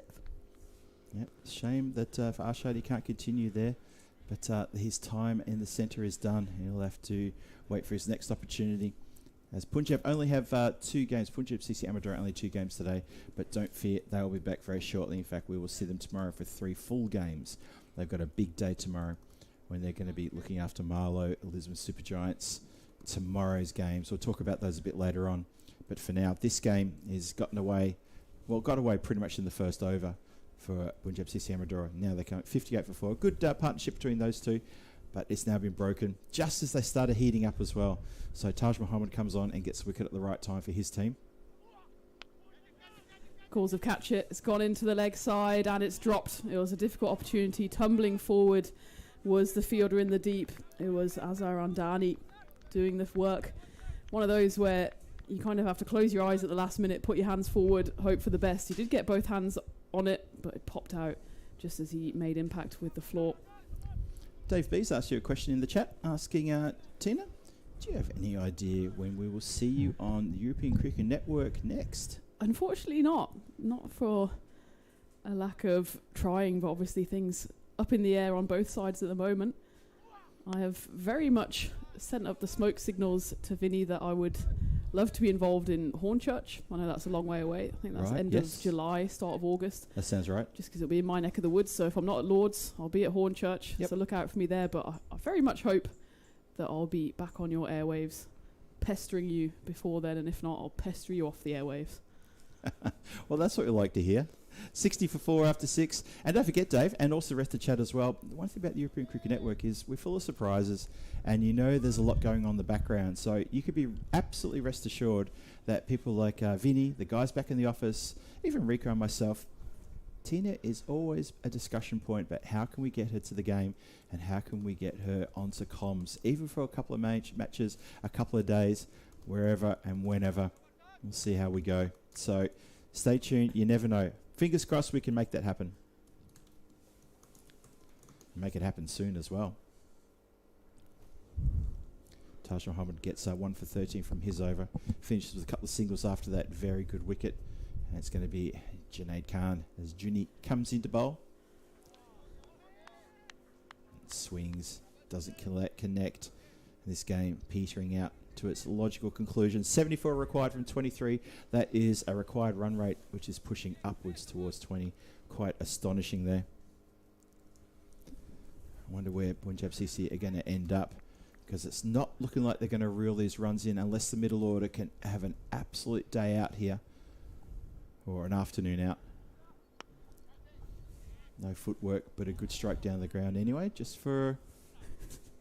Well, it goes across the boundary line. I thought that may just be cut off, but not cut off. So there's 4. Yeah, that went straight through Taj Mohammed's defences. So I think we're still maybe thinking about what he could have done to get another wicket in his previous over. I mean, he did pick up one to go for a couple of runs as well. It's not the first time. Seemingly long on and long off. That's where there's the most kind of mischief happening at the moment. I don't know if it's the direction of the ball, they assume it's going to come straight at them, and it bobbles at the last minute. It's certainly a field. It looks lush, and it is lush, and it's beautiful. You do have to get down, get in the long barrier. I know you'll get mocked for being old school, but it's better off hitting you than going through your legs. Fielders need to be effective. That's going to be a leg side wide. Look, if you're out there in the field and you're trying to keep a lid on the runs, any way you can stop it, be effective. But don't rely on just sticking out an ankle or a hand, or going down casually one-handed try to pick up a ball that's racing on the ground. Just some basics there for the kids.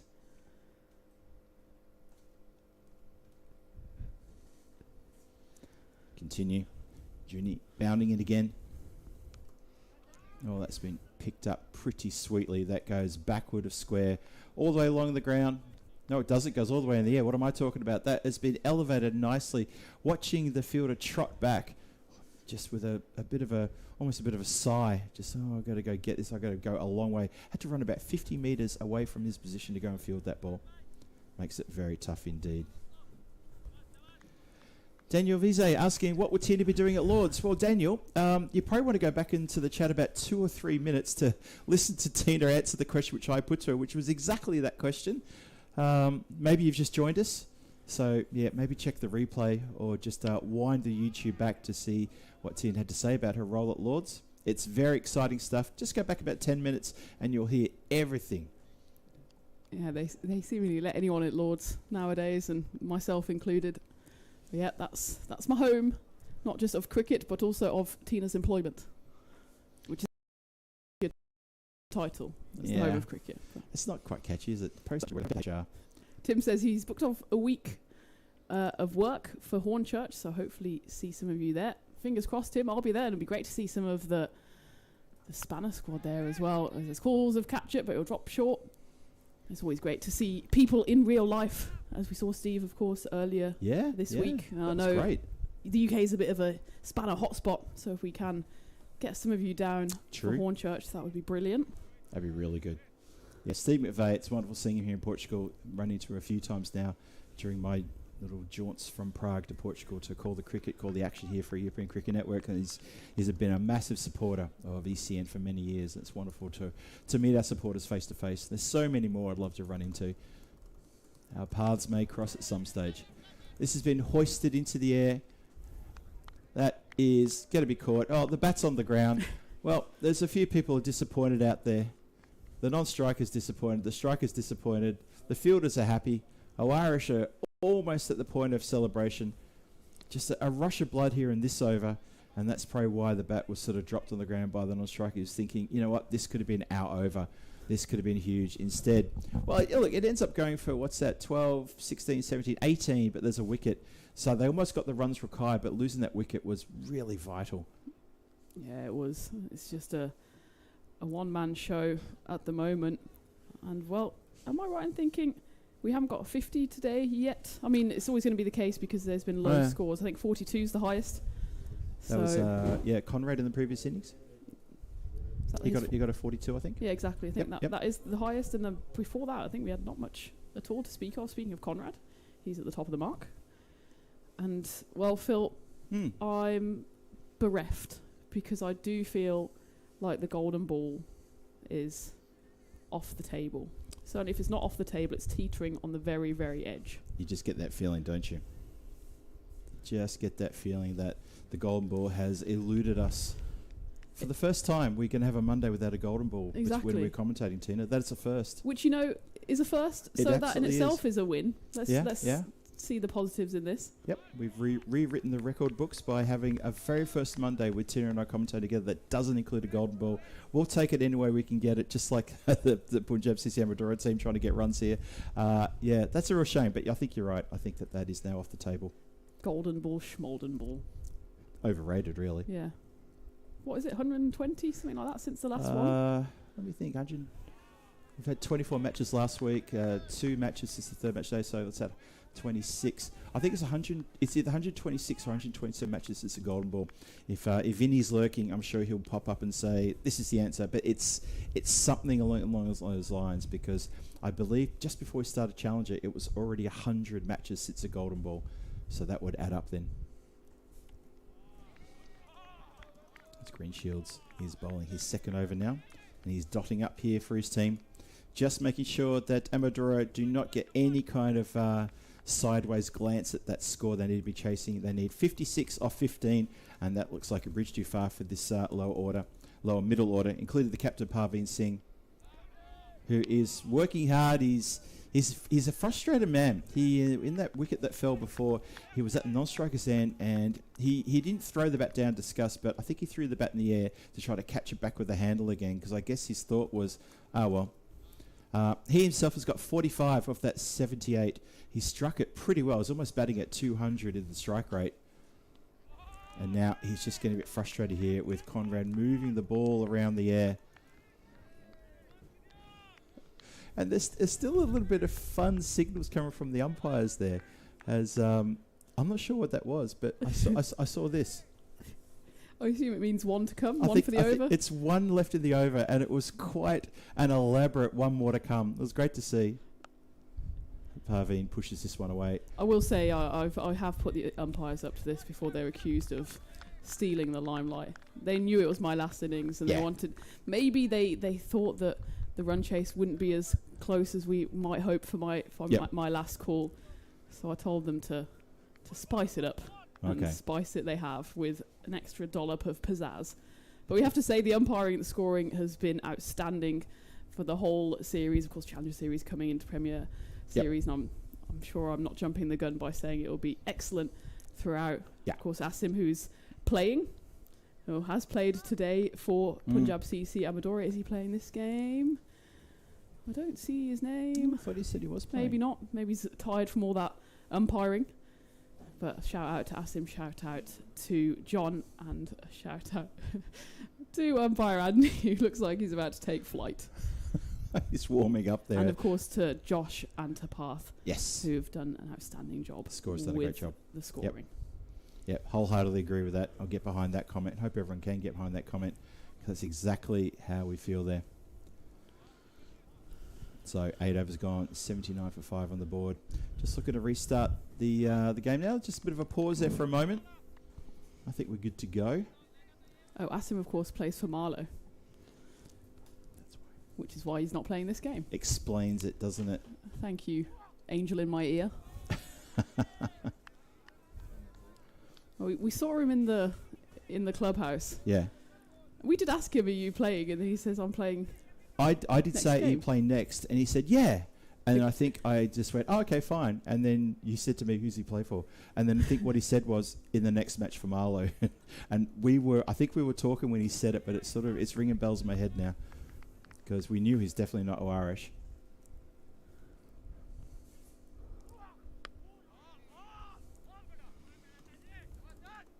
Now, not even looking to take the single down the ground is Parveen Singh. That's an interesting little moment here.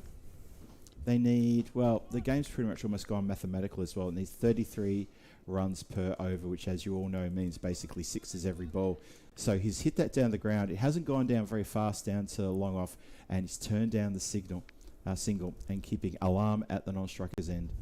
Parveen Singh farming the strike here. He's on 46. Swings hard at this one. They will go for a run here. They might as well, because he's going to be caught. That same player who was patrolling the long off boundary has run about 25 metres very quickly to take the catch. And Parveen Singh, his laboured captain's knot comes to an end. Look, I'll give a shout out to him. Congratulations on him for sticking around and just doing the captain's thing, but it's all in vain as he has now come undone. 79 for 6, halfway through the ninth. And it looks like, it is a certainty, unless someone comes in and scores 50 straight off the bat, that will be going half-centuryless on the first day of the Premier, which is, I'd say, a bit of a surprise, because obviously the level of batters ratchets up as we go from Challengers to Premier. I suppose the flip side of that is the level of bowling goes up as well. Yep. So true. I think the fielding today has been pretty good. We've seen a couple of little blues here just in the afternoon, but from this morning onwards, we saw fielders scurrying around, taking catches on both sides. Marlo and Oish were both doing that. But yeah, you feel a slight level increase already just in today's action. Oh, feather edge possibly. Bowler hand on head. It started as an appeal, and it turned into okay, cool. And I saw the animated 2 to come was. That was with some force, and John responded with an elongated 2 of his own, which I think he's only just put down his fingers. I missed John's reply there, because I thought Andy's 2 was a very sort of, boom. Yeah, 2. Locked and loaded his fingers. Lock and load, 2 to come. Taj Muhammad with proper express pace here. He's one of the fastest bowlers in the country. He really has got some proper pace. Might have dropped a few kilometres per hour maybe in the last 24 months, but when I first saw him, he was scary. I saw him bowl a bouncer at the ground at Miranda de Covo in Coimbra, and he dropped the bouncer that bounced halfway down the pitch, and it came within less than a metre of going for 6 byes. Wow. It was absolutely incredible. It was scary too. This one's been flayed away. This is the thing about Taj. He's so quick. You swing, you get an edge. Things like that can happen. It's the second time it's actually happened to him as well. It's gone all the way for 6. So 6 off the over just to spoil the party slightly then. And the 9th over goes for 6. That's 6 and a wicket as well. And he finishes with the figures of 2 for 19 after his 2 overs. And one more over to come. And Oish are going to score a good victory here over Amadora. What a little spell from Taj Mohammed. Knowing him, he's going to be low-key or even high-key fuming that last one goes for 6 because he was on for a wicket maiden, even a double wicket maiden. Yeah. Could have finished with figures even more impressive than the ones he's got. 2 for 19, though, in what is going to be a thumping win for Oish. Interesting to note that in the previous over, the 8th over, Conrad almost picked himself up a maiden and only had 1 single knocked off the last ball. We start the 10th. This has been skied up in the air and it drops quite short in front of the fielder here, who flings the ball back and says, I don't want that, you have that. That's Taj. After his couple of overs, fielded down here in the long off area. Khalid Usman. He's been hit down to ground again. This time the same result goes to Taj Mohammed, who gets the body behind it. Good work there. Just the single. I was thinking maybe they're not going to run, but I think they did cross. They did indeed. 86 for 6. 4 balls to come. Tossed up. And this time goes down towards deep mid-wicket area. Oh, there we go. There's the shot. Thank you, Ricardo. And Punjab CC Amadora, it's just going to taper out slightly here, isn't it?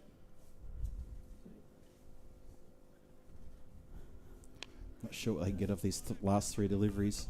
That's a massive 6. Goes several rows back. There you go. John, what have you got for us? Yeah, There's the pump. Yeah. You gave it the double pump. I love the double pump. It's a lovely bit of emphasis there. It's almost like he's saying, and that's gone for 6. Or Maximo. 2 to come. Oh, got him, I reckon. And given. That's a wide as well called. Yep, saw that as well. So stumped off a wide. Double signalling there from the umpires in coordination. There you go. There's the wide and the wicket. So it will be 7 down. That will not be 5 balls down. That will be 4 balls down because the wide will be reballed. Well, one would expect. One would expect. So my reckoning is there that it is. There it Woodawa is on. Woodawa. And that does mean there's 2 balls left. So they could still crack the 100 here. It's Wudu, the WDW.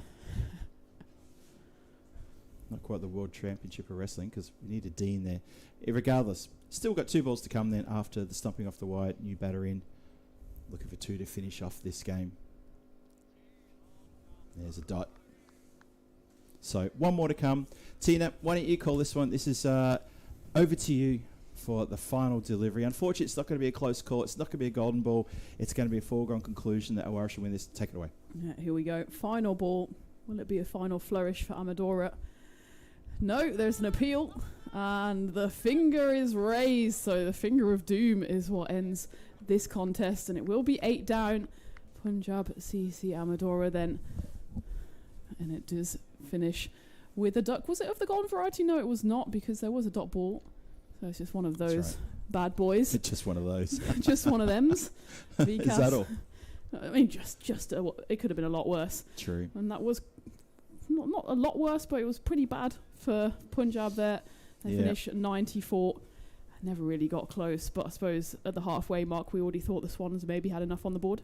I felt that too. Yeah, I think so as well. Just from what we saw from Punjab CC Amadora in that earlier game against Marlo, it just seemed that weren't quite clicking. And look, case in point, Parveen Singh, take your hat off. Well done for you. Played a skipper's knock, but just didn't get the support around him. He needs to get his team around him and needs to do better than that when they come back tomorrow for their 3 games. But unfortunately for them in this one, they don't get to take the points against Oish. Oish are going to happily bank those points. In fact, you know what? That might even be a 4-point victory because of the low score. We'll double check that, but that was my feeling. I'm pretty sure that's the case. So we'll find out. I think they had to get better than 92 or 93.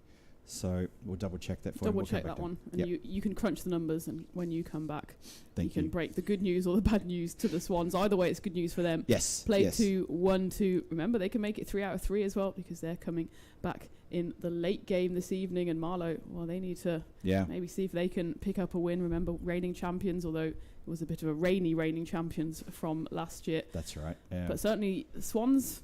early contenders. I mean, we knew they were contenders. They're always contenders in the series, but they're looking in a bit of good form. Vicky, I mean, he went for I think 4 runs off his 2 overs and picked up a couple of wickets. He's looking mighty impressive. What a first over that was too. It set the tone for the game and it put Oish completely into the driver's seat. And it seemed that after that first over, after the second ball when he picked up that first wicket, Amadora just had no response. They looked a bit shell-shocked, and as you can tell by the score they got on the board, they just really suffered there. A good flurry of runs came sort of round just after the middle, over 6 and 7, started to pick up a little bit there, but in the end, Oish too powerful, banked the points, and sitting top of the table going into their 3rd match coming up next, as Tina says. So, well, that's it for that game. Congratulations to Oish. Punjab CC Amadora are going to have to go and have a think about it and come back with something else. And sadly, Tina, it also means... we didn't get the GB. We did. The one thing we didn't tick off on our bingo card was a golden ball. But honestly, it's been absolutely awesome having you here. I'm so glad you got down here to Portugal to come back to kick G-Force off again for the year. Exactly where we started, which was right here. And there you go. There's the G-Force logo, the new G-Force logo. Let me get out the way. Beautiful. There it is. We're besmirching the image. Maybe we should just put that on the screen the whole time now. I mean, Phil, it's been an absolute honour. I know you're going to smash the rest of the week out at the park. Thank you. Chat, thank you for your company. Thank you for your love. Make sure you keep this one company in the next few days. It's not the easiest to talk to yourself. I know I've struggled through it before. And yes, talking to yourself and being entertaining is another thing. But thank you so much for having me. And of course, hopefully I'll be back on your screen soon. If not, you can follow everything I do over on my Instagram. It's usually a lot of food, as you can tell. Lots of good lunches.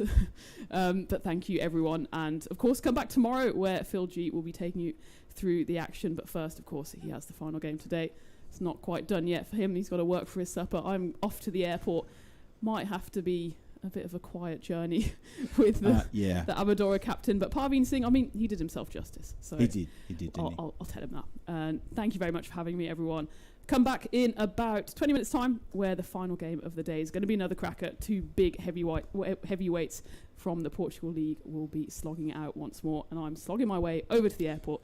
So see you and the G-Force again very soon.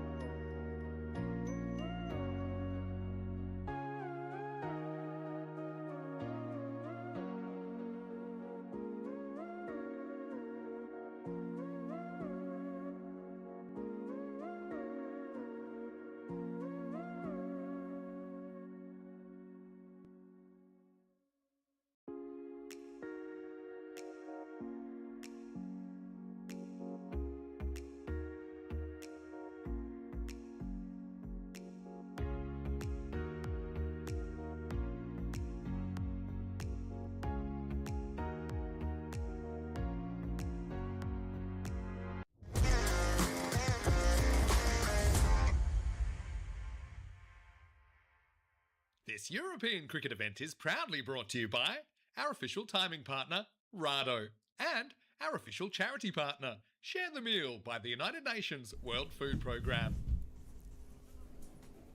Welcome back to sunny Santarem for the last time today. That's right, it's match 4 coming your way right now here on the European Cricket Network. Phil G here in the comms box. Sadly, now I'm back to running solo for the rest of this this division, as we had to say goodbye to Tina as she has head out the door on her way back to the United Kingdom via a lift from one of the players here. So Tina, safe travels, and we look forward to seeing you back on the European Network very, very shortly. As quickly as we can, we'll try and get her back again as we say goodbye.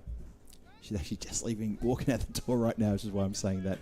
So we've just started the next match. Match number 4, Oish taking on the team from Marlo. And news of the toss, in case you missed it, Oish won the toss and they wanted to have a bat first, keen to kick on and make a big score and set Marlo a target. They fancy bowling at Marlo in the last innings of the day today. So it's Mohammad Ashraful Rupu along with Andani out there opening for Oish. Rupu this time facing the first delivery, not Andani. Shout from Marlo, half-hearted really, as Usama Javid tries to get a breakthrough nice and early on. And good afternoon to everybody in the chat. Thank you for joining myself and Lucky here in the hut as we welcome you into the inner workings of the commentary area, and it's just us two now. Lucky working the buttons frantically next to me, and me here just running on my lonesome now. I'm going to miss Tina, going to miss her a lot. G-Force for now has been put on hiatus, but we'll be back sometime in the future. I know we will. And it's a shame, as we said just before we went to the break, it's the first ever Monday Tina and I have commentated together where we haven't managed to get a golden ball the first time ever. So there is a record there we have managed to establish. We'll take it any way we can get it. And that's how we get that one. So early, just a few jitters here, but there's a no ball, which means, of course, the next one is going to be free hit. Watch the fireworks here. And Dani on strike, more than capable of launching. Let's see what he can do with this one. Oh, bit of hesitation there. I think field still getting, just moving around a little bit there. It's a bit uncool. It's that fielder who's at fine leg inside the circle on a 45. He is now moving a lot squarer. That is more of a backwards square leg, regulation backwards square leg. Here we go, free hit. Swings well past that player, and it's heading out towards the boundary line. It will be cut off. So just the one. And scoreboard is, well, essentially protected. The boundary is protected as well. And Dani, though, he gets off the strike. You'll be very happy about that. Bit of a slog sweep. It's in the air for a long time. Hasn't gone a long way. Two players rush in together. They both miss the ball. And that's a bad miss. It was a tough chance. Player coming in from deep mid-wicket. Player going back from regulation mid-wicket. And between two of them, that has gone to ground. So Oish breathe a bit of a collective sigh of relief there as they get away with that one. Over finishes. 5 from the first over only. Good afternoon to Ray Tipping. Good afternoon to Amisha Gupta. Chris is in the chat as well. And Stevie Cook has joined us. Good to see you, Cookie. Dave B as well. Although you may be in Malta because I saw you put something into the chat that was meant for the other chat. The things that get away from us when we've got two screens open. It happens to the best of us.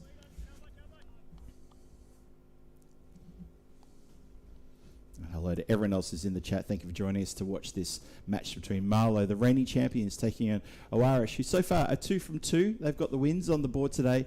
They'd love to make it 3 from 3. Chops down over the top of this one. Can't get anything else on it.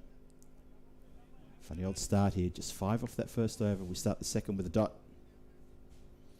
Hope everybody out there who've been watching the Challenger series and also watching today's action enjoyed having Tina Goff with me here in the commentary. It's been an absolute joy to have her join myself and Lucky in the comms hut here. But we bid farewell to her just a few moments ago. We'll see her soon on the European Cricket Network. We're very lucky to have her join us whenever she can. This has been skied up in the air. Chance running backwards. It's bounced off the leg and it's landed just inside the field to play for 4 runs. So a chance, but a chance nonetheless, a tough chance.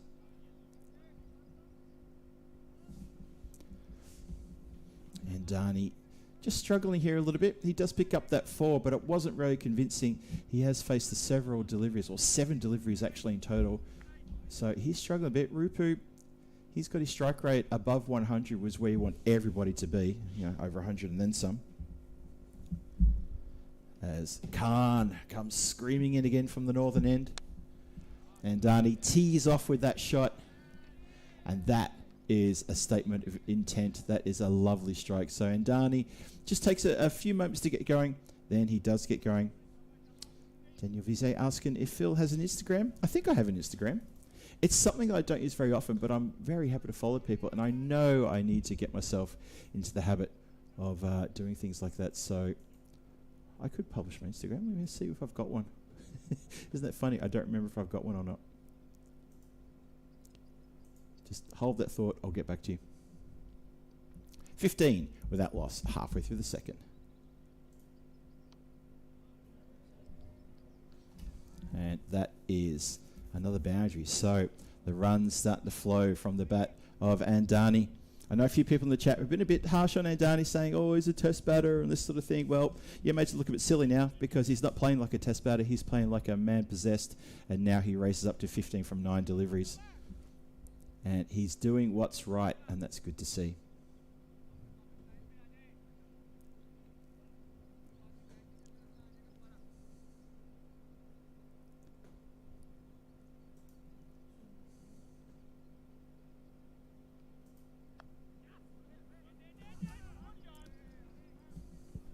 Oh, tumbling along the ground there. It's all happening.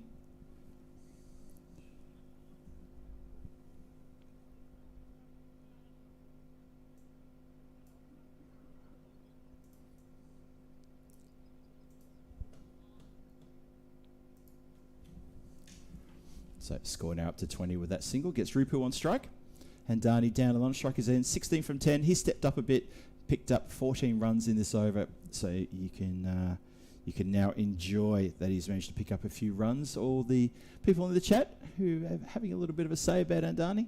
He's getting on with the job here. Rupu chases a wide delivery. They're asking about the wide. Everybody's asking about a possible wide there. Umpire says no. That was over within the tram lines. We see the tram lines there. They are 20 for the loss of no wicket after 2. So Daniel Vizzi, thank you for asking if Phil has an Instagram. He does indeed have an Instagram.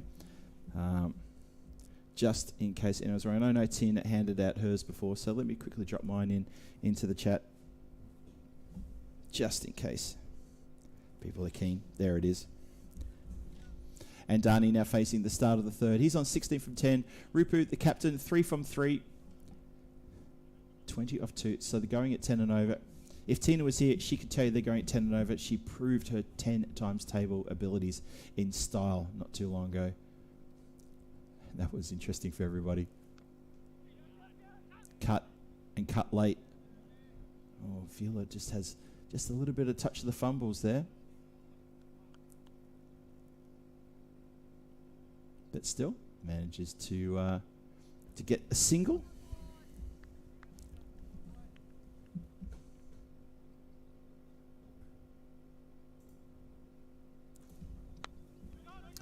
Square driven, but straight to the player. No chance for a run.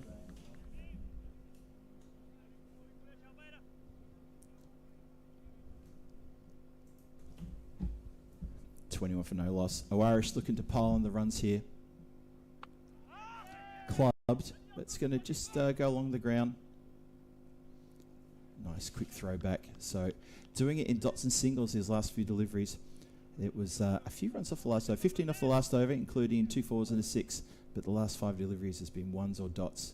So Javid doing the job here for his team, really tightening the screws. Oh, now edge on that and taken. Really well taken by the keeper. And batter knew he'd done it. And Darnie knows he got a tickle on that one. Javid, just as I said, he's doing the job. He indeed does. And that is excellent, excellent work. Great bit of bowling there. And Daniel in chat, you are more than welcome. Thanks for also asking. Thanks for the shout as well. 22 for 1. As Oish lose their first in the third. So a wicket falls in the power play. This power play, just a bit of a struggle in these last few deliveries. And Oish just struggling to get on top of Marlo here. Marlo just they're starting a bit cold in these matches today. but they warm up rather quick. And that is the focused and determined figure there of Conrad Greenshields striding to the crease, looking to take his mark and looking to make his mark in this game as well.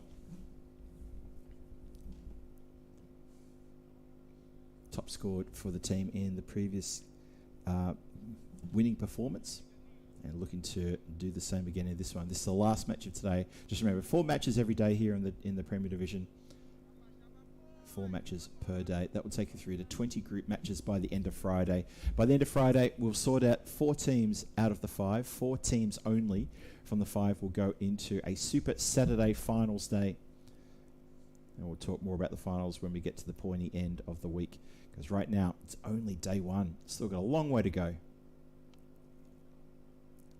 Hammers this, absolutely drills this towards the leg side boundary, and that's gone for 4 runs all the way along the deck. Takes it just off the edge of the toes. Nice shot there from Conrad. Hello to Andy Batch, who says legend of the game is Conrad. Indeed.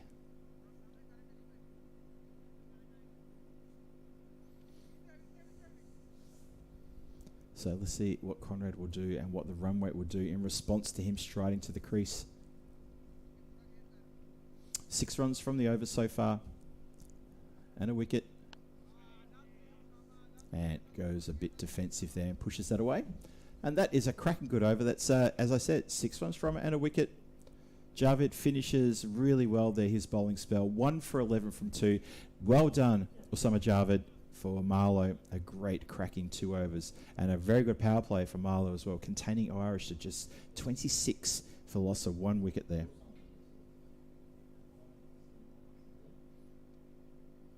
Hello once again to everyone in the chat. Thank you for joining us this afternoon. Wherever you're watching from around the world, it's great to have your company. I see a few familiar faces in there popping up. Some people who were there with us during the Challenger Series here in Portugal. Thanks for popping up again. I'm looking at you, Farhan Taboo. C9I. I can see you in the chat. Thanks for joining us again. I know you joined us last week on many occasions, so thanks for jumping in again and saying hello and contributing to the chat. The contributions in the chat are always welcome. When you're commentating by yourself, it's so wonderful to have.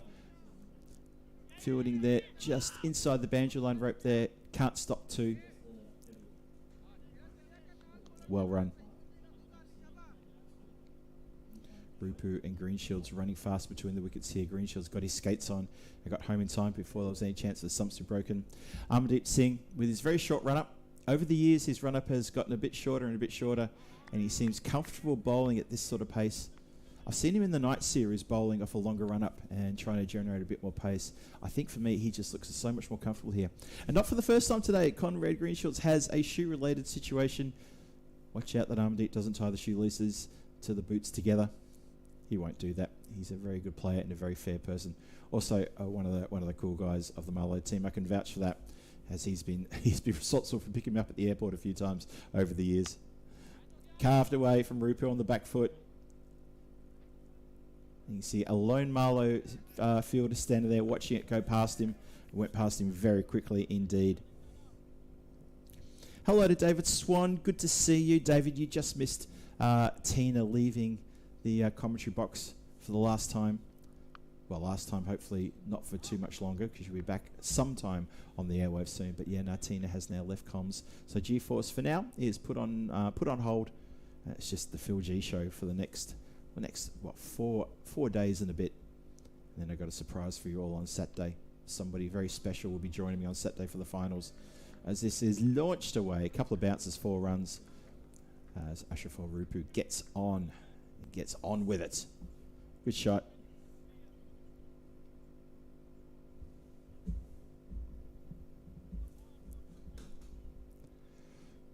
.38 for 1, 12 off the over so far. Amardeep Singh, he's desperately looking for pick up a wicket here. He's a wicket taker. He does come on and bowl this little dinky right arm over the wicket deliveries. He tries to give it a bit of a rip as well. He'll get turn here. This pitch will give a little bit of turn. But he's going to pop it out that wide and short. That's what happens. He gets carved away. There is protection deep on the boundary. There's a boundary rider out there, so it's just going to be the one. There is that player. And 13 off the over means 39 for the loss of 1 wicket after 4. Green Shields moves to 4 from 2. He's only just arrived. And Mohammad Ashraf Al Rupu, he's got 17 from 11. And the skipper looking to make an impact here. Cricket Freaky says shots then dots. It is a mixture of shots and dots, isn't it? It's a good observation indeed. Oish just looking to try to put together a couple of big overs here. Remember in the match this morning, Oish, they won the toss and they put Marlo into bat. And it looked like a very good move with Marlo making, what was it? They made 107 runs for loss of 8 wickets in their 10.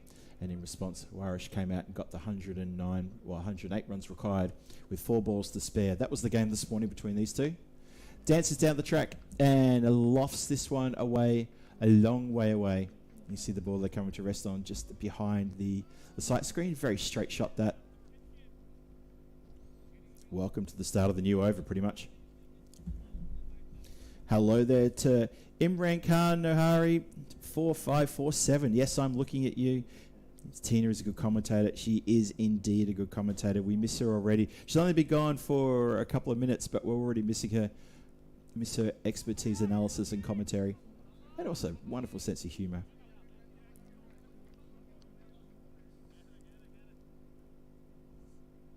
But we hope to have her back at some point, sometime later this year. And hopefully, well, I think she might be back on with Vinny at some point, sometime later in the year. And then obviously I'm hoping to get my chance as well. Don't know if we can get her to Prague. Now, they're asking the question here. And there's a bit of a celebration. Can you believe that? Conrad's been done stumped. Just hopped around on the crease a little bit here and he's been done. That's a really good bit of glove work there. And he's gone. Can you believe that? He's gone. 46 for 2 now after 4.5 overs. And that is really, really almost against the run of play that Conrad's been stumped. Just hopped around a little bit out of his crease and the keeper was onto it. Really quick smart there and saw him. Big confident appeal, pointed to the square leg umpire and said, I reckon I've got him. What do you say? Square leg turns and says, you know what? You're absolutely right. He was hopping around out of his crease. So Connie, unfortunately, that's it for him with the bat today. He doesn't make an impact in this game. Doesn't make a major impact, I should say. Ray tipping in the chat just saying, I still have Lucky. I do indeed. And between the two of us, myself and Lucky, we're going to bring you all the entertainment we can bring you. So Sawa strikes. Green Shield's back in the pavilion. Swings hard at this one. And that has found the boundary rope and gone over it. It doesn't want to stay inside the play. Outside the field of play, it goes a long way back. And Sawa is taken for a couple of big sixes here. A big wicket he gets, but taken out as well. It's a long, long way back.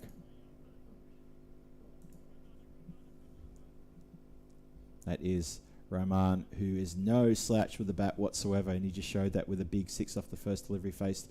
So 6, 1, wicket, 6 in this over. 2 more to come. 50 up as well. Goes leg side this time with the swipe. Gives his bat a little bit of tap on the back, saying, yep, we should have done better, you and me. And maybe could have done better. He really had to stretch and reach for that one. Score goes up to 53 for 2. 1 more left in the over. Almost halfway there. Maybe living on a prayer.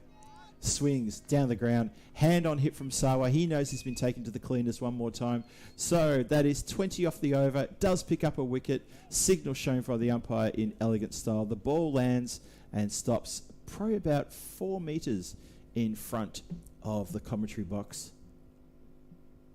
And Shamshir Singh has to chase after it and looks a little bit forlorn as he picks it up and goes back to field of play.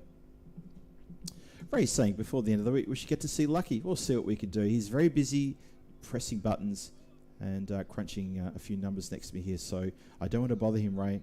I don't want to bother him, but I'll see what I can do for you. You should be. He says we should get to see Lucky. I will say you should be so lucky. Nod to Colin Minogue there if she's listening. Ray, the umpire's not showboating. We commentary. We challenge the umpires to give us some well, just a little bit of well, I think the word Tina said was pizzazz in the signals. That's why you see the umpires just having a little bit of fun out there in the middle. Nothing meant by it, just spicing things up, pretty much just for myself and Tina. We challenged them to be a little bit more colourful, if you like. So yeah, I wouldn't read too much into that. Just a bit of fun. Amrit Singh bowling out here. Starts us with a dot, then a single. Mohammad Ashraful Rupu, 30 from 14, going along nicely for Oish. Square driven really well too. That goes all the way along the deck for 4 runs. Amrit Singh kicks the ground and says, yep, that one should have been absolutely belted. David Swan saying, the Aussie who signalled with the crooked finger. Isn't that, who used to give the out? You're not thinking of the New Zealand umpire, are you? Billy Bowden, possibly? Oh, yeah, we all remember Dickie Bird for sure. Absolutely. Yeah, you might be thinking of Billy Bowden there, David Swan. He was, well, this one's gone very high. That's come off the middle of the bat and almost spoiled on the boundary line. Almost spoiled. That was so close. Shazad there times his leap, but cannot quite get fingertips on it, but he really wasn't that far away. Very close. So Oish here starting to put the foot down, starting to draw away from Marlo as well. Well, the win indicator is still in Marlo's favour. I'm not sure. Maybe they feel that Oish should have more. Well, that's trouble. That's trouble. That's going to be a caught and bowled. Amrit Singh will not drop that. That was a good chance for him to take that catch. He loves taking wickets, and he loves taking a caught and bowled as well. He took a caught and bowled last year. That absolutely sensational. It's a juggling catch. I think it actually it bounced off his body several times. It was a sensational attempt there. So he departs, and it looks like it's going to be Mohammad Nazrul Islam is the next batter coming in. And he will join Rahman between the two of them, looking to step things up a little bit here. The skipper has to go. Mohammad Ashraful Rapu, a good 40 of 17, pushing the scoring along at a good pace as well. Really enjoying that. I hope you're enjoying it as well. Yeah, David Swan just acknowledging, yeah, that was in Bowden. Yeah, David Shepherd also a good call there, Ray Tipping. So one more to come in the over. 6th over, almost completed, 70 for 3. Last ball. Swung in this. This has been clubbed. Just the one. Goes straight to the plate on the boundary line at deep mid wicket. So just the 1 run to get Nazrul Islam off the mark, and he'll be happy about that. And who will also be happy is Amrit Singh. He went for a 6 and a 4, but 12 off the over plus a wicket. Probably happy with that. I don't see any reason that's a problem. It's pretty good stuff.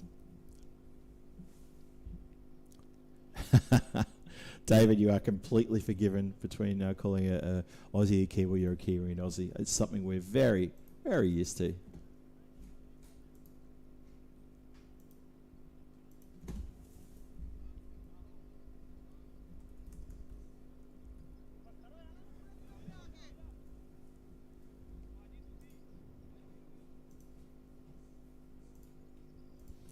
So 71 for 3 after 6 are Oish. They got 4 overs to really put the foot down here and try to muscle things along.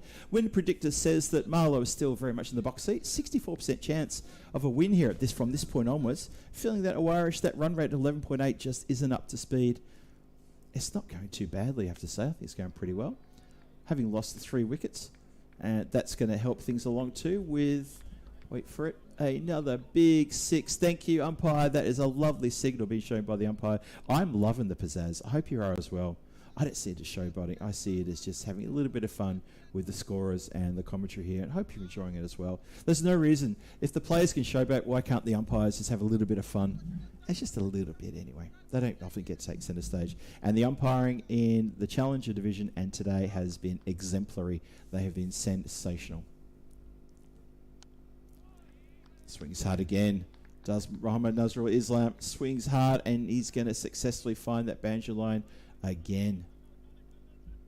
So you want acceleration? He's your man.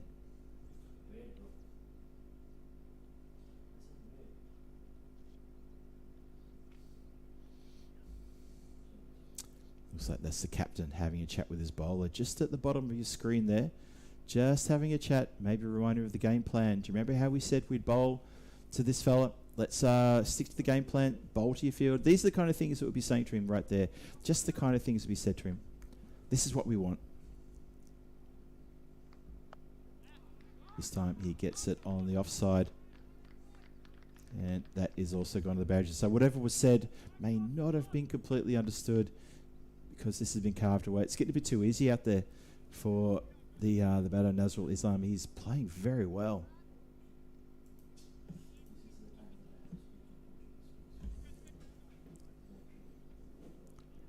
Look at that over so far. 6, 4, 4. 14 from first 3 deliveries. Oh, Kutan needs to tighten things up. What can he do? Better. Just gets the batter prodding at a ball that's moving away slightly. Just to slightly pitch and move away to the slip region. Pushes this one. And a better result.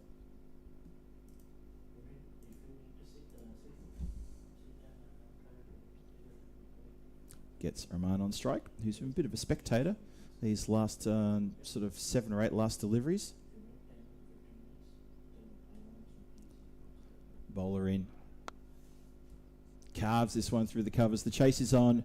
Ball versus fielder, and the ball will always win that race. It's just one of those things. The ball will usually always win, especially across this ground. This ground is like glass. It goes so fast.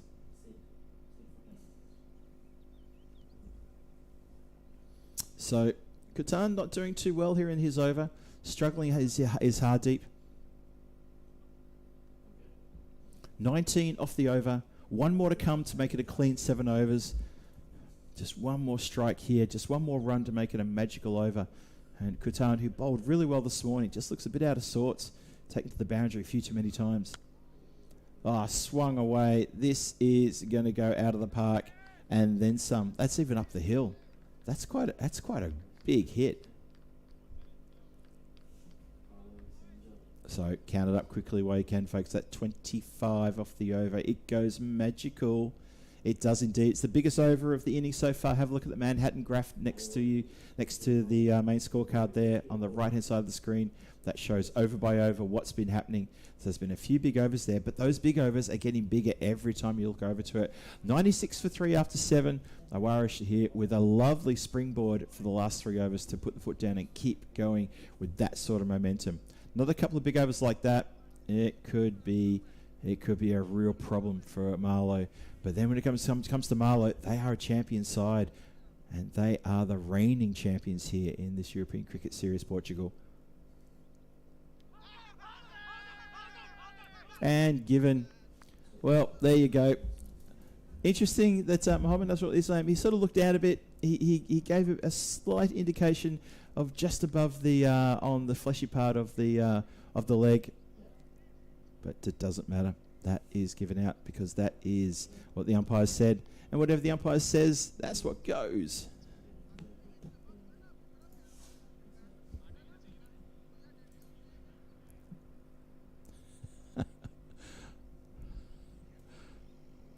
Just got another lovely little message from Tina, which I will not read on air, but rest assured, she's got a smile on her face.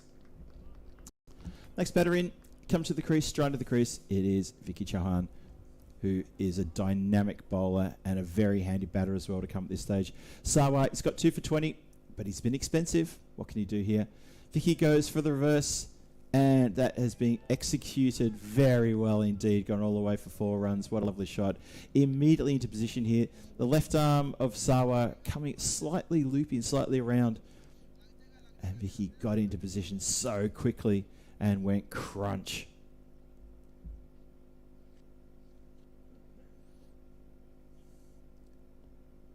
M. Clockax asking, Najam Shazad not bowling, question mark? Well, they've still got a few overs to go. He may bowl the 9th, you never know. We'll see in a moment. Or he may even bowl the 10th. Swing and miss from Vicky, misses everything.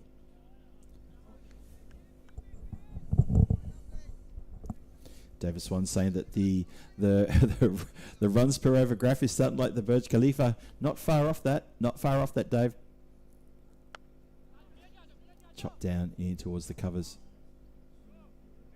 I think, has he lost the ball or has he done himself a little bit of mischief there? They run back for a couple. I think he's back in time. That's very good running. Ramant going to the danger end. Got on his bike, got in a hurry. Vic was just going to come down and see if it was okay because I thought he might have taken a little bit of tumble just off the side of the camera there. Just taking a slight little tumble, but he's all right. Sawa, 2 for 26, 2 more to come in his over. Swung hard. Not gone as high, but it's gone a long way back, and that is put him in the air like you just don't care. Big Maximo, that down the ground score. Launches up to 108 for the loss of 4 wickets. 1 more to come in the 8th over. A few people in the chat talking about a score about the 130 kind of mark. I think, yeah, 130 fair, but I think they'd be wanting to do better than 130. This time Vicky goes more towards the leg side, swings hard, and he's got every bit of that. That is capital G-O-R-N-E, gone. That's how we spell gone around here, and that is out of here. That's a proper big shot. Vicky Chauhan finishes that over in a flurry of runs there. Have a look at that.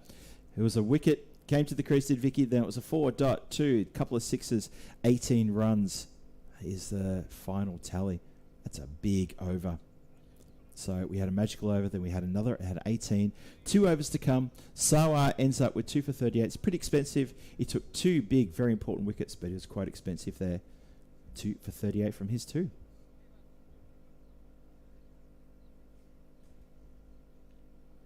With 114 on the board and 2 overs to come. You sort of feel, for me, I'd sort of feel 130 is already in the bag. I'm thinking pushing into the 140s from this point onwards. Maybe something else, something special. Let's see. Rahman's a big hitter. What can he do? Start of the 9th. Oh, that build up. And that's a dot. Oh, bow. Marlo are a champion side. No doubt about that. They might be looking at this total and thinking, definitely within our grasp this. Definitely within our grasp. But we have to bat better than we did this morning. So much better than we did this morning. They batted very well against Amadora, Punjab CC Amadora, and they reeled those runs in 7 overs.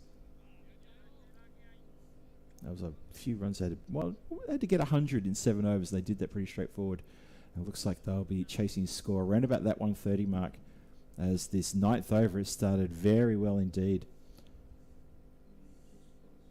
Hassan Khan with real good couple of deliveries to start off here. Went for 15 off his first over. Just 1 off this second over so far.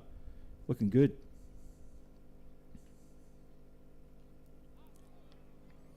Oh, that has... Well, he's almost gone down to sweep it off the carpet. That's the kind of shot he was looking at then. In the end, he's got something very fine on that. A little fine little tickle. And it's going to run away to a vacant fine leg for 4 runs. As I said at the top, take him anywhere you can get him. Hey, Vicky. So 22 from 6. This is someone who's looking to push the score up quickly and get it done right now. 119 for 4. 9 deliveries left in this innings.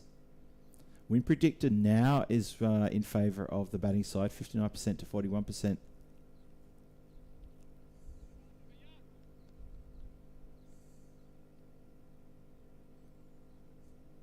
Khan turns at the top of his mark.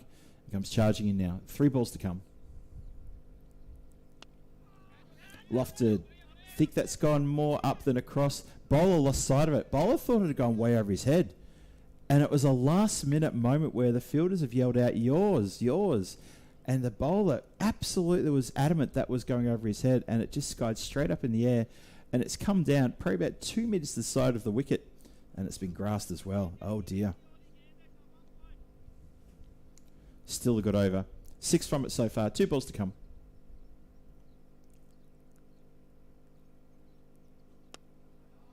Oh, tees off. Bowler just looked straight at the ground in disappointment that the catch wasn't taken off the previous ball, and that is a lovely indication for 6 there from standing umpire. Nicely done, John. And that is adding to the score. 126 for 4. It's looking like 130 with his easy touch. A lot of people in the chat were throwing the 130 around about 2 overs ago. I was the one who said, nah, definitely more than 130. They're going to get a good score here. And Irish are piling on the runs.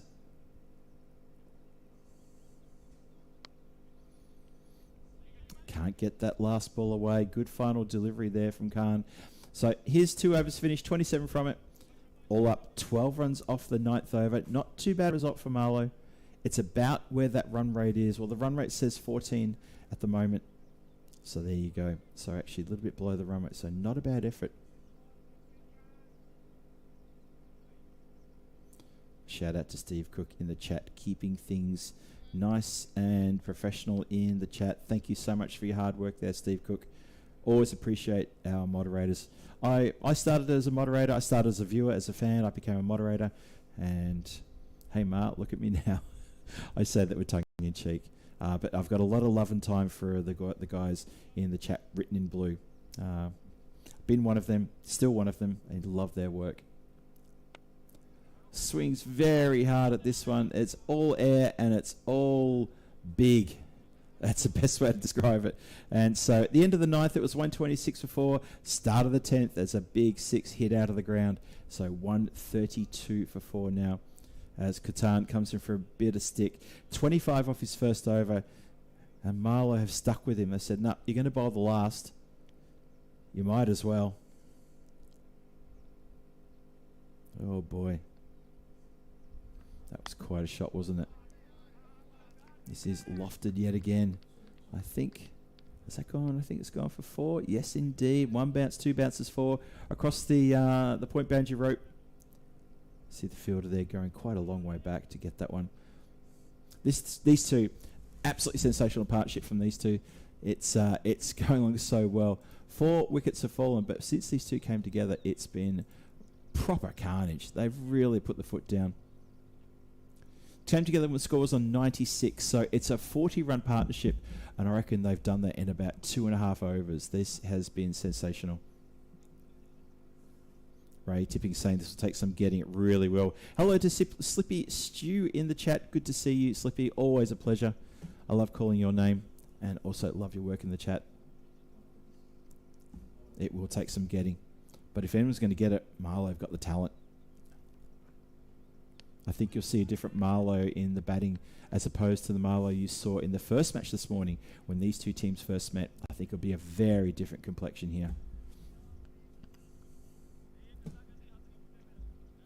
A dot in the 10th. A bit like hen's teeth, really. Very rare. 136 for 4. 3 balls to come.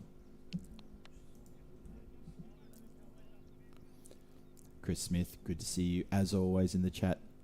Hope you're well, Chris. Carved, although not hit too hard. Well, it's a fancy bit of footwork, and I think that's been successful, but no, maybe it isn't. No, it is 4.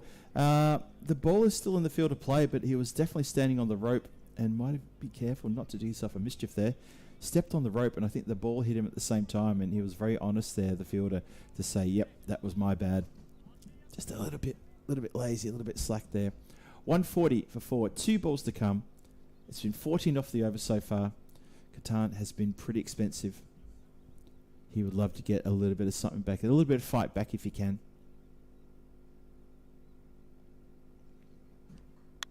Slippy Stew saying weather lovely. The weather's absolutely sensational out here.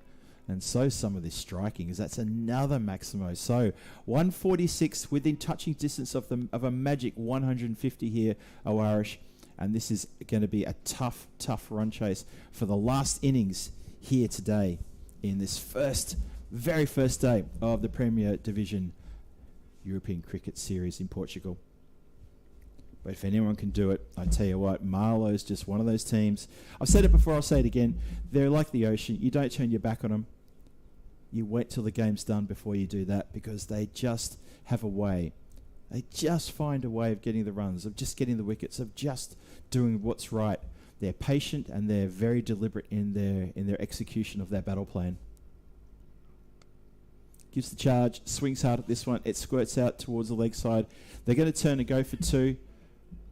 Barring in overthrows, that might be it. No, there is an overthrow. Can you believe it? To the bowler's end, and it is run out the bowler's end going for the crazy 3rd. But you might as well. It's the last ball. They get a 2. They don't get the 3rd. and that is going to be 148 for 4. So Oish there putting on a very good score. I have to say that's a very good score indeed, 148. I thought they were just going to touch that magic 150 mark. But for Marlo, they must consider that this is a 150 chase because 149 will be the target for them. Very good work from Oish there.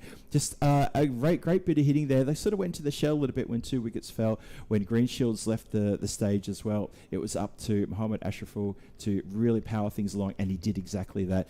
Vicky Chauhan and Rahman at the end there with some very good power hitting, and that's why the score's on the board, and that's why Marlo are having a bit of a debrief in the centre of the pitch there before they march off and get their gear together before they have to come out for this run chase, this game in the balance there. So match 4, it looks like this. It's going to be Oish posting 148 on the board, 149 required for the win from Marlo. And if anyone can do it, I said it before, if anyone can do that, Marlo have got the talent, they bat deep. Big run chase coming. I'm looking forward to that. I hope you are as well. Phil G here for the European Cricket Network. This is ECS Portugal. This is the Premier Division, first day of Premier Division, and we're going to be back here in about 10 minutes with the run chase.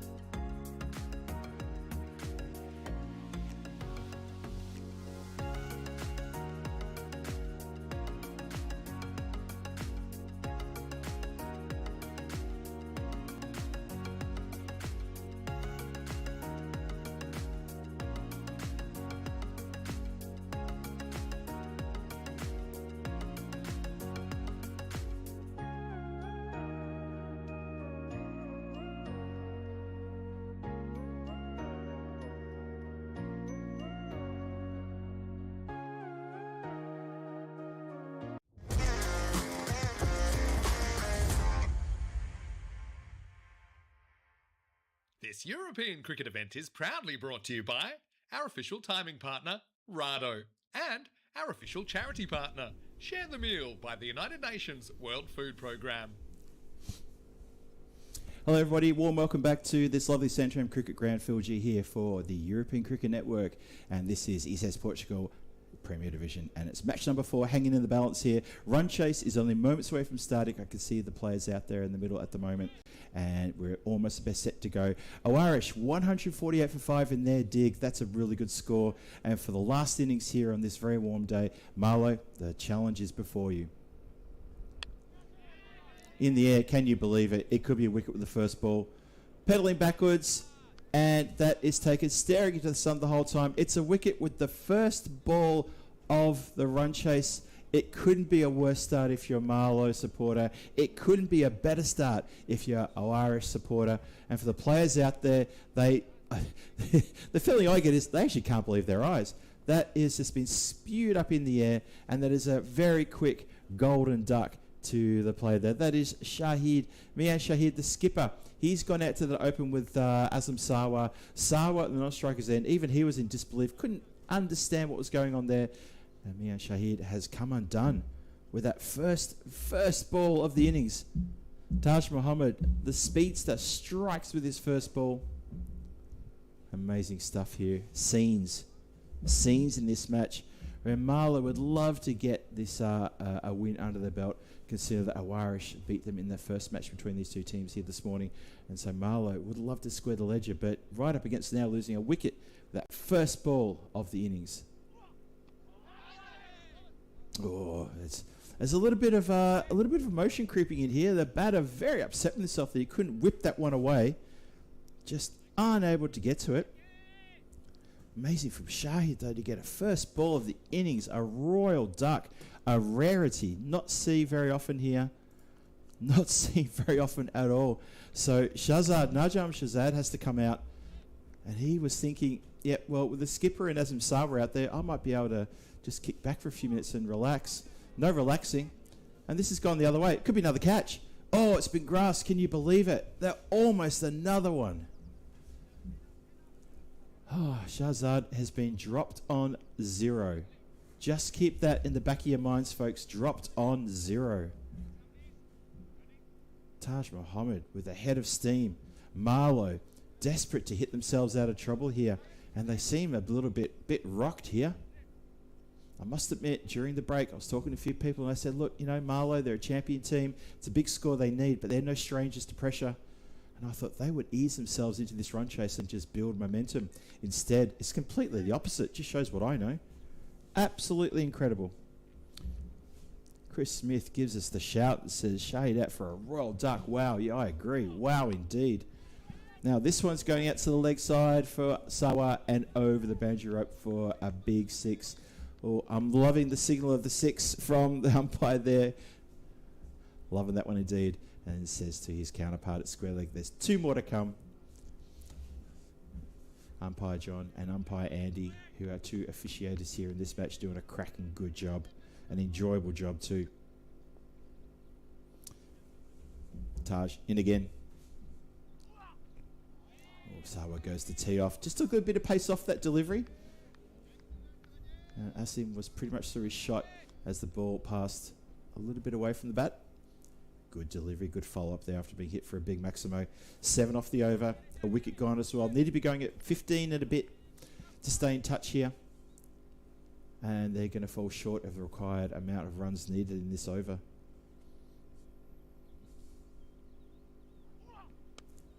Now, strays onto the pads, and with a high elbow, just elevates this one down the ground. And that is another Maximo. Goes almost all the way to the scorers, which is, well, where the scorers are situated, where we're situated, is probably a good 20-25 metres back from the rope. That's how far back we are. And I think that bounced just in front of the scorers. That from that shot too, which didn't have a lot of backlift, but it had good follow through, and meat of the bat was used to perfection. 13 for loss of 1 wicket here, as Sawa looks to take over command of this innings. He's been joined by Shahzad, who's just got the 1. Lucky to be there. He was dropped on 0. Just keep that in mind. Dropped on 0 he was. Oh boy. First over done and dusted, 13th loss of one, as I say. 136 runs required. Run rate required is at 15 and a bit. We start the second. Just been punched down the ground. Slightly elevated, but just bounces there towards Badger, who's played every game so far for Oish here today. Long old day for Oish, playing 3 games. They get tomorrow off, don't forget. Tomorrow it'll be Punjab CC Amadora playing 3 games. It'll be Marlo back to play 2 games, and we're going to see the Super Giants, the Lisbon Super Giants, here for 3 games. Looking forward to seeing them. The champions of the Challenger Division in 2025 are here in the Premier Division 26. And I'm looking forward to seeing their smiling faces. Great bunch of guys. I've been in contact with a few of them since the last time I was here in Portugal, and they love their cricket. It's going to be such a joy to see them playing here on the big stage against the big boys. So Greenshields follows up his single with just a wide there. Sawa on 12 from 3, the big left-hander. Shazad, right-hander, 2 from 3. Get out towards mid-off. Shazad backing up a long way. They're going to take a buzzer here. Maybe just the one. They've got to go quick, though. Oh, this is trouble. And gone. Oh, they've tried to sneak the single, and it's come undone. There's a few people with hands in the air saying, what was that about? Sawa and Shazad, they've gone to sneak the quick single. And guess what? It hasn't worked. And they're still having a conversation, the 2 batters, about who's to blame. And in a minute, the umpire's going to get over there and say, I've just given you out. I'm not sure why you're still here. Oh, big mix-up. Massive moment in the game. Proper disappointment too for Shazad. He's been run out at the striker's end. You get the feeling he almost doesn't want to go.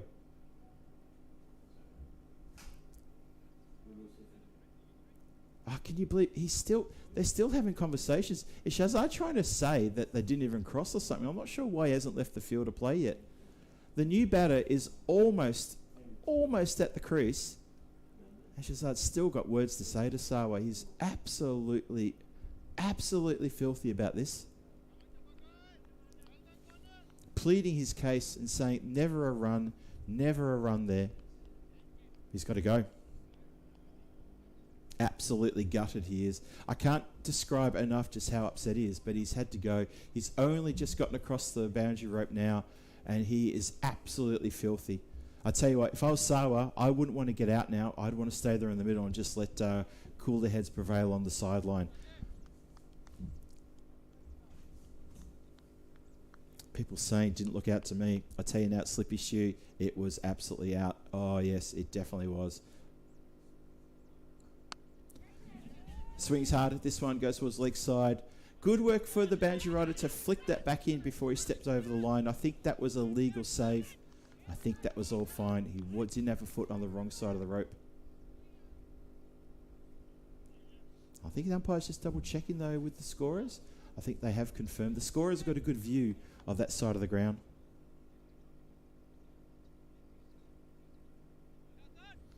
Ray Tipping saying never run on a misfield. Tell you what, you do that, you're really just rolling the dice there, and those dice could be loaded as this is shot out here towards mid-wicket. Gets through mid-wicket. Luckily, the boundary rider who was out there for the right-hander is still there for the left-hander. And Greenshields is the bowler at the moment. He's enjoying this. Osama Javid is out there with Asim Sawa.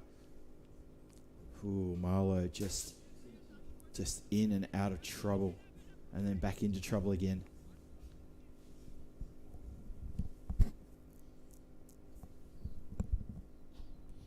Yeah, no, I understand we don't have those cameras in the square position, so you can't see the replays.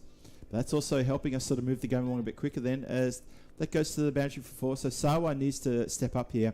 He would have to play a huge innings and try to get his team to the win, because he's going to have a chat with Najam Shazad when he goes back to the dugout. He'd like to be able to take something back in his pocket that says, look how good I did. Sorry about that, but look how good I did. Need to be fair, I don't know whose call it was. I don't know who called for the run on the misfield. It's academic because the wicket was given. Clip just. It's only just gotten away from the fielder there. Thought it was a red hot chance. It was a red hot chance, that's for sure. But just gets away. So Sawa living dangerously here. Gets another boundary though. 26 for 2 after 2. Javid's going to face the start of the third. Yeah, fair enough. Shout out to Slippy Stew in the chat. You're watching from your phone and the angle's difficult to say, and also your screen's a little bit small. Understood totally. For me, here at the ground live, I'm a long way away. I'm actually directly under the camera. So imagine where the camera is on top of the structure that I'm in. So I'm directly under that camera. So I've got a similar view to what you see there on the screen, except for lower down. But for me here at the ground, just looking through the window, I thought that was I thought he was short. But it's what the umpire says, of course. Doesn't matter what I say. It's what the umpire says.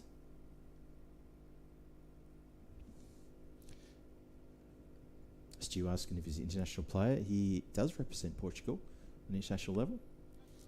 Oh, looking to improvise a bit of a flick there. A nice little scoop, a paddle scoop towards the leg side, and well executed. It finds a bit of grasp before it hits the boundary rope, so that goes for 4. Javid here getting a little bit creative. Marlo don't need to be too creative. They just need to play sensible. Need to be going at 15 and over. David Swan, I'll take a cup of coffee if you just put the kettle on. Thank you very much for that. Very generous of you to shout out like that too.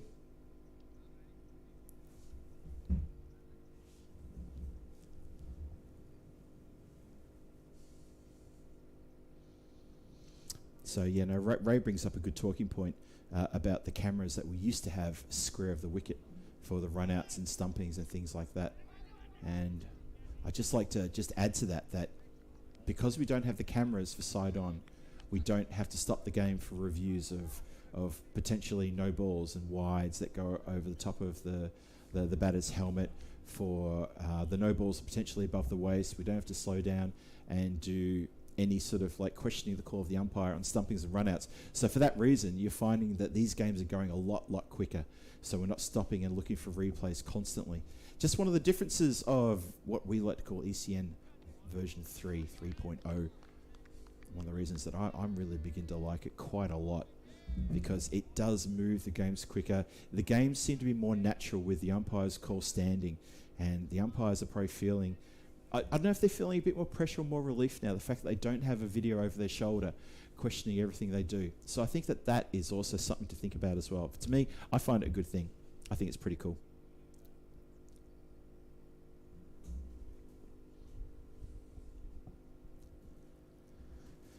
Vicky Chowan, speedster, fast bowler coming in to the left-hander. And Sawa can't get anything on that. Oh, sorry, excuse me, that's Javid there. Couple of left-handers at the crease, a left-armer bowling. I think it's a pity it's not International Left-Handed Day. If it is, I'm going to absolutely lose it. Well, I'm not going to look up and see what day it is, because that's Rico Fool's bag, and I'm not going to dive into that one. I know he loves that, and it's something I love about his commentary as well, just having those little facts and figures and just little bits of trivia about what the day represents, maybe just outside of the cricket arena. Gets us on the full, works it towards mid-wicket. And they may be a bit gun-shy about quick singles here, but they've run a quick one there. Can't get forward to get too bogged down here, Marlo. They need to be going at now 16 and then some at every over. That run rate's going to tick up again and again. If we see another dot or just a 1 here, that run rate's going to be just around 17, and things start to get ugly when it's 17 runs and over, because you don't get a chance to relax. Not that you should relax in T10, but you don't get any respite. Every over's got to be big. And before you know it, every over's got to be magical. Potentially last ball power play coming up. So he draws back to leg side for reasons only he'll know. It ends up being just over the tram line on the offside, and he misses a swing. So dots up. Does Chowan. Chowan, that is 5 runs from the over. Economical as you like, and as predicted from yours truly, that run rate required now at 16.9. Makes it very tough. Stu saying that Jawa needs to jump into the next gear. He does. He needs to find another gear. Sawa needs to find the ball as well. He's had a few swings and misses just of recent. Yeah, but Osama Javid, he's had one big strike for 6, but he hasn't put enough of them together. And that's been the problem with Javid's innings in today. He hasn't put enough big hits together to make a big innings. He needs to dig deep, needs to find something. Otherwise, his team are going to find themselves in a bit of strife. Well, they already are in a bit of strife. This is trouble plenty. So Javid basically takes the cue and says either, go hard or go home, hit out or get out. Use any superlative you like. He's tried to hit out, gone towards deep mid-wicket. It's gone a bit straighter, and most importantly, it's gone straight into the hands of the Irish fielder down there. And no mess, no fuss, no problem. Hands in the air, hands aloft, and Amandeep Singh has to come in now and try to arrest this situation. And that is tough going. Looks like that was actually Vicky Chawan who took that catch, so can't keep the man out of the game.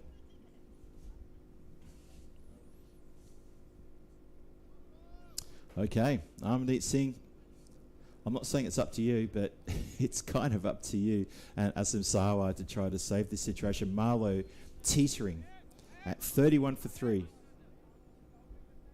And they've got one delivery shy of 7 overs to go. Oh boy, 118 required of just 41.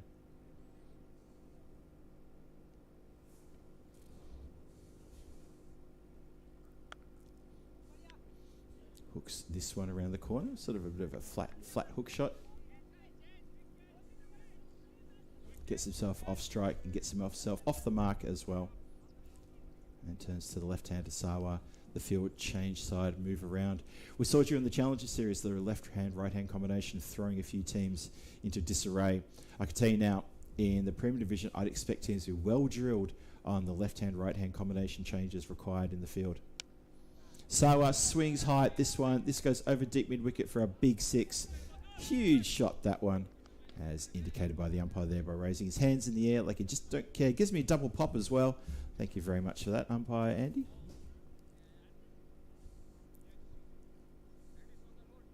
.38 for 3, halfway through the 4th.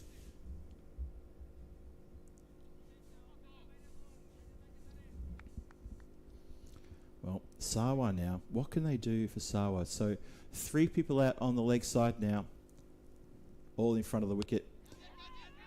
Goes around the corner. Oh, that's been tipped over the bar. That's been tipped over the bar. Got hands, but the hands, all they did was with the sun in the fielder's eyes. So fair call, fair enough about that. The sun was in the eyes, but that's been tipped over the bar for a Maximo. Luck riding with Sawa there as he goes back-to-back Maximo. Score up to 44 after 3. Still a few deliveries to come in the over. Orchid easily chopped on there, completely misread that one. Sawa knows he's missed an opportunity there. Can't afford to dot up here at any time, Marlo. The dot balls are a killer. There were 4 dot balls in the last over, which is why the pressure is right back on the batters now. That run rate required at 17. And so far, they've got 13 off the over and a wicket fell. Sawa needed a boundary there to keep his team in touch with that required run rate. He misses on the final ball of the over. It's a dot. It's actually not a bad over, really. The wicket comes. Haydar strikes at the start of the over. Did go for a couple of big 6s from Sawa's bat. But look, at this stage of the game, if you're not getting the required runs, then you don't win that over. It's as simple as that. Slippy Chew suggesting that Sawa has to stay at the end for Marlo to get a chance. I agree. If he goes, then I think Marlo are gone. They don't have the batting talent. They haven't shown it so far today. Let me say that. It just takes a few of them to fire. Amandeep Singh. I'm a fan of Amandeep Singh. He has made runs when he has been asked to. I remember in the night series, he's had some good night series over the last couple of years. But this isn't the night series. This is ECS day series.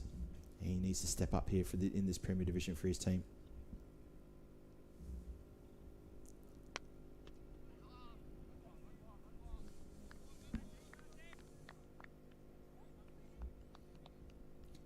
Paviz Mahmood saying, what are you saying there? No, it's Amish Gupta saying the umpire is Valini unwise. No, I disagree with that completely. I think the umpires have been very accurate on the wides. Very accurate indeed. I think they're calling them as they see them. They're doing a cracking good job. There's one right there for you.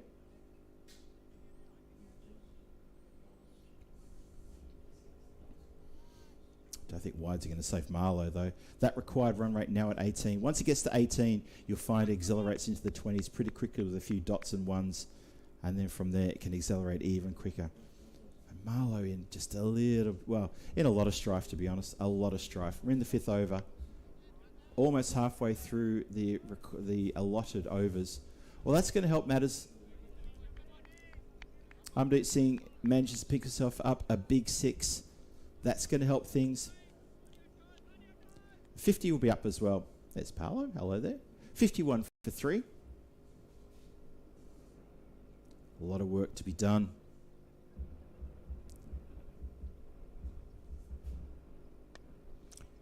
Hit down the ground. It's a straight shot. Should be cut off. Is cut off. Junaid Khan running around from long on to field that one. So a wide, dot wide 6-1. What's that? 8 off the over. So for Marlo to win this over, just take it like that bit by bit. They need to get, what's that? Another 10 runs off Green Shields here. Sawa facing. Green Shields, he doesn't mind giving the ball a little bit of a tweak and trying to get that dancing around.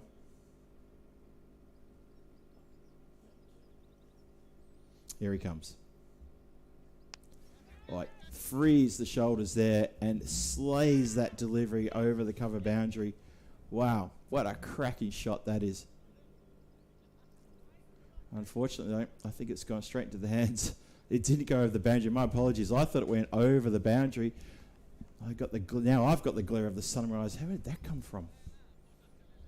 Apologies, folks. Looking through the sight screen there. I thought he got all of that. And you know what? With Sawa heading off, obviously he'll have a conversation with Shazad relating to their run out. But also, I think as he walks off, Marlo's chances of win are also walking off because that is trouble. Have a look at that, the Manhattan graph there. 13 is as good as it gets. Or maybe that's 14. But it's 3 overs, nothing above that mark. And where are the magical overs, you'd say? Marlo, where are the magical overs? Bit of a struggle. Bit of a struggle.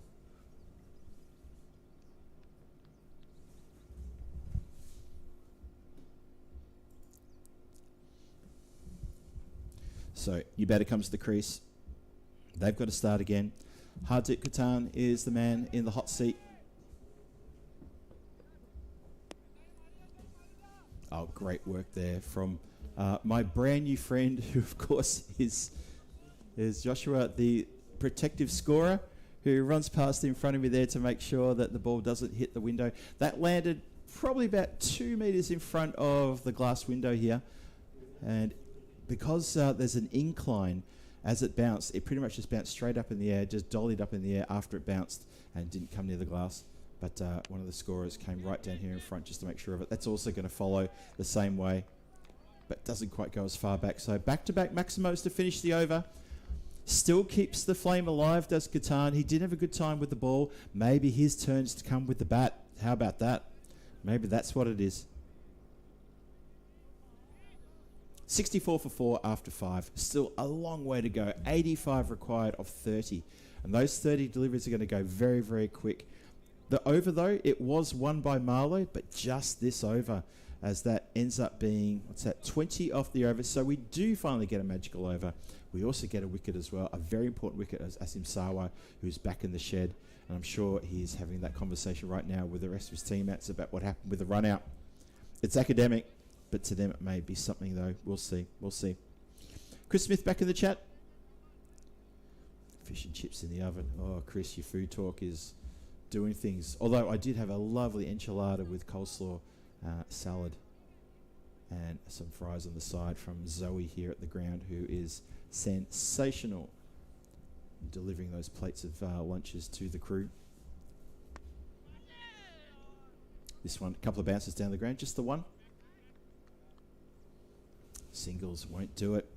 Need to find a way to get many runs here. Amandeep Singh happy to turn the strike over and maybe try to get Katan, who may be the pitch hitter here, the person who needs to get another magical over under his belt.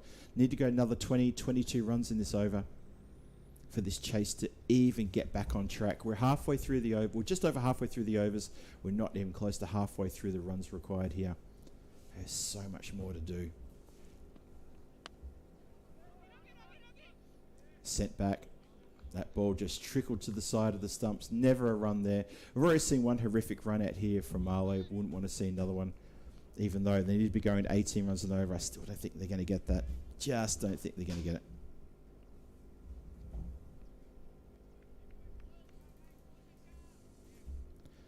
But hey, this is ECN. This is T10 cricket. The pendulum swings for whoever has got the momentum. And right now, Oish, it's all about momentum for them. Really good over here from Vicky. And it could be almost curtains for the reigning champions. Just too quick. Simple as that. Just too quick. Katan looks to try to get something on that, maybe get an edge. And by the time that shot was played, the ball was almost thudding into the gloves of the wicket keeper. Oish have a couple of very express fast bowlers here. Taj Muhammad's one of them, and Vicky Tran is another one. Tina was saying this morning, have a look at Vicky. He's small in stature. He's not a big person, not a big frame, but the pace he generates is quite something. Obviously spends a bit of time in the gym. Oh, swings hard at this one. This one has gone a long way back. The scorers better scatter the chairs because it's going to land amongst them. Big six. There he is. There's the man. That's our good friend Joshua, who is also job is to protect the hut just behind it. That's where I am. I'm just hidden away in those behind those panels there.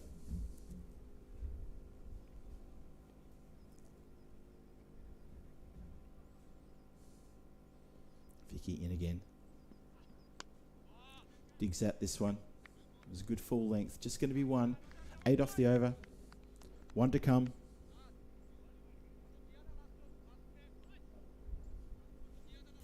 So, oh no, sorry, they dotted up. 7 off the over. Katan holding the strike, not looking to give it up to Amandeep Singh. So 1 more to come to complete the 6th.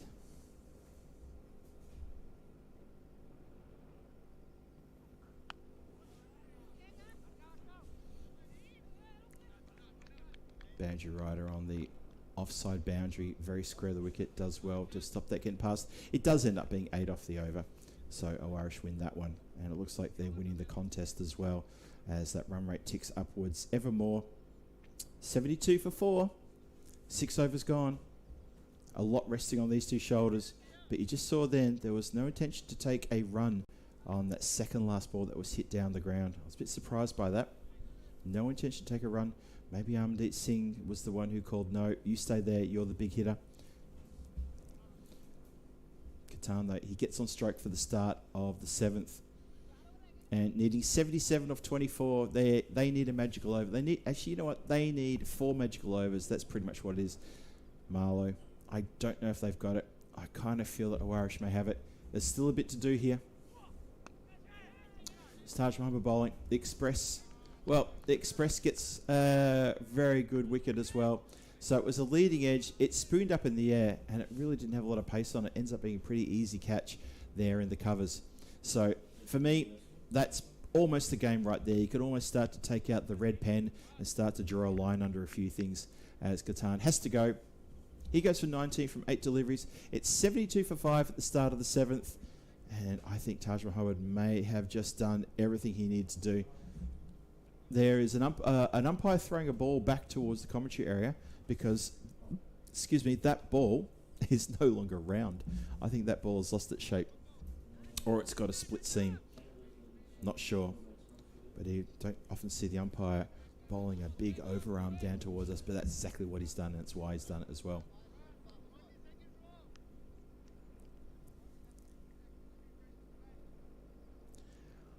Some people in the chat saying, easy chase, don't worry. Okay, then you must know something that we don't know. Because I would say this is not an easy chase. And if anyone's worrying, it's definitely Marlo. I think they'd be worried that they're going to go 1-2 down after 3 games here. So close to an edge. So very, very close to an edge there.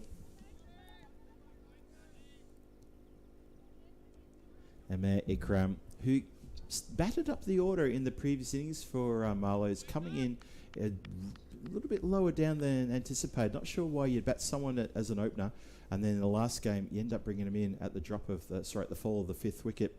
Strange decisions there, but Mian Shahid, the captain, he's got the battle plan, and I am not in a position to question that. David Swan asking a very good question there. I think that answer is me. I'm definitely starting it. I won't put the emojis in because I'm trying to remain as neutral as possible. But yeah, I think that's an appropriate thing to say. How about we start?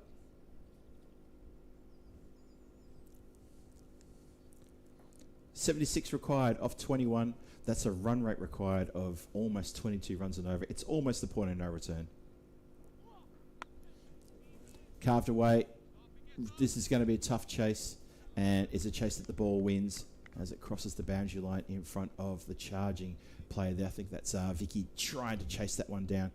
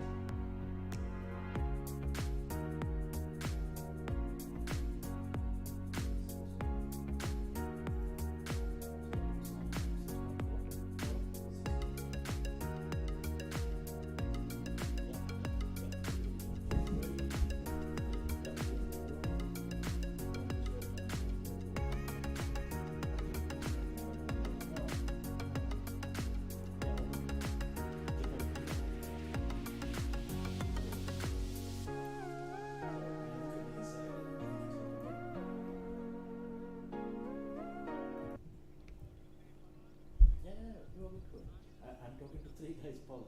I was talking to Ricardo at that time. Yes, Ricardo, I can see you. No, Ricardo, I was talking to Paul. Sorry, I'm talking to the same guys at the same time.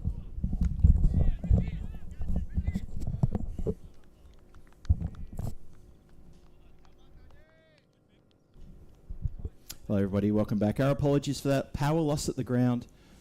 And looks like we are back. Hopefully, everyone in the chat can hear me. Hopefully, you can see the vision as well. That's the most important thing. You can both hear and see what's going on. So, yeah, power loss at the ground. Apologies for that. That's something that is being looked at by the officials here at the ground and also the people who look after the ground here. They're just investigating as to why that's happened for the second time today. Not good at all. Not too sure why that's happening. But we are onto it and we are looking to fix that quick smart so it doesn't happen again. And once again, please accept our apologies for the disruption to your entertainment. Hopefully you get this taken care of.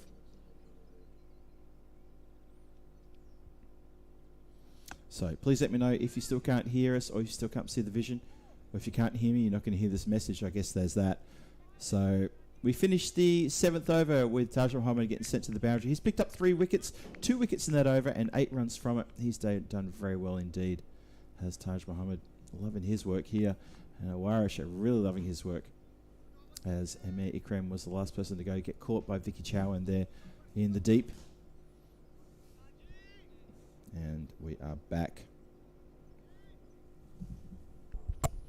So, thank you very much.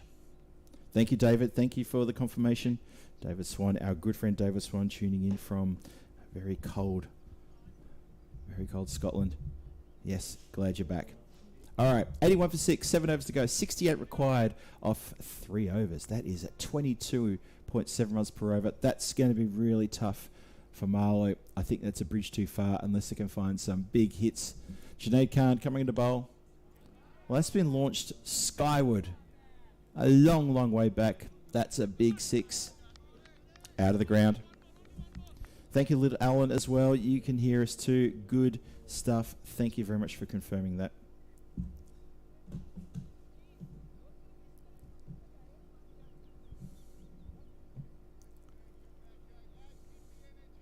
Katan is out there. He's 25 from 7. And, of course, Khan is still out there as well, with a bit of work to do. Hassan and Hardeep together. What can they do? Strays onto the pads, and that gets treatment. Treatment like you wouldn't believe, as that's been absolutely boshed out of the park. What a big 6 that is. Back-to-back Maximos. Once again, Marlo just refusing to lay down here to Oish and looking to take this score up as far as they can, looking to get it really, really close. Have a look at those overs, though. If you have a look at Oish, a couple of big overs there for Marlo. One real big over we can talk about there, just one magical over, whereas you've got 3 big magical overs in the Oish innings. And that's one of the reasons why Marlo are really struggling here, like properly struggling. Still 12 off the over so far. It's been flared out on the offside. Well fielded. Quick throw back. And nice work there all around. Just the single, just one. So 13 off the first 3 deliveries.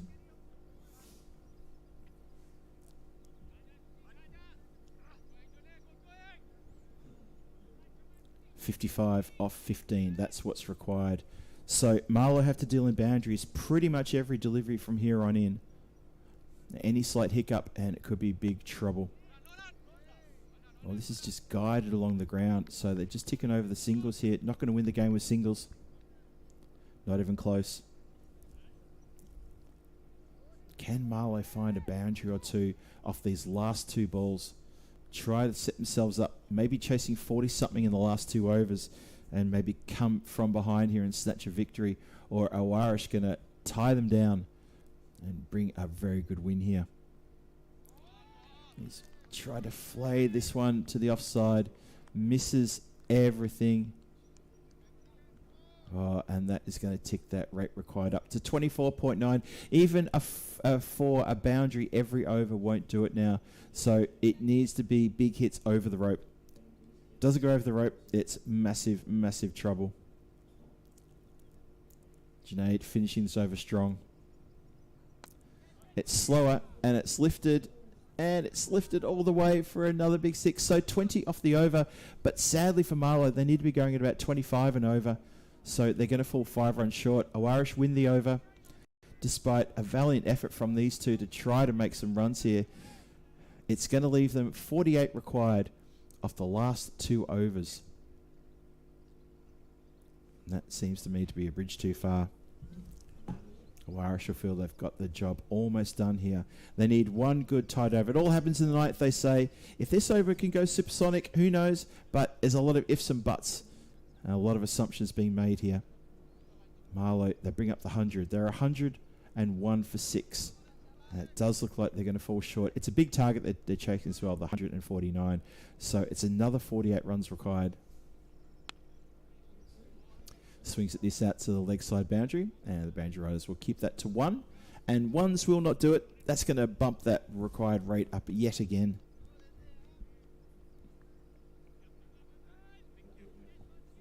And there's only one shot that can reduce that required run rate, and that is 6.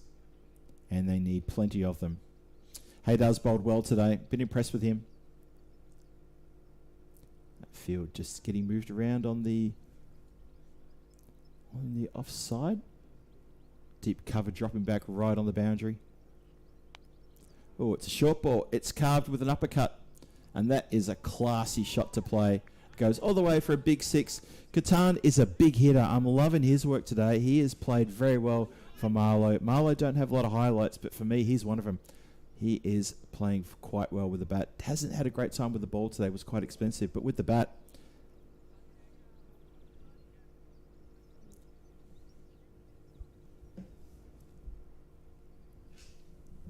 just having a look at the numbers there. Just saw the comment in the chat there from Yogesh. Yogesh, I'm just having a look at that as well. And unfortunately, the batter's gone off for a bit of a walk. I know what. Yep, I think you're right. I think they've got the number wrong there. So we may have to correct that. Yes, Yogesh, thank you. I'll alert the scorers to that in the chat. Yogesh, give Yogesh a round of applause. I appreciate him saying that. We will get that looked at. So thank you for raising that issue. Just waiting for umpire John to... Now, he's pointing towards the scorers. I think he's asking the scorers just to clarify that. 6 is definitely given. Oh, they're looking for a new ball. That's looking for a brand new pill. By the way, blink and you miss it. 50 up, a 13 ball 50 for Catan. How good is that? Hardeep, take a bow. Job's not done though. He needs to get on with it here again. Just take off where he left off. And he's mistimed that slower ball. Oh, he's gutted. Absolutely gutted as well.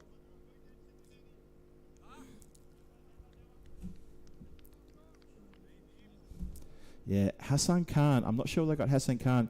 Shamsher Singh was the next batter to come in at the fall of the previous wicket, so I'm not sure how they've managed to get Khan there. Shouts of ooh as Catan swings hard at this one, and I think he's found the boundary yet again for a big 6.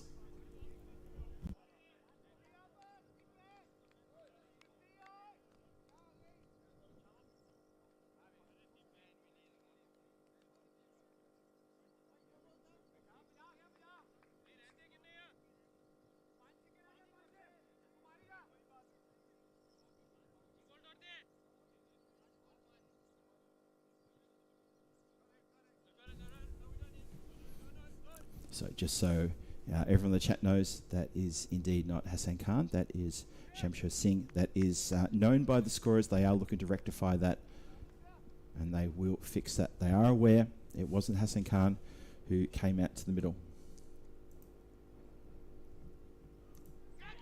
So Yogesh, we owe you. Thank you very much for pointing that out to us. So, what an over this has been. Is there any possibility here of a miraculous comeback here? Because Catan has found himself holed out, going for the glory. That 56 off 16 was absolutely sensational to watch. Managed to get 19 runs off the over, so that's pretty good as well.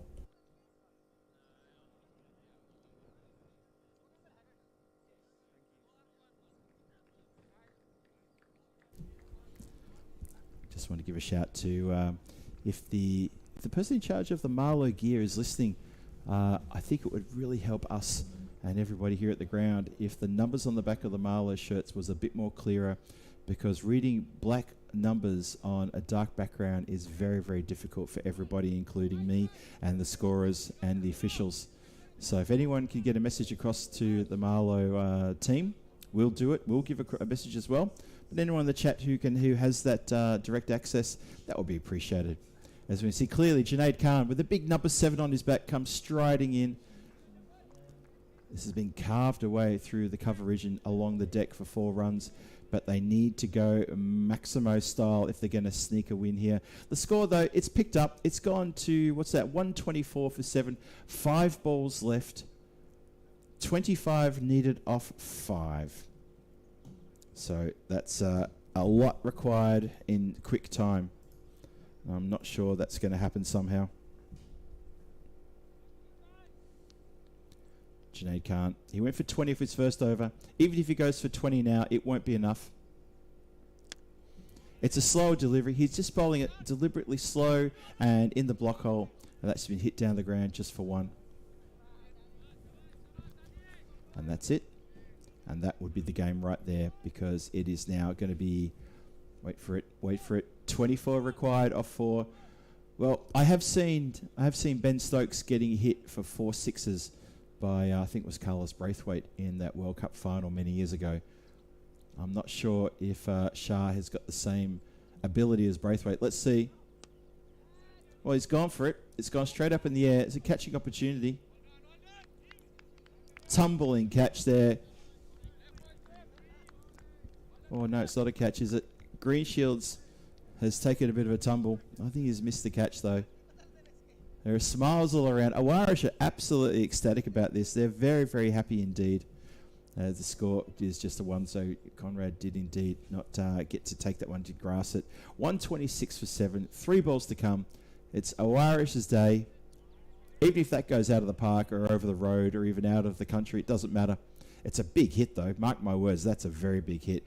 The score gets taken up now to 132 for 7. So a bit of a sting in the tail. It's going to end up being a pretty close contest, but you have to say Irish got the runs on the board at the right time, and they set Marlo a target that was just a little bit too difficult to get. Marlo going to fall short. Probably going to fall short by not much. Let's wait. Still 2 balls to come. Swings really hard at this one as well. That's also found the boundary line for another 6. 138 now. Whew. If only. If only. So barring a no ball or potentially some other infringement here, I do expect to see Irish to win the game on the next ball. It's been a big over. It's been 18 off the over, but they needed some 29 off the over. Potentially last ball of the match coming up. He bowls it nice and gently. It's an easy arm over action here. It finds the boundary line. It's going to be 4 runs. It ends up being 142 for 7. The target was 149. So how about that? Marlo end up getting within just one hit, a big 6 of the target here. And so how about that? What a fantastic game, and what a fantastic run chase that was. Excellent stuff there. That was actually really enjoyable towards the end. Marlo were always out of it, weren't they? They were always struggling, always finding that they were just not up with the run rate. But in the end, those last few overs, I mean, they scored a bundle of runs, and Irish are probably thanking their lucky stars that one of their batters got one more Maximo than they actually maybe needed. But as it turned out, 6 runs is actually the difference between the two teams. What a great game. What a big scoring game there to finish day number 1 here in the Premier Division. ECS Portugal, we've lit up the skies here in this day 1. I hope you've had a great day. I've had a great day. We've also had to say goodbye today to Tina Goff, the other side of GeForce, who's now left. She's now on her way home. And thank her again. Just one more time, thank her again for her contributions, her commentary contributions, standing next to me here and taking you through the Challenger and through the start of this Premier Division. Premier Division kicks off tomorrow. We've got 4 big games coming tomorrow as well. Punjab CC Amadora back, and you're going to see Irish taking the day off, and it's going to be the return. Well, there's not the return, there's the sighting of the Lisbon Supergiants. How cool is that to see Lisbon Supergiants here? I'm looking forward to that. Hope you are as well. But join me, Phil G, here tomorrow at 9:30 in the morning for that first game tomorrow. I'm looking forward to that. Hope you are as well. This is the European Cricket Network, and this is the European Cricket Series Portugal Premier Division, day 1, day 2 tomorrow. I'll see you then. Thanks for joining us.